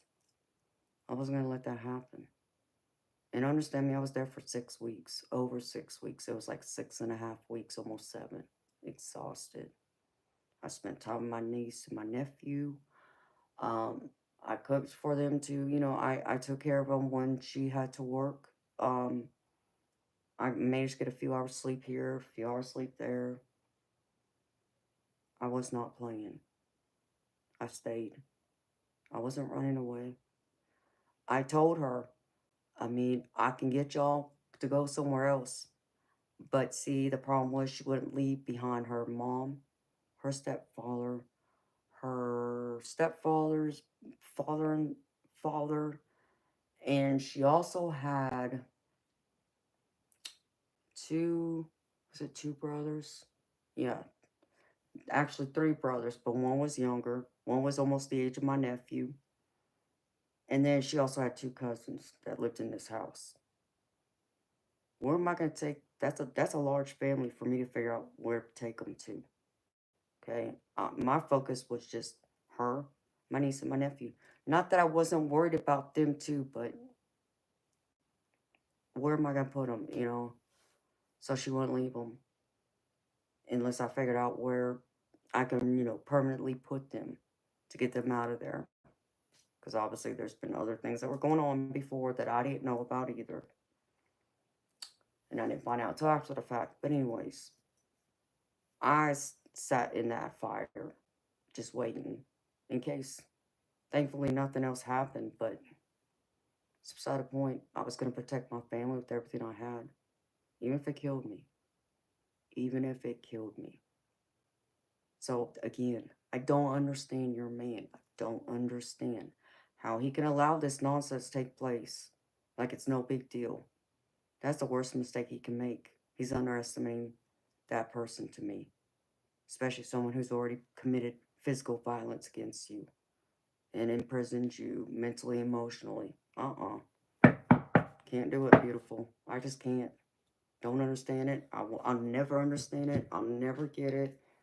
As a man, and I'm not a man, I'm a woman, but oh, that drives that side out of me real quick.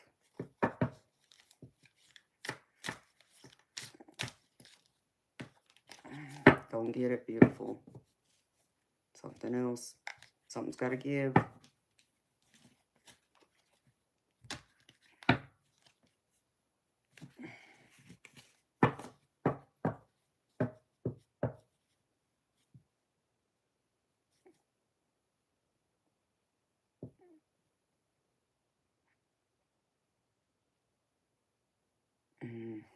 Man, oh man, oh man. So you got some serious decisions to make, beautiful. I mean, Spirit keeps coming back with the same answer, though. Move away.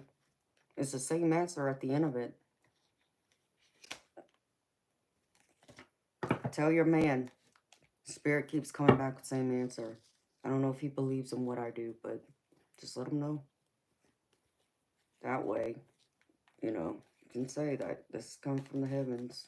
Like, get y'all out of there kind of thing.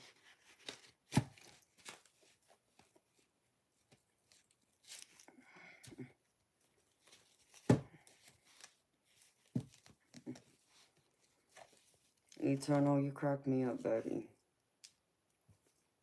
I know you want a football team of kids. You've always said that since I've known you. You would have more right now if you could. He has a special gift as well. Okay, what is his special gift? Tell him then, Daphne. I don't feel like he's being honest. Sphere just said that. He's not being upfront with you. Mm-mm-mm.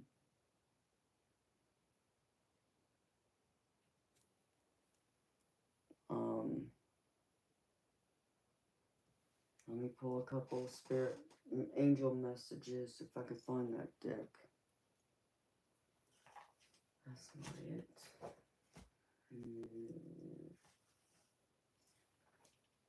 Ooh. That is missing.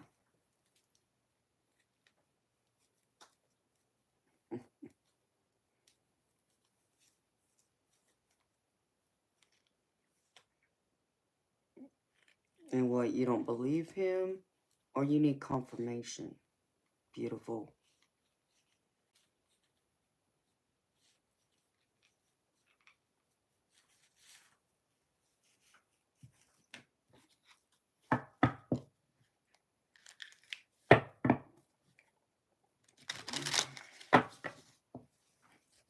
Like,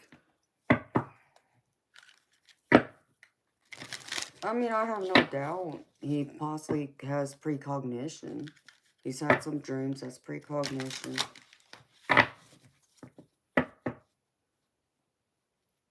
But the point is, it doesn't make you feel safe. That's the point he's missing here. You don't feel safe. Why is that the issue? Like, oh, I already know. I already know that, you know, okay, things may not happen, but I need to make sure my woman, my family is safe. Feel safe. Okay? Mentally, emotionally, spiritually, and physically.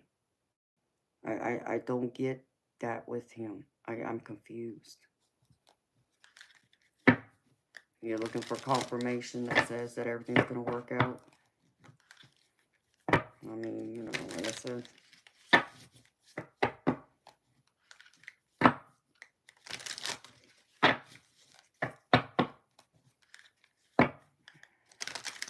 Well, I haven't pulled out any of the cards that says there's black magic going on, but doesn't mean it couldn't be possible. But I feel like that there's a reason you're fearful of him more than, you know, just that. So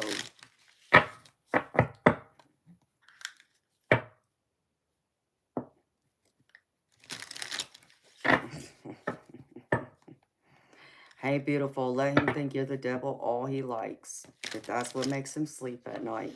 Bless his little heart. God. Oh, I'm so southern saying that. Oh my goodness gracious. I can't help it. I'm sorry, y'all.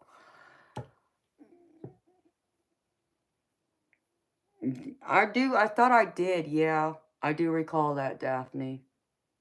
I'm just saying, like, tonight, the last couple of readings I've done, I haven't pulled it out. Well, I take that back.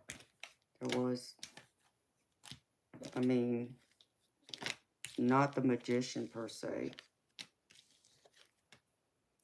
But this is not that way, though. So, no, I can't say that. You're manifesting something, but I haven't pulled out the... No, it is right here. but it's not where it's supposed to be. If I was to say that he's still practicing or it's working, I would have to agree with them. It's not working beautiful. I would have expected the magician come out in another place, and it hasn't. Since that time, I pulled it out.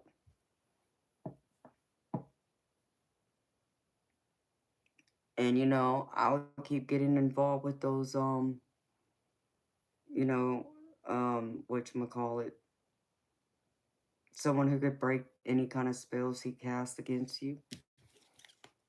Get a protective talisman. I know there's different ways you can go through and have those spells broken. Whatever he thinks he can use or it's gonna work. You know.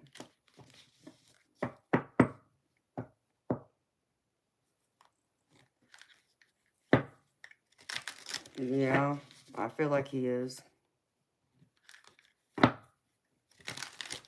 Okay, Eternal.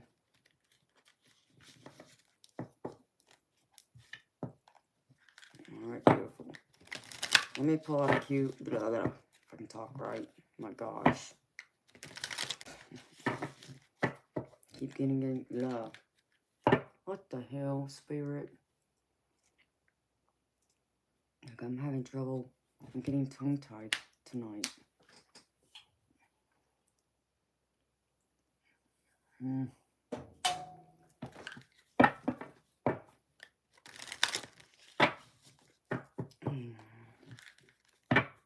Mm. I mean, yeah, I'm sure it's costing him some big money. So, you may want to, that makes me think of something. Hmm.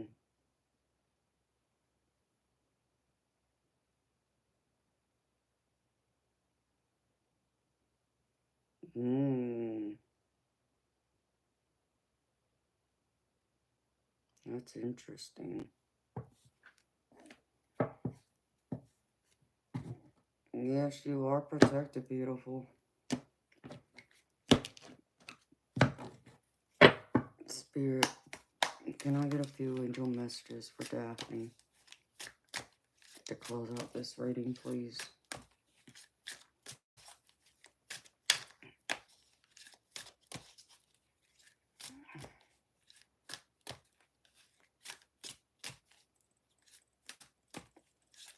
Spirit is telling me to have a break. Yeah, I know. I need to get up and walk for a minute. I'm going to do that once I pull these last couple of cards for Daphne. Spirit, can I get a couple messages for Daphne, please? And thank you.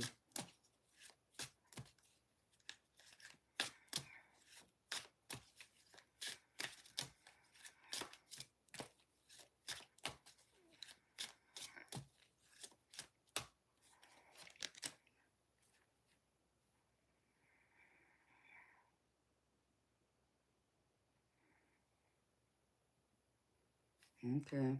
Thank you, Spirit. What else?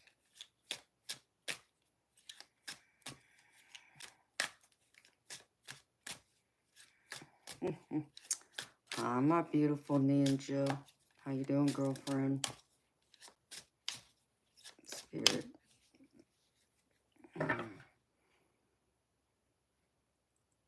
Yeah, Spirit saying you're navigating a tricky situation here. You're not prepared for this, beautiful. Not just yet. Not prepared. You're navigating a tricky situation. Create or reconsider your game plan before moving forward. Okay? So there's something else you got to do, beautiful, before I think anything else can change, right? And the other one, necessary advancement. Or necessary advancement. What the hell? That's interesting, though. Necessary advancement.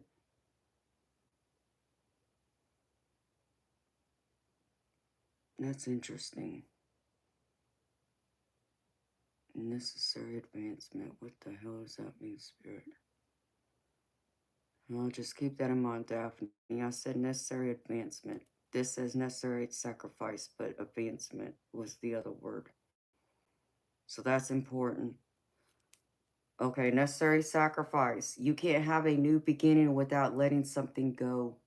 Create space for change and new things will find you. So there has to be a sacrifice somewhere. It's either that or you're going to have to sit this out and let it be. That's what Spirit just said, because here's the last one. Sit this out. Something is not quite right. Wait a little longer before taking action. Timing is off or it could be the wrong decision. Like I said, I feel like you got to do a little more. Wait a little longer. Collect more evidence, you can say, against your ex for him not following the court orders, and then before proceeding with another judgment or going to court. Gather up some more evidence, beautiful, so you can build that solid case. And it might mean, like I said, at some point, I would suggest you talk to your lawyer about co-parenting therapy, counseling, the other one, guardian of litem or something is what it's called. Kind of assess all of this to see if they can bring forward a different point of view, different action somewhere.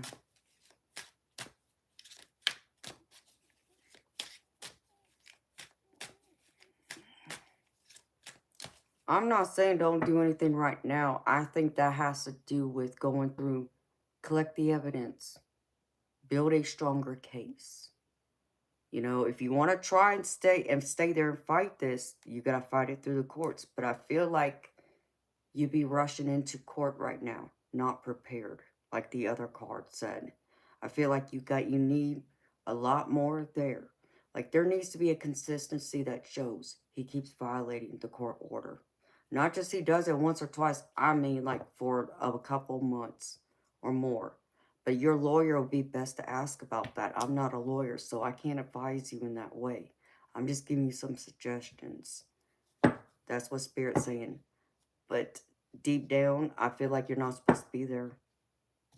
That's what my spirit is telling me. You're supposed to be somewhere else. You're supposed to be relocated somewhere else. Just like this car, this change. Relocation is right here on this card. Beautiful. Oops. I'm gonna drop it. Don't go on it. So, but I would still have that heart-to-heart conversation with your man. Because it doesn't matter. You still don't feel safe. You know, if you wait, you don't feel safe. But if y'all were to suddenly leave and relocate, you build that distance where you'd feel more safe. What's most important right here? It's like it's the battle of two bulls going at each other, I feel.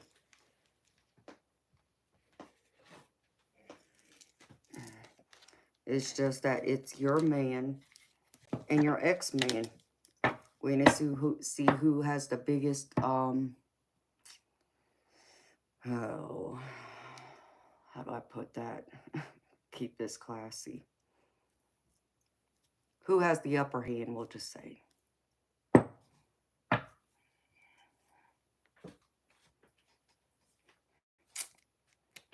Hi, Cora. Yeah, ego. But who's gonna win out in this? Like, they both think they're right. That's the problem. While you are not feeling secure and protected where you're at, that's not winning. So it's like I'm confused again about your man. Yeah, okay. He's seen that things, nothing's gonna happen. I wonder though. I just wonder. What if he ended up being wrong? Because what if it changes? Okay, let's just say, for an example, that he does, he is right now at the way it sits. But what if something changes and it doesn't turn out right? I just wonder. Like I still can't understand, and I still can't wrap my head around how he can be okay with that, with you not feeling safe and secure. That's what I can't wrap my head around. Just as a man. I mean, I'm not trying to hit at him that way, but like I said, I don't understand because as a man, they're the protectors. And I just don't feel like he is protecting you unless he feels like you're overreacting. But, I mean, maybe it's that too. I feel like he's going to regret something, though. I don't know what. So, but that's what blows my mind here, beautiful. That he's not being the protector. I, I just can't wrap my head around it.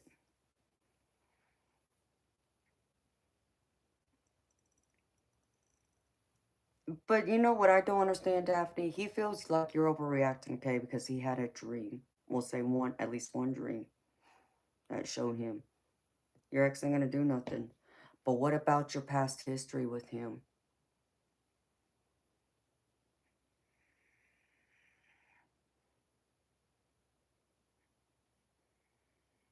Hmm. Oh, my beautiful ninja. God, I have missed you.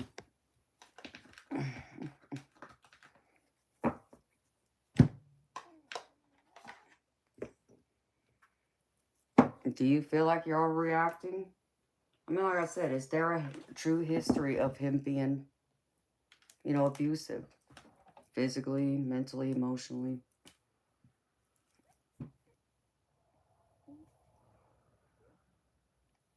Oh, wow. I didn't even see that. Diane, if you're still here. Yeah, I probably need it, honey. If you're still here, Diane.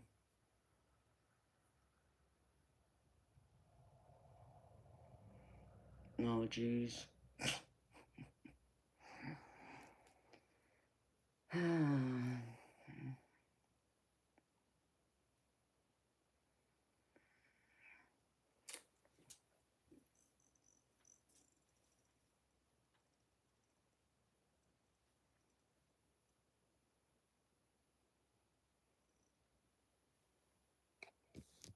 Okay.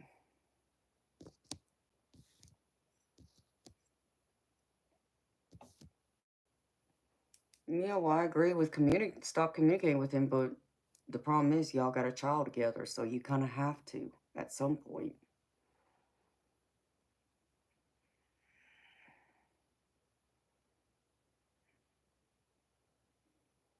Well, maybe he's getting in your head, honey. Like I said, whatever it takes to make you feel safe. I don't understand it as a man. I'm not a man, but I think of my daddy. It's like, nope, never in a million years would he have allowed that. Never. But that's what I got for you, beautiful. I hope that's kind of helped, sweetheart. I hope the messages have brought some kind of clarity. I hope it's brought some, um, direction on next steps on what to do now, beautiful. It's hard to say one way or the other, but that's what Spirit's showing me right now. And like I said, it doesn't seem like the energy has really changed that much since last time. Like I feel the same thing keeps coming up. Spirit saying move, relocate. That's what I keep getting, so.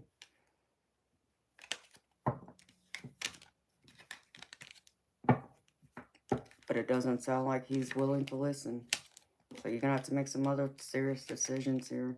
Do you stay and take that chance and live in fear? Or do you get up and say, no, me and my child and my unborn child, our unborn child needs to feel safe and protected. And me as a mother, I don't feel that way. So I got to walk out. I got to leave. That's how I'd handle it.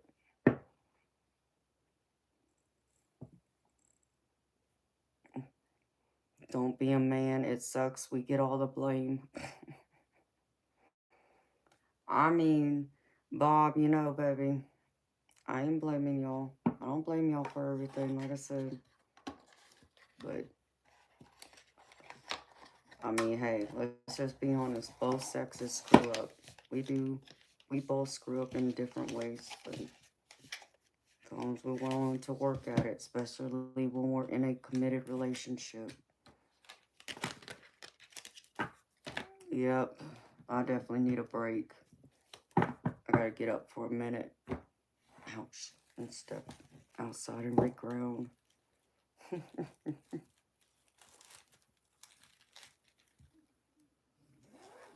Oh, I do too, Judith.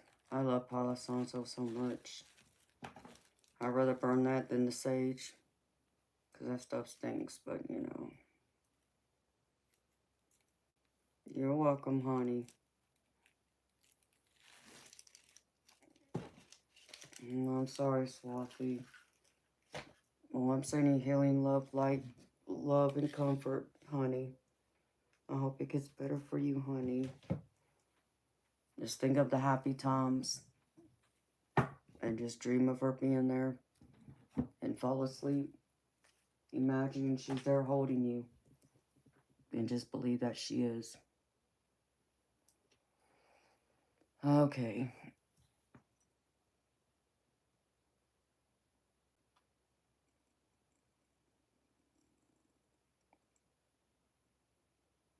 Okay, Daphne. As long as Judith says it's okay, I'll give you her email. So, okay, I gotta get up. I actually need to use the ladies' room again.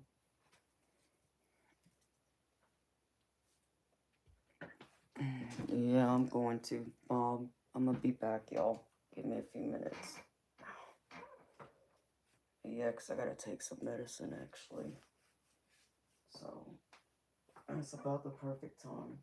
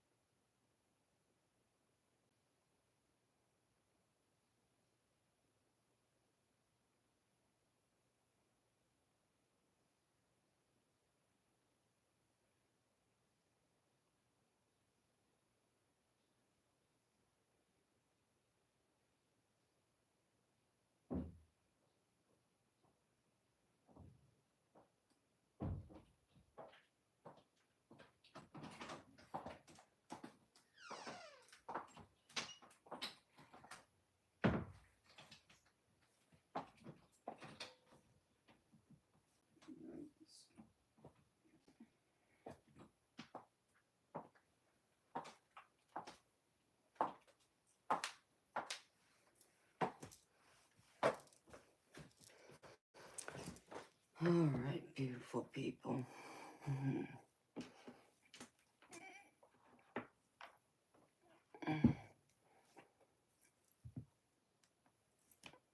You're calmer now.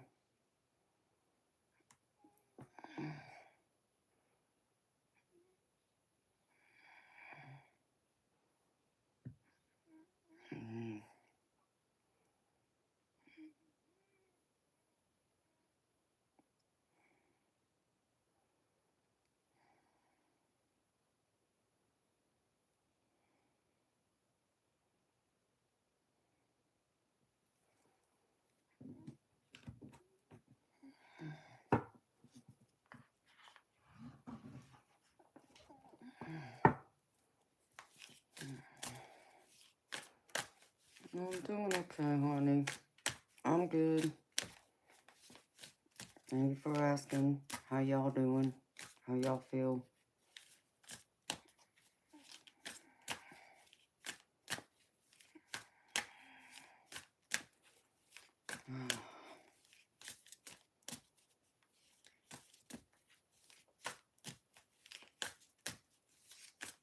Hopefully you start feeling light in here. I hope. Some light energy, boy. Oh, my goodness.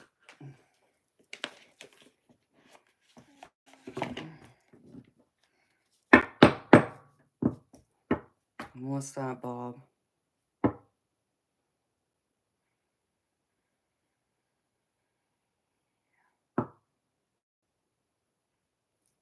Ouch. You want to message it to me on Facebook, Bob?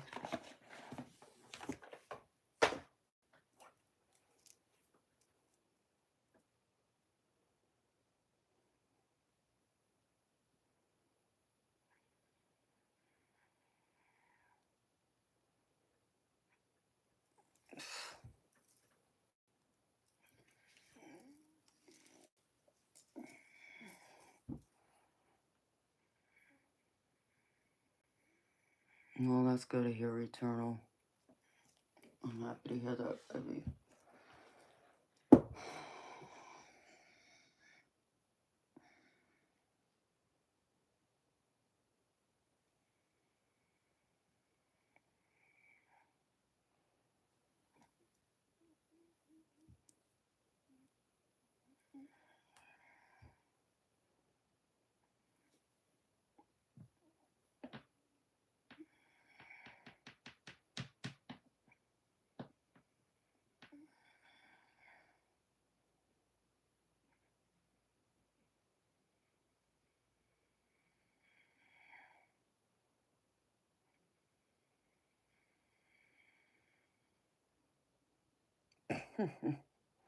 Y'all have half an hour to troll hunt to get rid of any tension.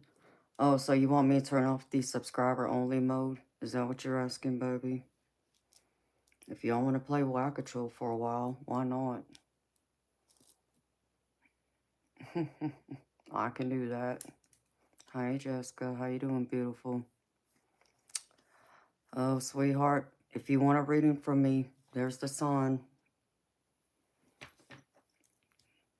I only do paid readings, honey.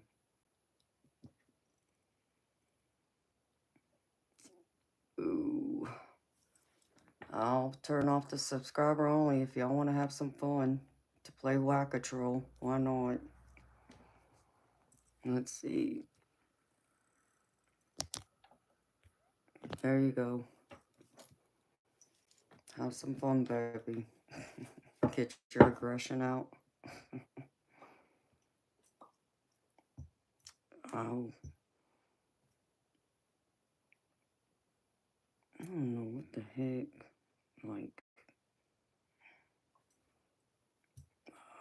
you gotta get me out of some of this nonsense. You're welcome. Freak.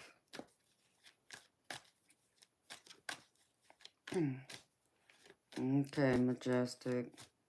Thank you for stopping in, beautiful. I miss you being here.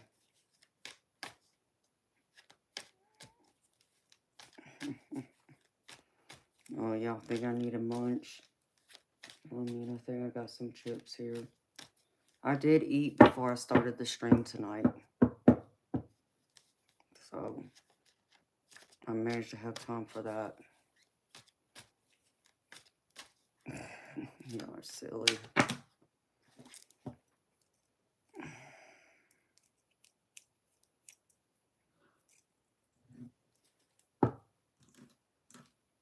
Mm.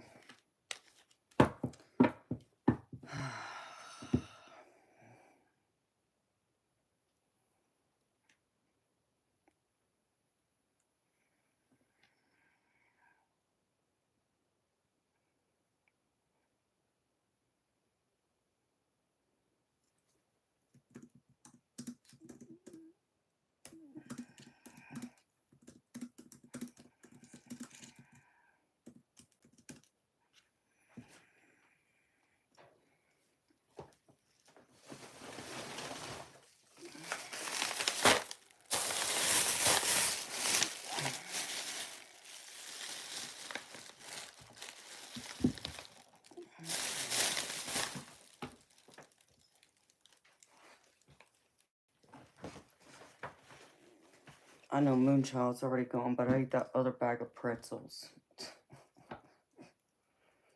I finished them off the other night.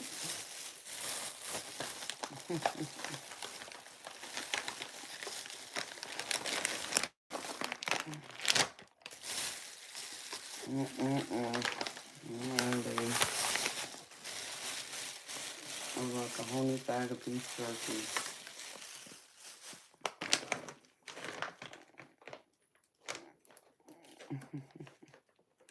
Oh, thank you, Eternal. You're so sweet. You're good to me, baby. Thank you.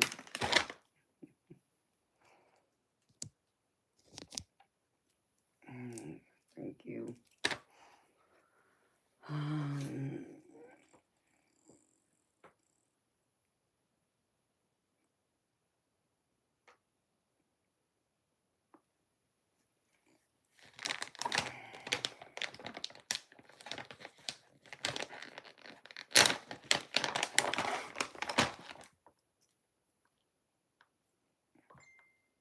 You haven't finished what, Diane? What are you talking about? Y'all think the troll's gonna come in now? They know you're waiting for them. They're waiting for y'all to pounce on them.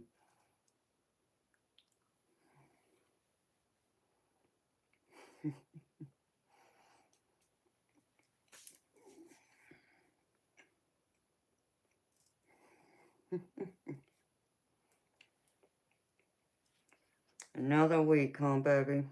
Hey, I'll be excited when it arrives, baby. So,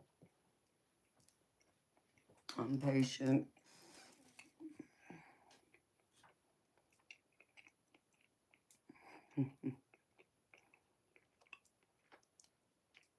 Did you get yours, Diane? Did you get your box already, beautiful?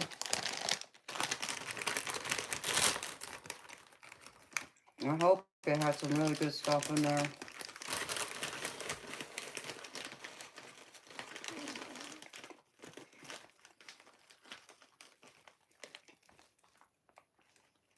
Awesome.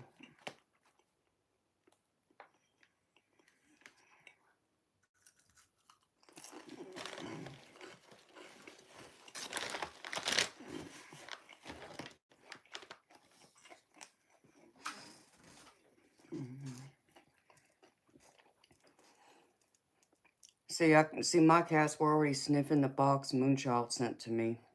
They'll be sniffing your box too, Bob. Be looking at me, where's mine? Especially Toby. Well, no, it'd actually be Wolfie, not Toby. Since he likes jumping on the counters all the time.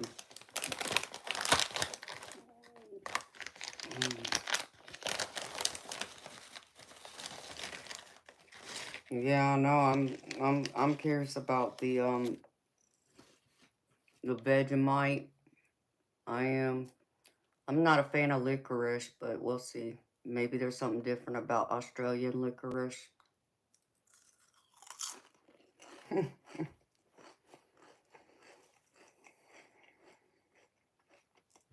Which is funny to me. Because I remember when I was a little girl,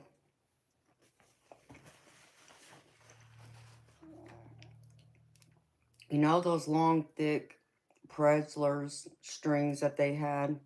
Like a kid could like hang this thing around their neck and walk around with it and just, nibble on it. Man, I thought I was bad having one of those. And I didn't care for licorice for nothing. I'd say something like, "Bleh." But I still wanted one. I don't know why. But yeah, I remember that. Now the caramel, Bob told me mine has some chocolate caramel in it. That'll be good.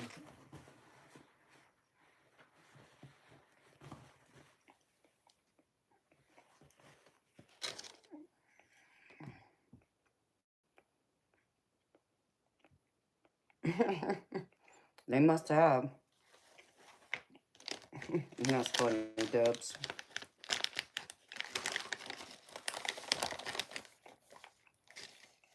Mommy must have put them back in their cage. Terrible.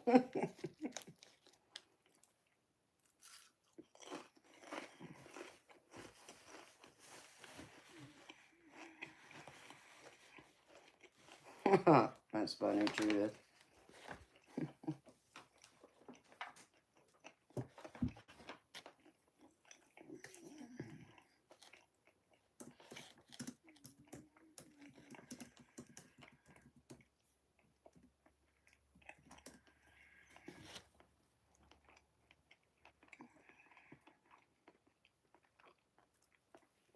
I'm sure it'll be good either way.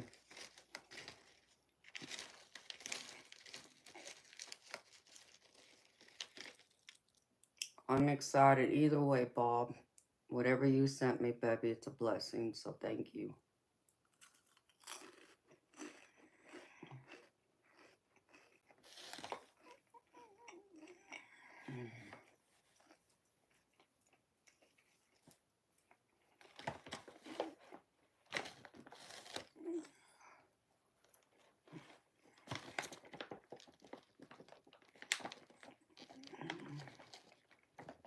Okay. But you did it. All right, baby. Thank you. Can't do it.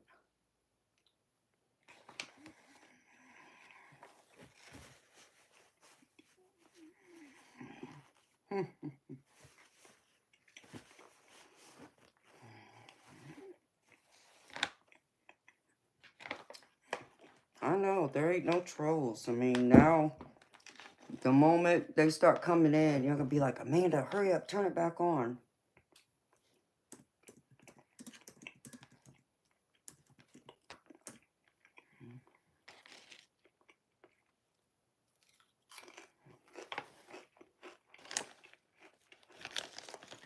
There you go right there, Bob.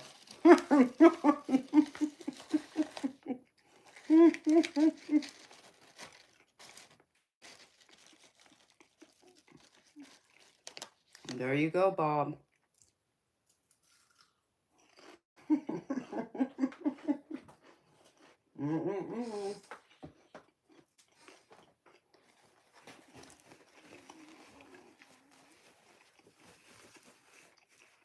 That sounds good, Bob.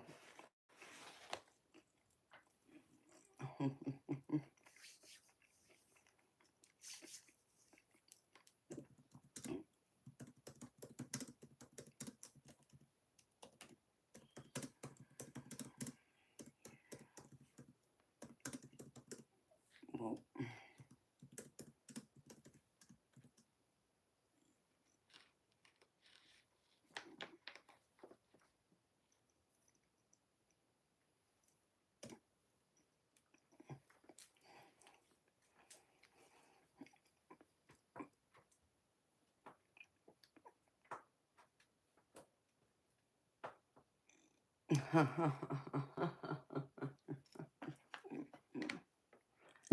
Of course.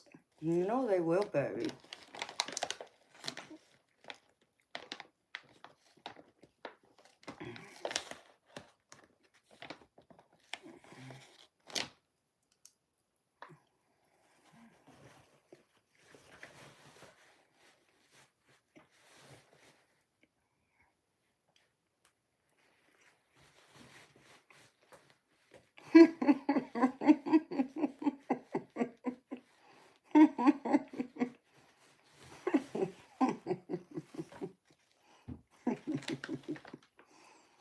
Mm-mm-mm.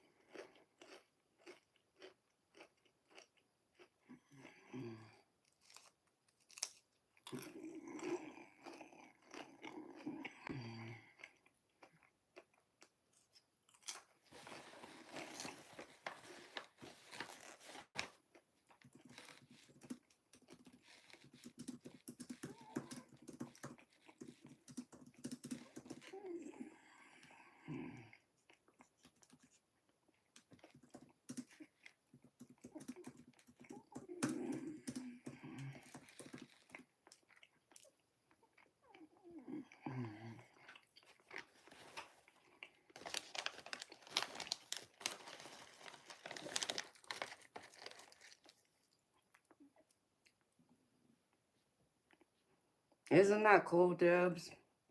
We got multiple mods from different parts of the world. I love it.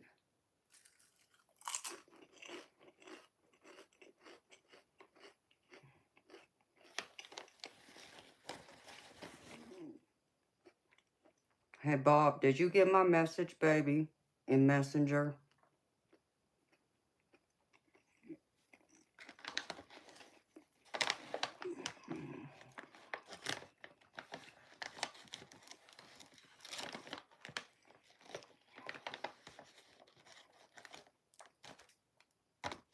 Oh.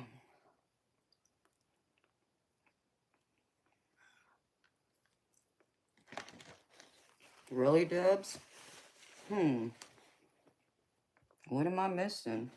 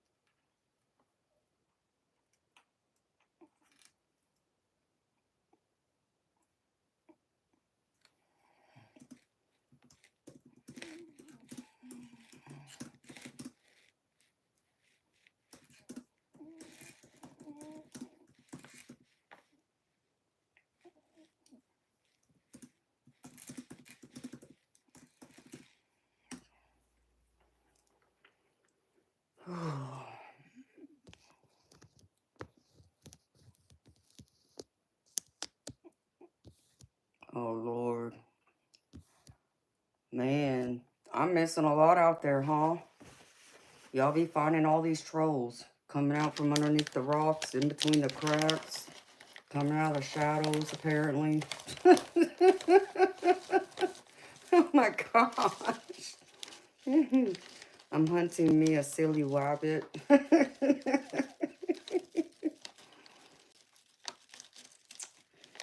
Man, I think of what's that other one? The one I always love, Wile E. Coyote and the Roadrunner. I've always loved watching them.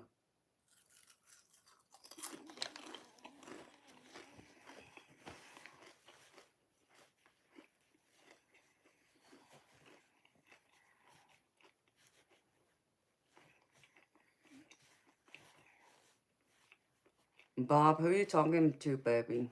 Who you talking about? Me. Yep. That's right, Sonny Lim. I actually used to be able to draw the Roadrunner back when I was a teenager. I was so obsessed with the Roadrunner. Of course, I had hoped I would eventually learn how to draw Wile E. Coyote too, but I didn't get that far. But I could, if I sat there and looked at a cartoon, I could draw it out. I don't know how good it would look today, but I would try. Oh man.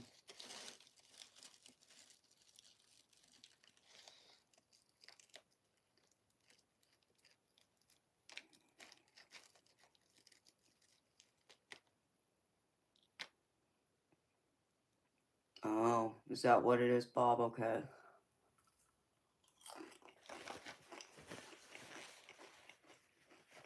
Hi, Charles. That's cool. I do. I love them. My mama loved watching them cartoons from. There was a cartoon back when I was like a teenager, maybe a little bit. No, I think it was more of my early teens, if that was the earliest I recall, anyways. My mom was all about Animaniacs. She had to watch that cartoon every day. She was like a big kid in that way. And I sit there and watch it with her. Man.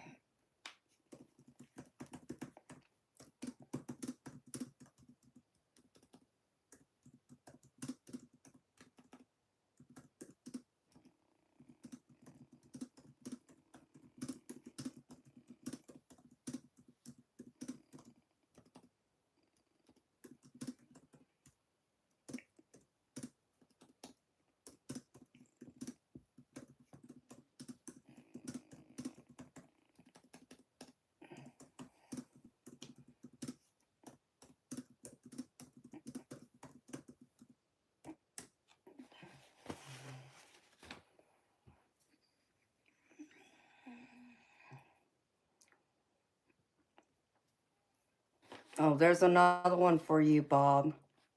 It's time for that person to go too. I don't even have to acknowledge them. Hi, Roy. How you doing?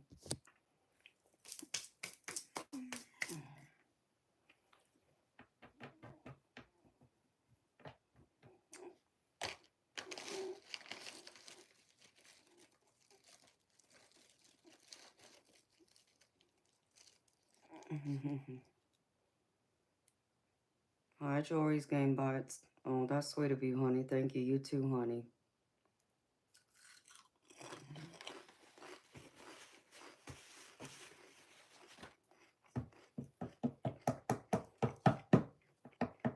Nope. Don't want to hear it.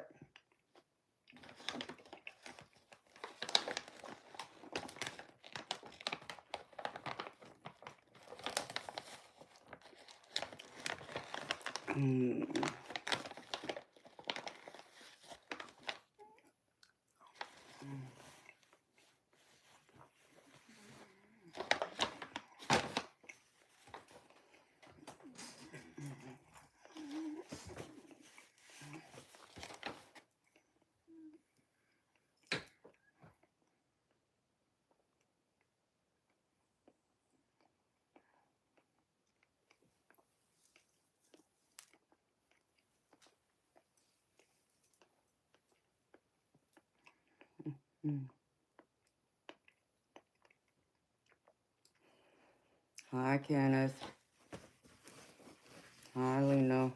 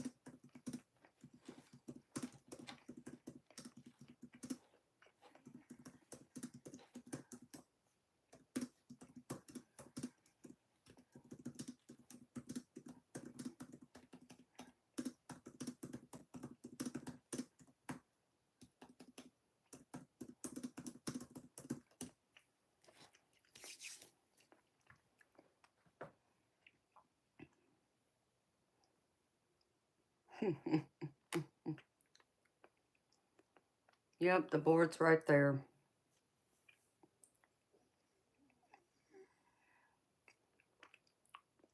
You know, Kenneth, let's see. I'll tell you if you've been polite or not. Okay? Let's see. Let's start here. Okay, you said hello.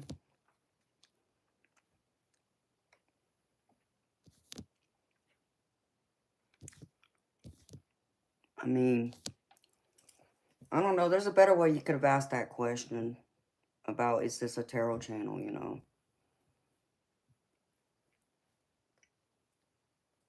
Normally when people ask questions, they normally remember their manners, say please.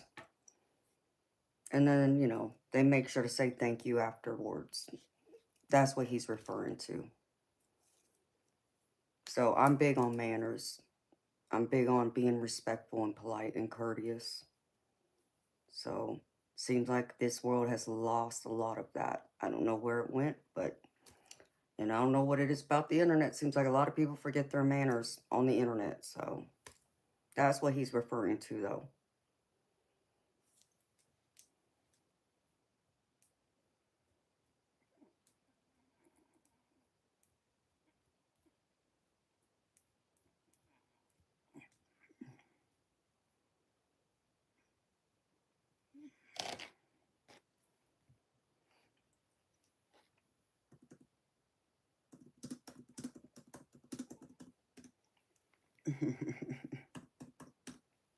Too funny.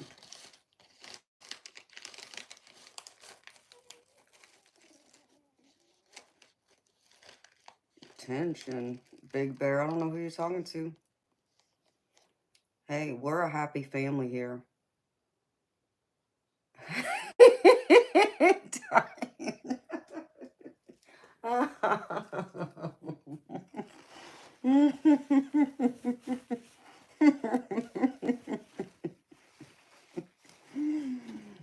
I love you, Diane.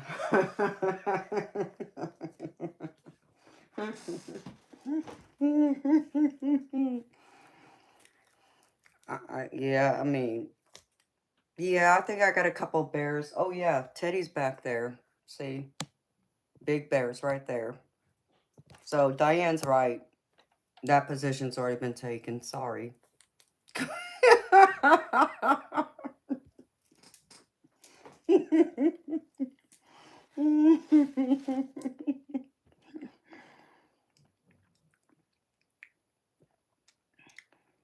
Oh, Kenneth, don't take it personally. Like I said, that's what he meant by it. Because, like I said, I'm big about manners. Normally, when I ask a question, I remember to say please. I mean, I at least say, may I ask a question? Instead of just, you know, the way it was worded on your behalf. You know, that's just me, though. I'm a Southern girl. We're big on manners and hospitality here, so forgive me. but that's how I was raised.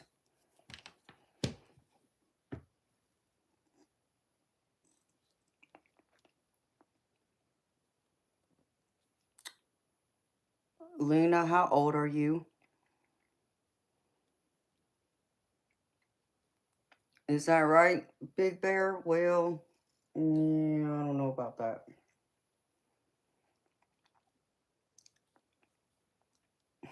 There you go, y'all. Diane's like, yeah, you ain't even got a shot with me, buddy. Oh, are you? Okay. Well, you're too young to be in here. Sorry. Bye-bye.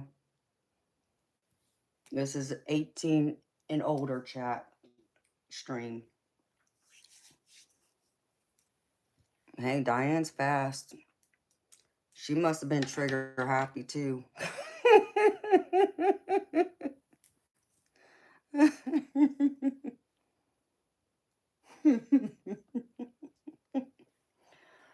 Oh my goodness.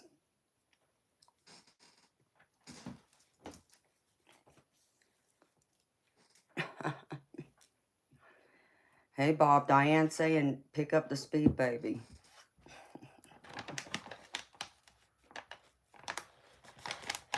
Okay, I'm munched, Debs. Are you happy now, sweetheart? It wasn't much, but if y'all saw the plate of food I ate earlier, it probably would have surprised y'all. Okay, so plus all the pretzels Miss Moonchild sent me, and apple bread, and all my other junk food to go with it.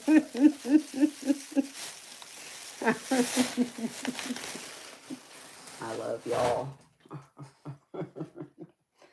Y'all gonna be bored this week, and I get the feeling when I'm not around.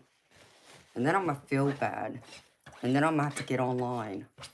I get the feeling at least one of those nights Spirit's gonna call me to get online. So I was like, I just said get in line.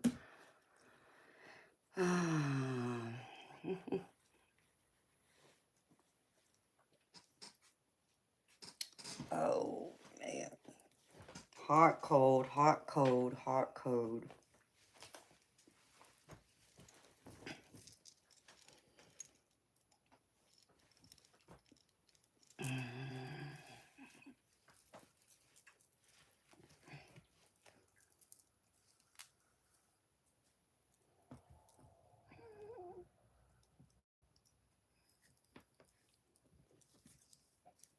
Okay, it's time for you to take a hike. See you, bye, Kenneth. Oh, wait, let me do the honors. First, let me report you for harassment. Oh, and second, let me make sure you're hidden. Oh, thank you, my beautiful soul sister. See you, bye. Don't come back.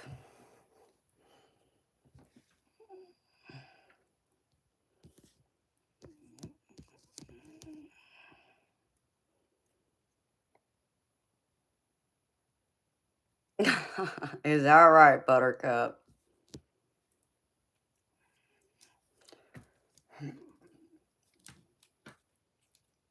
You know, Big Bear, that's a personal question. And we really don't discuss religion in here. Because, see, we all have different beliefs. But we respect each other. Because we're like family here. So, we're not all just one religion. There's multiple. And some don't even claim a religion. And that's okay with me, too. So, that's a personal question. And because that's such a touchy subject, we don't really talk about it. So, because it brings the energy of the room down.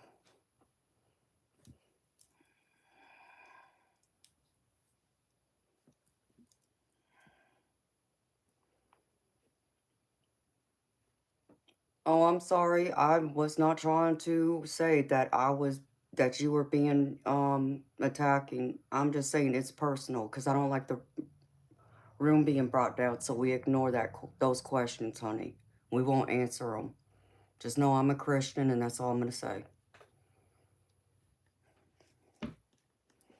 Hi, Skeletor. How you doing, baby?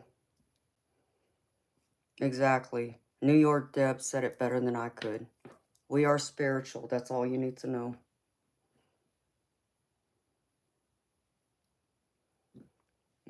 Well, thank you for your prayers, Big Bear. I pray, just so you know.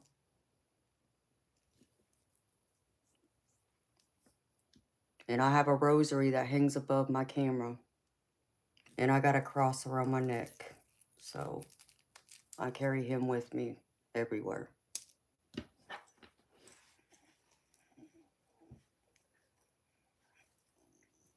I'm gravy, baby. Thank you for asking. You know me, baby. If I'm here, I'm gravy. I'm so gravy, I got biscuits and sausage to go with my gravy. You know how it is with me. So everyone's surprised because I'm here because it's supposed to be my night off, but I made a decision that, I'm going to work this week and then I'm going to take this weekend off because I haven't had a weekend off since I started this channel a year ago. It's been over a year now. But so it's time for the Empress to have a weekend off to have some fun. Yep, there's that too, Skeletor. Hi, Abe.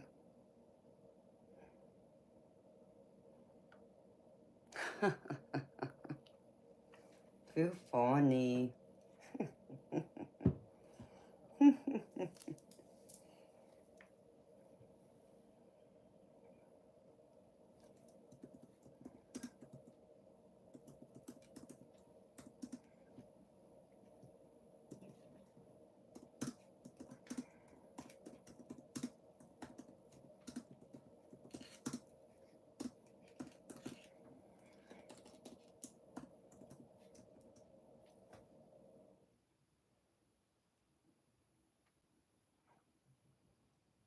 Y'all watch out. The Empress is going to be left out of her palace.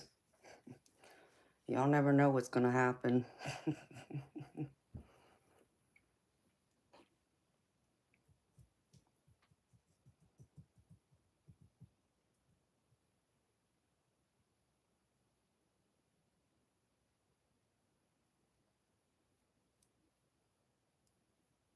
Well, Big Bear, let's see. I mean, it's always odd to me, okay? And you can take this how way you want to take it, but after I told you that I'm a Christian, and I appreciate the prayers. If you've been praying for me, I do appreciate them, but it just almost seems condescending, okay? The fact that you would go further and say that after I said, we need to drop this. So it's like you're crossing the boundary that I already set up, for one. Two, like I said, it's condescending. Like as if I don't know he loves me. Obviously, I must know if I have a rosary and I got a cross around my neck. So you see, it just doesn't hit right. It doesn't hit the way I think he would want it to hit. And I just feel like this is the wrong place. This is not church. This is my business. This is my channel. People come to me for spiritual guidance, not from a religion, but from, yes, using tarot decks. And I know some religions are against it. Okay. And yes, even though I'm a Christian and I understand there's certain things in there that say I shouldn't be doing it, well, we're just going to agree to disagree. Until he tells me himself I'm doing something wrong, I don't see anything wrong with it. So now it's time to drop it because it's wrong. It's just, it don't hit right. Like as if none of us in here know. It's almost like as if you saying, yeah, do you know there's a man that's known as a prophet? His name is Jesus. Like most people around the globe know who he is. Whether they believe in him or not, completely different. But we all are pretty much aware. At least I like to think we are.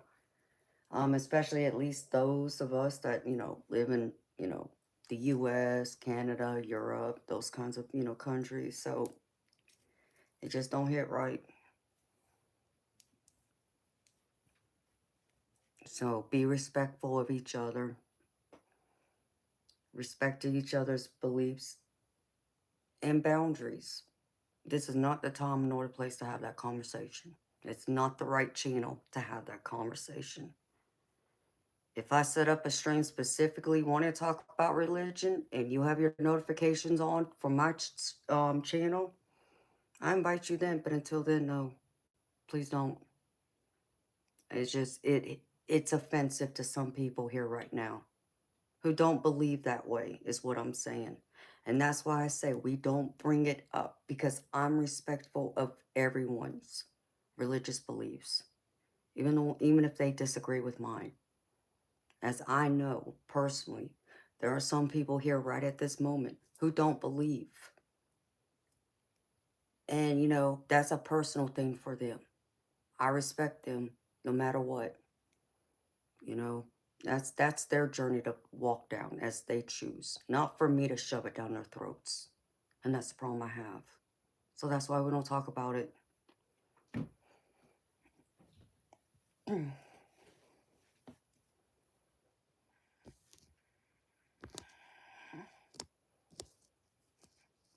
Hi, the first and only one.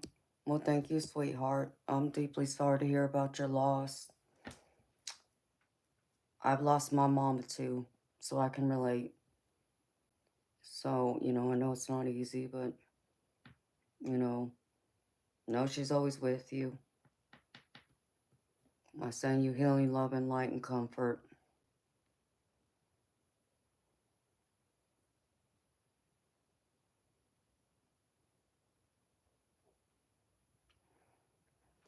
Oh, yeah, Debs, there is that part of it, but some people want to argue with that, and it's, it's just the wrong conversation to have. Like I said, if I wasn't doing any readings, like if I set up this stream specifically to have the conversation about religion, like I had done one Sunday, that'd be different, but that's not what this stream is. I'm here to read cards, to guide y'all the best way I know how for the ones who are here who want to buy a personal reading from me. So, it just, it bothers me when people want to come in here and act that way. Like as if they're not doing anything wrong. And I'm not saying maybe to them they're not doing anything wrong, but for me, they are, so.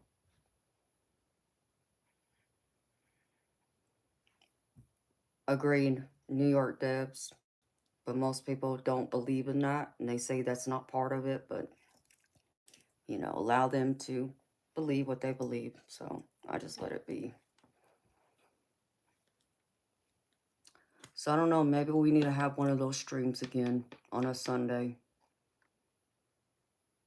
about religion and personal beliefs and views. Have that open dialogue again. I have to wait a little bit. Let me get some of my energy back before I can put it on. Like I said, I'd like to, possibly have the whole weekend off.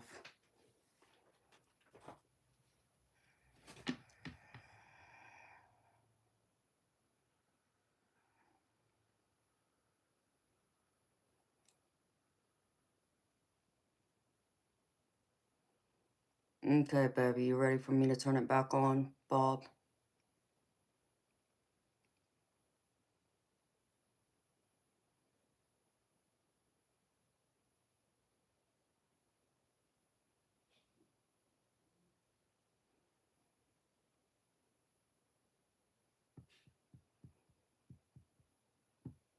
Is it time to turn it back on? Here. You tell me, are y'all ready for the subs only to be turned back on?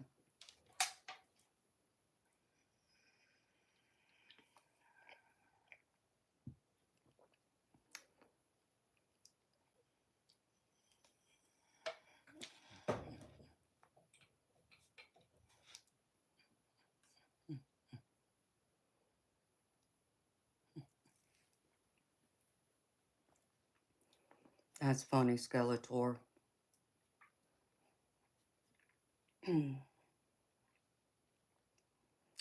I agree, Bob. Like I said, I had to sit there and think about it. It's like, wow, I haven't had a weekend off. I mean, well, I'll take that back. If I did have a weekend off, I think it was when I got sick that one time. But that don't count. I was sick. I wasn't trying to be off. So,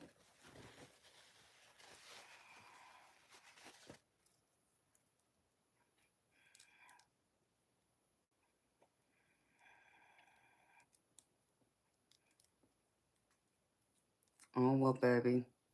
You know, maybe you could be my number one fan then, Eternal. I don't know. You might have to fight some people for that spot, though, I get the feeling. But hopefully I'll get my projects going here soon to see who's going to end up taking that spot.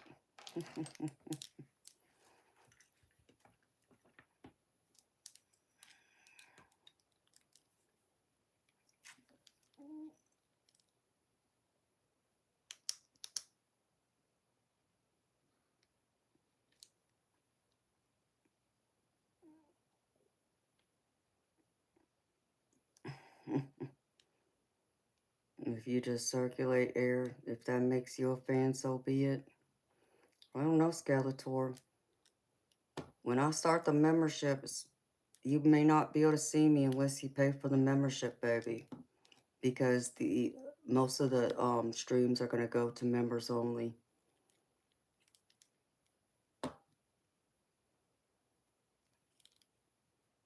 Oh, have you, Eternal?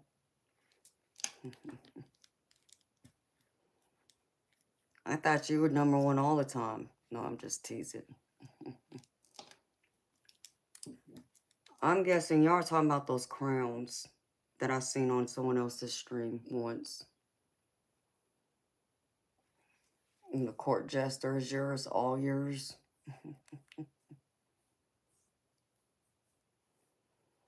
Is that right?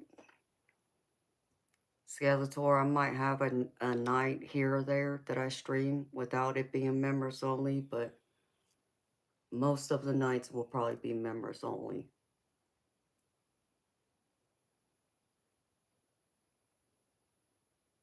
There's a fan wars for sure going on. Oh, is that what it is? Y'all battling it out right now?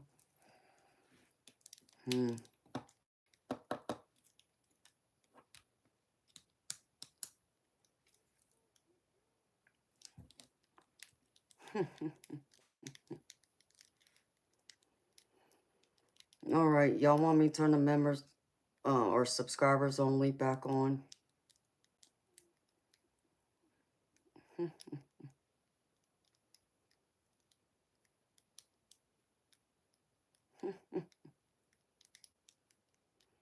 Hey, Sincoat. How you doing, baby?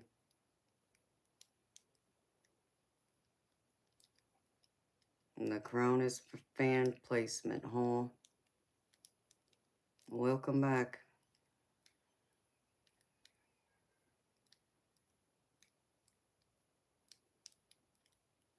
Well, I appreciate you understanding, Skeletor. So, if you don't see me around hardly, that's why, baby. Because it will become mostly members only. How you doing, Sincoat? How's life been for you, baby?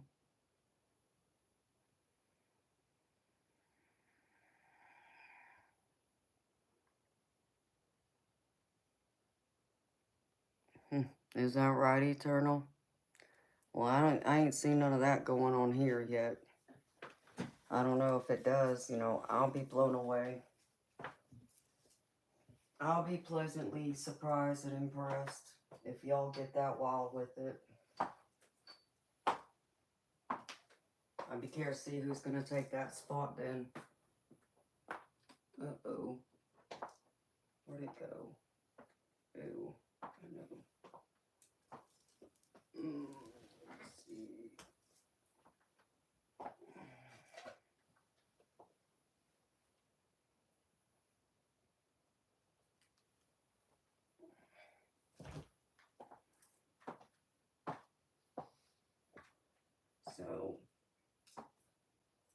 yeah, I just can't let anyone come in and drain my energy like that anymore. I think my spirit guides are putting their foot down with me more and more.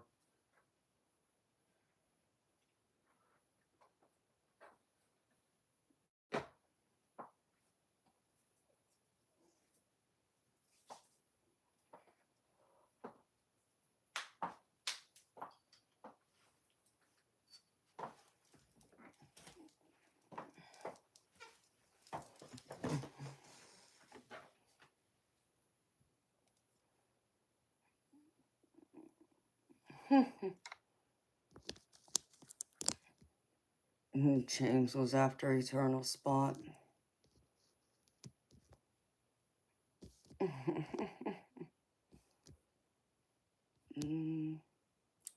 Oh, I missed it. Oh, is that right? Okay, James.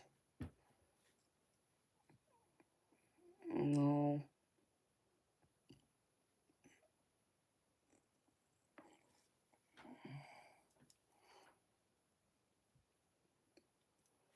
Well, are y'all done playing with the trolls? Y'all tell me.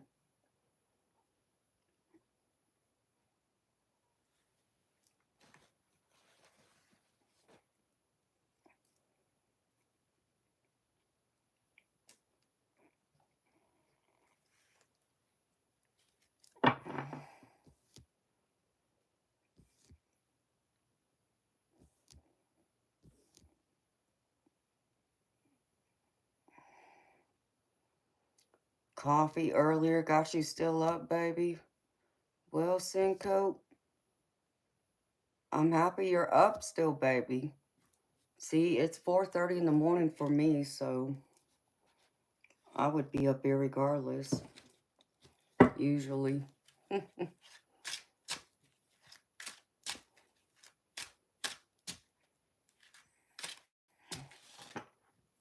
Fried spam and cheese.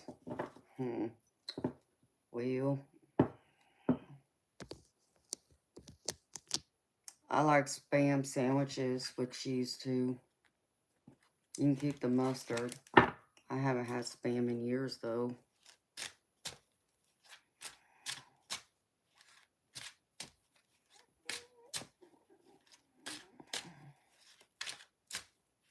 And a shot of espresso. Ooh, Cinco. Where's my espresso, baby?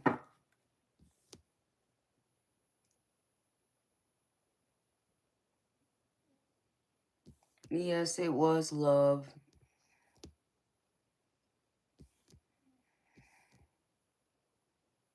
Okay. It's quiet and it's my stream. Okay. So it's up to me. Well, they haven't come in here and messed with us yet, but you never know. It's 4:30, so usually it starts, but maybe they learn not to come in here and mess with me. Spam sounds good right now. I don't even have any spam in my house. I'd be afraid to have it, to be honest, because someone's not supposed to have it. And I'm not talking about myself, so. But I do like some spam every once in a while.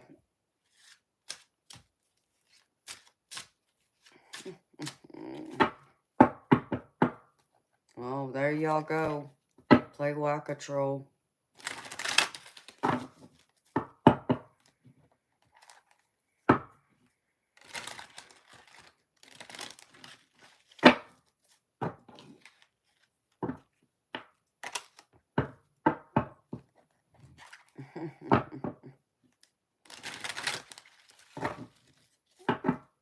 Trolls never learn, do they?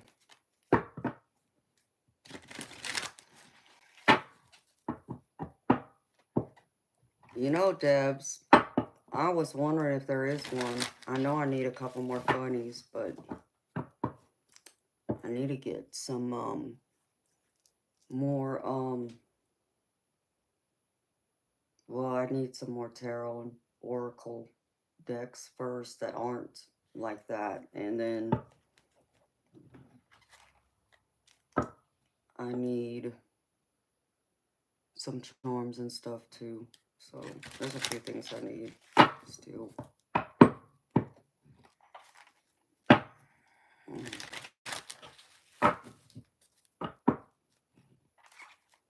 You know, Skeletor, there might be one out there, baby. I'd have to look. I don't know how much it would speak to me, but you never know. I do like NASCAR, but not like that. But you know, I love fast cars.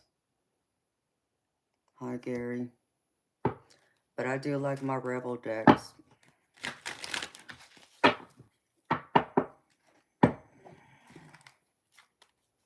That's a beaver. You couldn't find a mole emoji.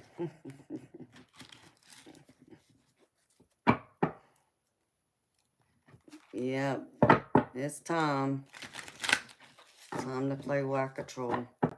So how you been, Cinco? I know the times in the past, baby, when you've come in here, I hardly ever get a chance to really talk to you because I'm usually reading for someone.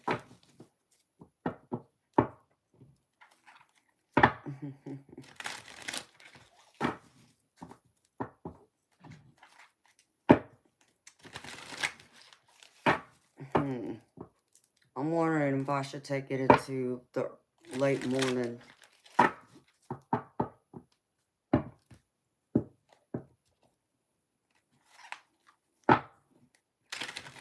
I'm trying to stay busy, recording more gameplays. Yeah, I get the notifications for yours all the time, baby.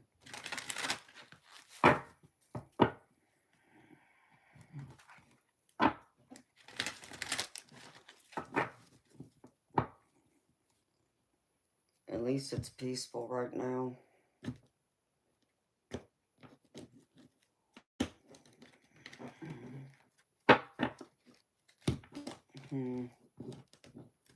Oh, is that right?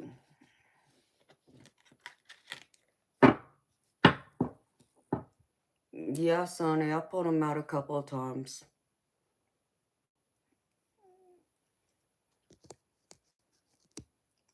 Awesome, Senko. I can't wait, baby. I look forward to hearing about it. Okay, I'm gonna turn this on. I think Spirit wants me to turn this on before the mood gets messed up. And then, you know, there. That way they can stay out now.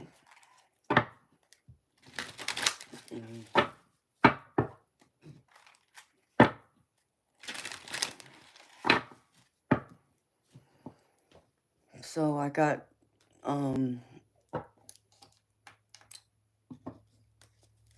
I've used the charms I got a couple times, but I need to get more.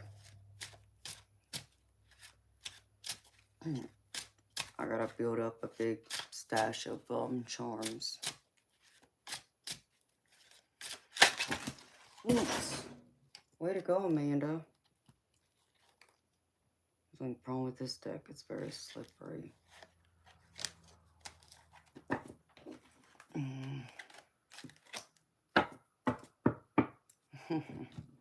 You're welcome, Bob.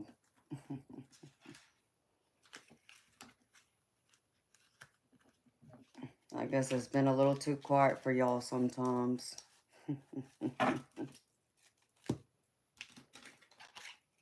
Which I can understand.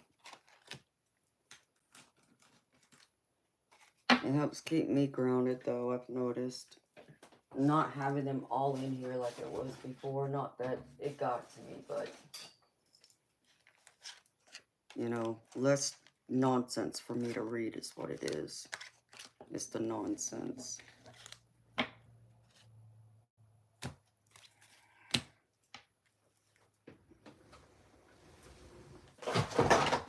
Way to go, Amanda. Just drop everything, why don't you?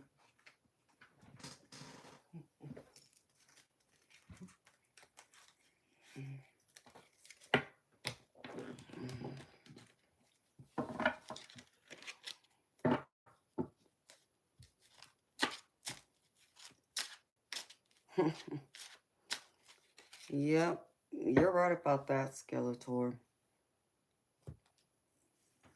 In my house, there's a bunch of them outside. I hear them every night.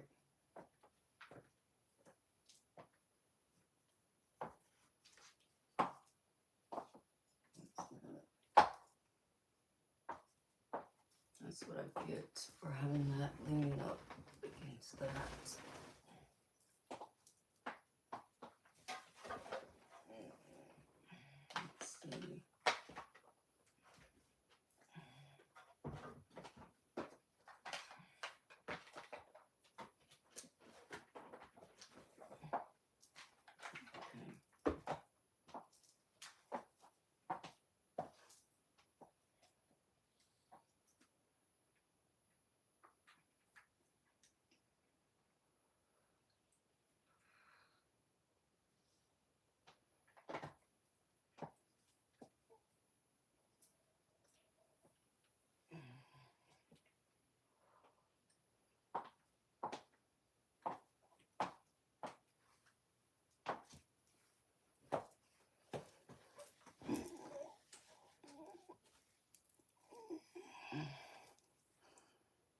All cold bean sand coat. That'd be good. Ouch.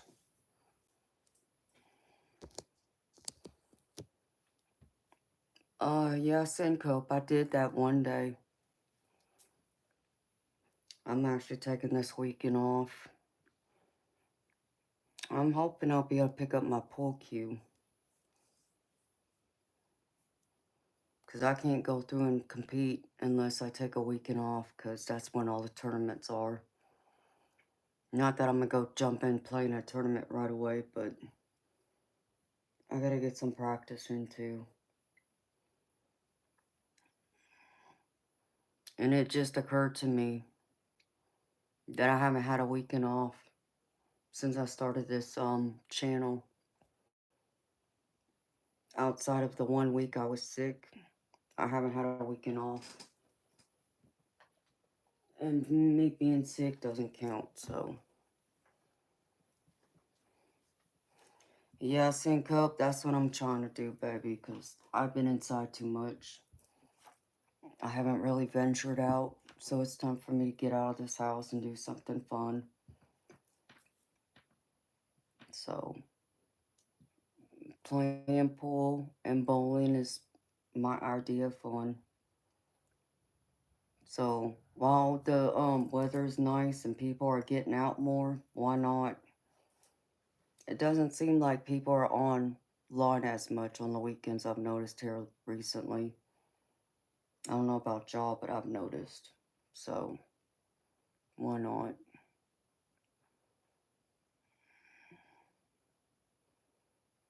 Shoot. Senko? No, baby. You better make sure you have some central AC, or I'm toasted, because 80s, nope. You know, my thermostat stays on like 68, 69 degrees year round.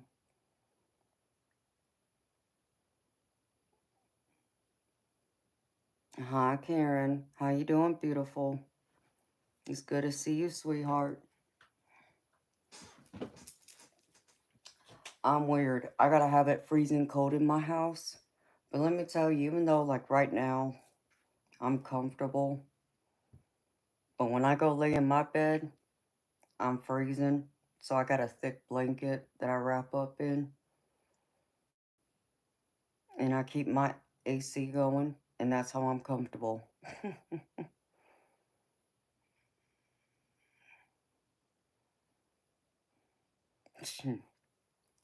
Hey, baby. I mean, I don't know if it makes much of a difference. I mean, 80 degrees dry heat, 90 degrees um, moist heat. Yeah, it's hard to say, baby.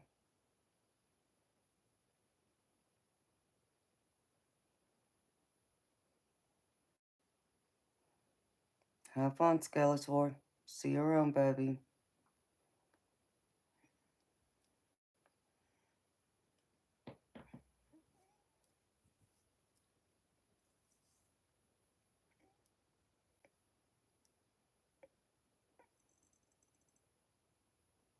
Oh no, Karen.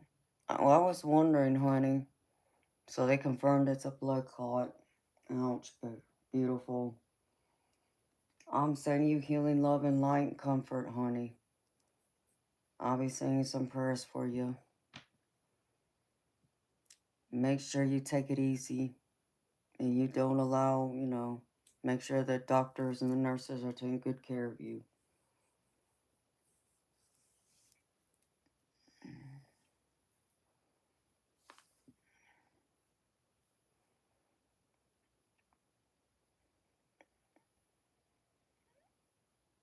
Oh, yeah, you're over there, Suncoat. No, I can't deal with the overcast, baby. Although, I don't know if you would get much difference here because it seems like it rains here at my house every day. Like, if I didn't know better, I thought I was in Florida.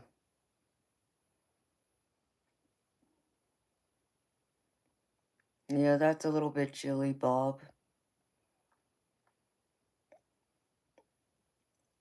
But you know what, baby? I'll take the cold over the heat any day.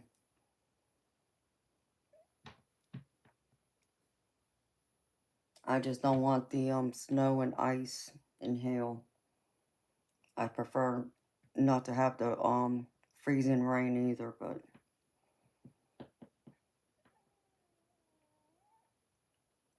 yeah, Sencope, there's been days where it's heavy rain, where I have like a big puddle in my backyard from all the rain.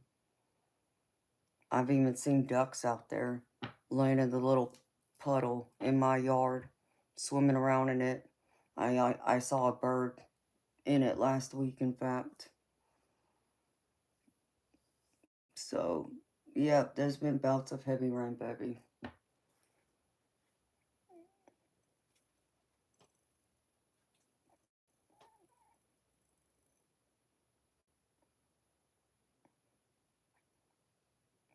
Well, Karen, we would worry though, honey, because we know you already broke your leg. We've been wondering about you. Because we'll always be praying for you, sweetheart, for those of us who pray. And those of us who don't would send you healing, love, and light.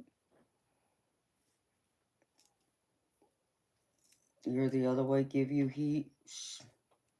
No, baby. It's easier to warm up than it is to cool off for me. Like when I went home many years ago to visit my ex-boyfriend, um, I don't remember what the temperature was, but it was like the end of June, sometime beginning of July, I think. And he only had a window unit in the house. Nope, I was toasted. I was done. I ended up being put in the hospital just from dehydration, heat exhaustion. I was dizzy. I was lightheaded. I felt sick to my stomach. Nope, the heat gets to me like that.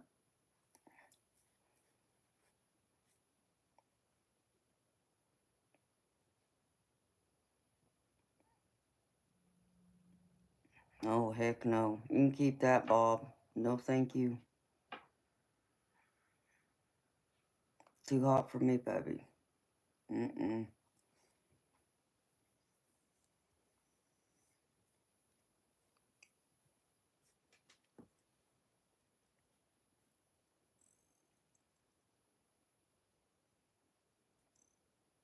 I can't even imagine it being 116 degrees. Although it wouldn't surprise me if it hits that at some point to where it may not be 116, but it'll feel that way with the humidity.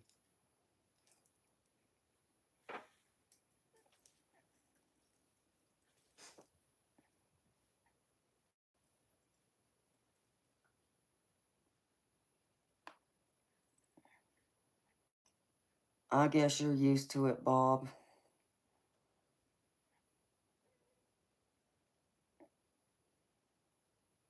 No, same here from us, Karen.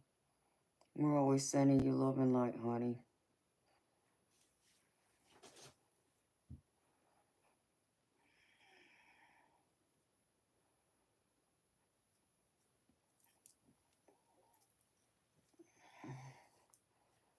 Yeah, I guess it still blows my mind, Bob, how some people don't have central AC today. I don't understand that. Because I don't understand how people can live without central AC or heat. I can't. My whole life, I've always had central heat and air.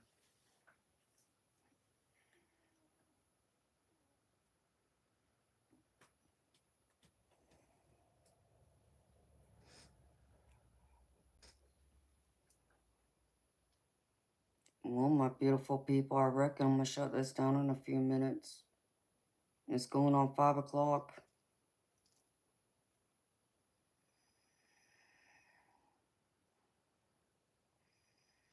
No thanks, Bob. My butt would be inside that house, baby. Unless you're right by the beach. Then I'd hop in the ocean. But then again, y'all got those dangerous jellyfish and the octopus and what else? Y'all got some dangerous creatures in that ocean. You remember when y'all had window fans? You talking about those window units, Karen? Because, I mean, I've been in someone's house that had a window unit. And it wasn't too bad, but it was a very small place, too. It wasn't big. But if it's like a house, nope. Can't do it.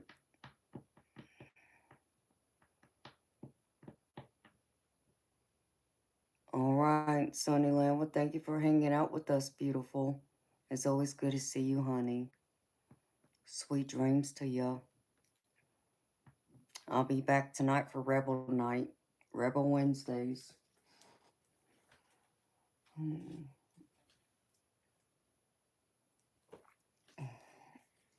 I reckon I'll turn this off.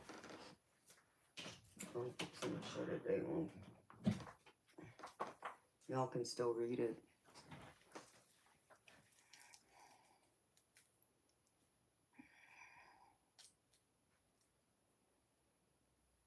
Thank you, Sunnyland. Same to you, honey.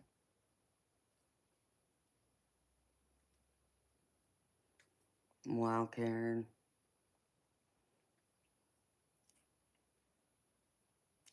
Yes, and cope. I've had mine done.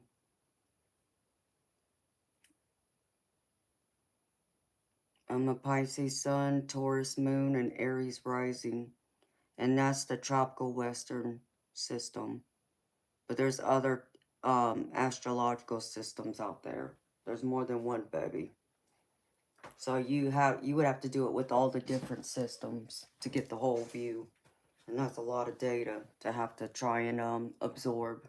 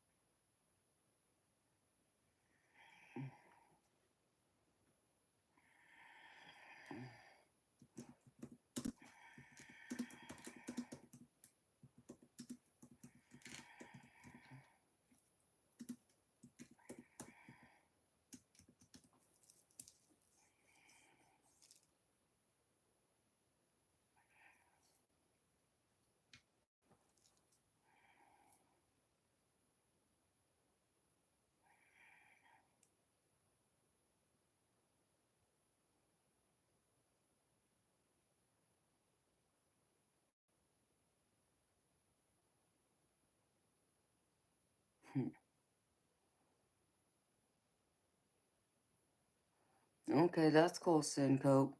Yeah, I've had the sidereal done and the tropical.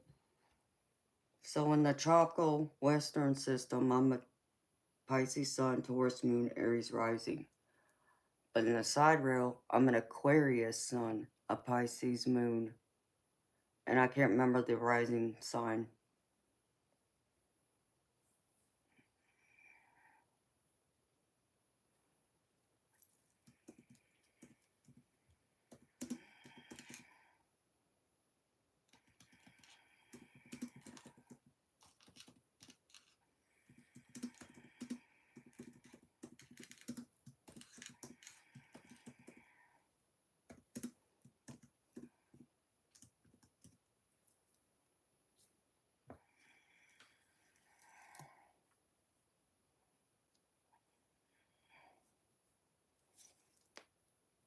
Okay, Karen, sounds good, beautiful. You get some rest. Take good care of yourself, honey. Sweet dreams to you.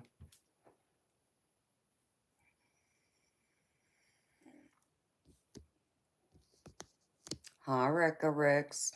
How you doing, baby? It's good to see you, honey.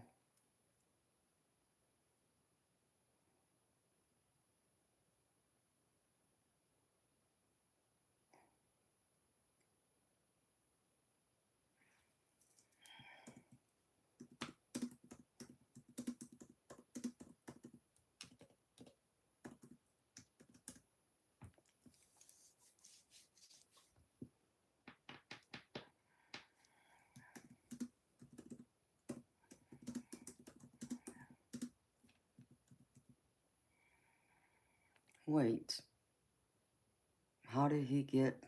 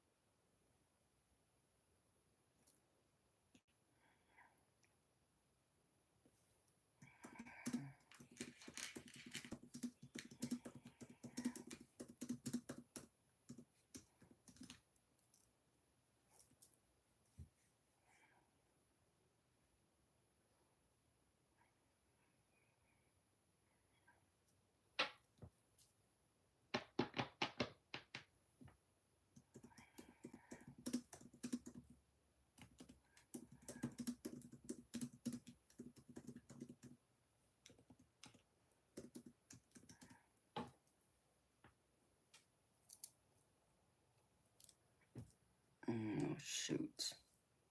Well, and I can't check right now because I'll be able to find out when the stream's over.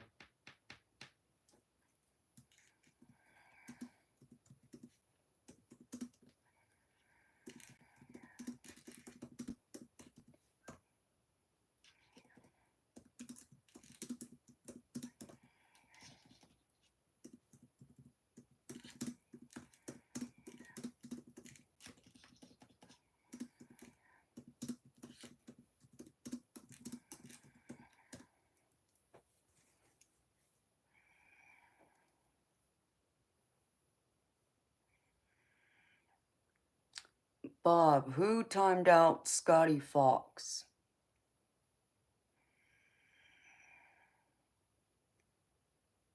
Wow.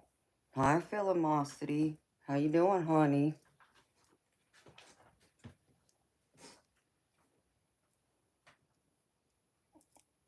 I thought he was a mod, Bob. Oh, dear.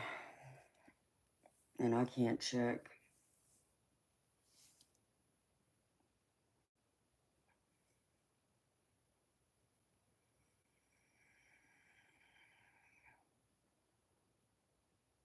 Oh.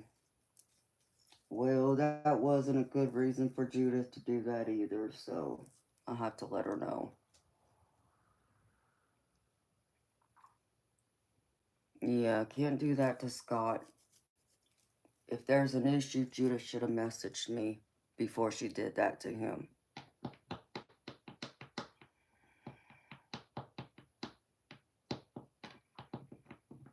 I'll have to write her an email, let her know.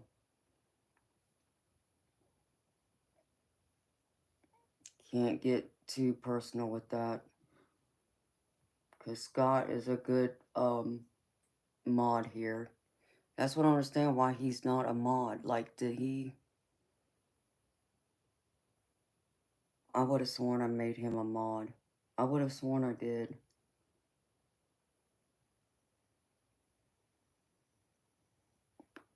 I'll have to find out.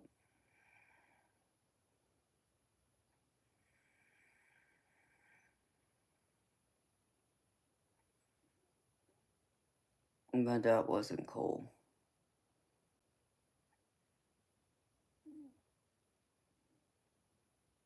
Like, so how long has he been timed out for? Eternal. Did you see it, baby? Like, can you take a screenshot of it so I can see how long it's for?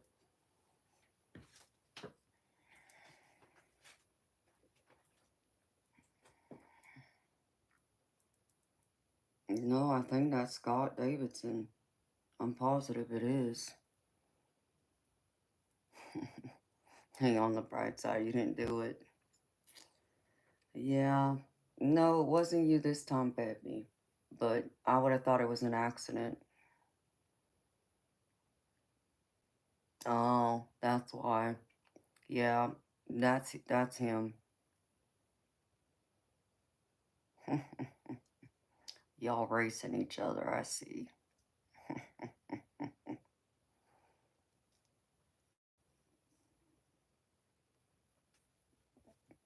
You're right, Eternal, that's him.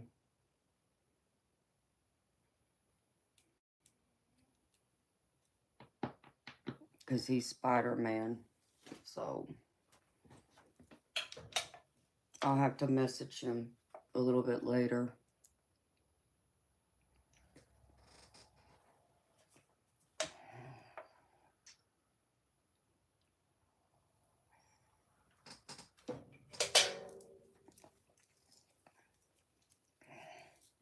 Yeah, I see the top fans.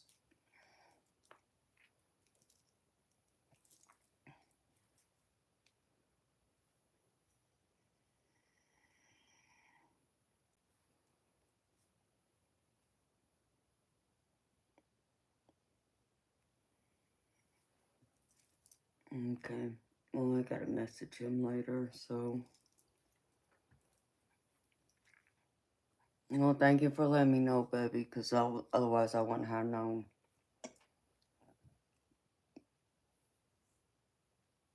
And then I would have been bothered by it.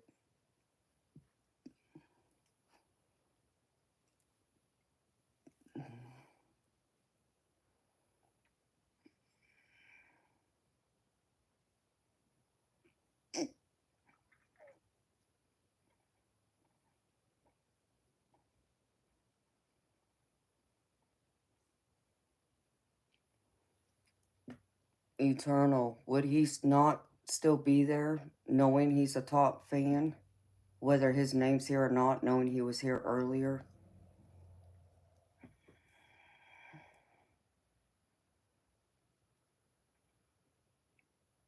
No. Well, I'll have to let Judith know.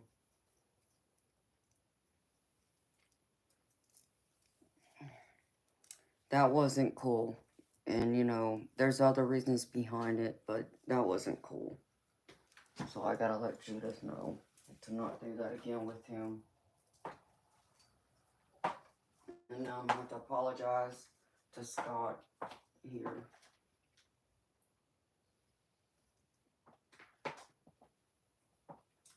Well, my beautiful people, are y'all ready for some shut-eye? Because it's 5 a.m. At least it is for me.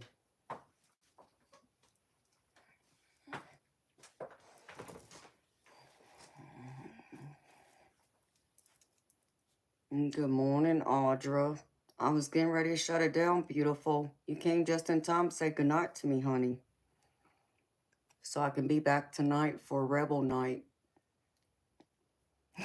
Yeah, she came to say goodnight to me. You know, beautiful. I'll be back, you know. I'm gonna take this weekend off. So I'll stream Wednesday night and Thursday. But I'm taking Friday and Saturday off. Possibly, more than likely, Sunday too. I haven't decided yet. I'm at least taking Friday and Saturday off. Okay. But I'm going to try and stay on later Thursday. So Wednesday and Thursday, I'll be here, beautiful. I'm going to try and stay on as late as possible. As long as my energy is high. And then, like I said, it's time for this mermaid to have a weekend off. Because I haven't had a weekend off since I started this channel. I started streaming, so. With the exception to the week I got sick.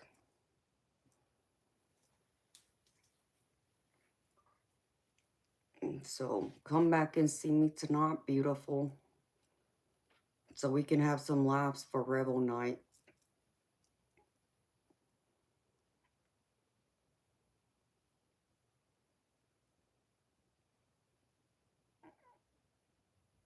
Oh, wow, Audra. Oh, I hate to hear he's still in the hospital, beautiful. Well, I'm sending you and your dad healing love and light and wishing him a speedy recovery. So, you come see me tonight for some funny laughs.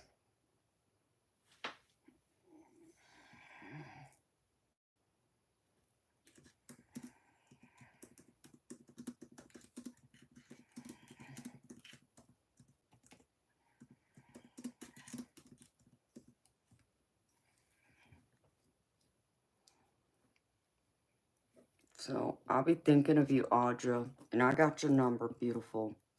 So, you need to talk, beautiful. You got my number too, Audra, just so you know.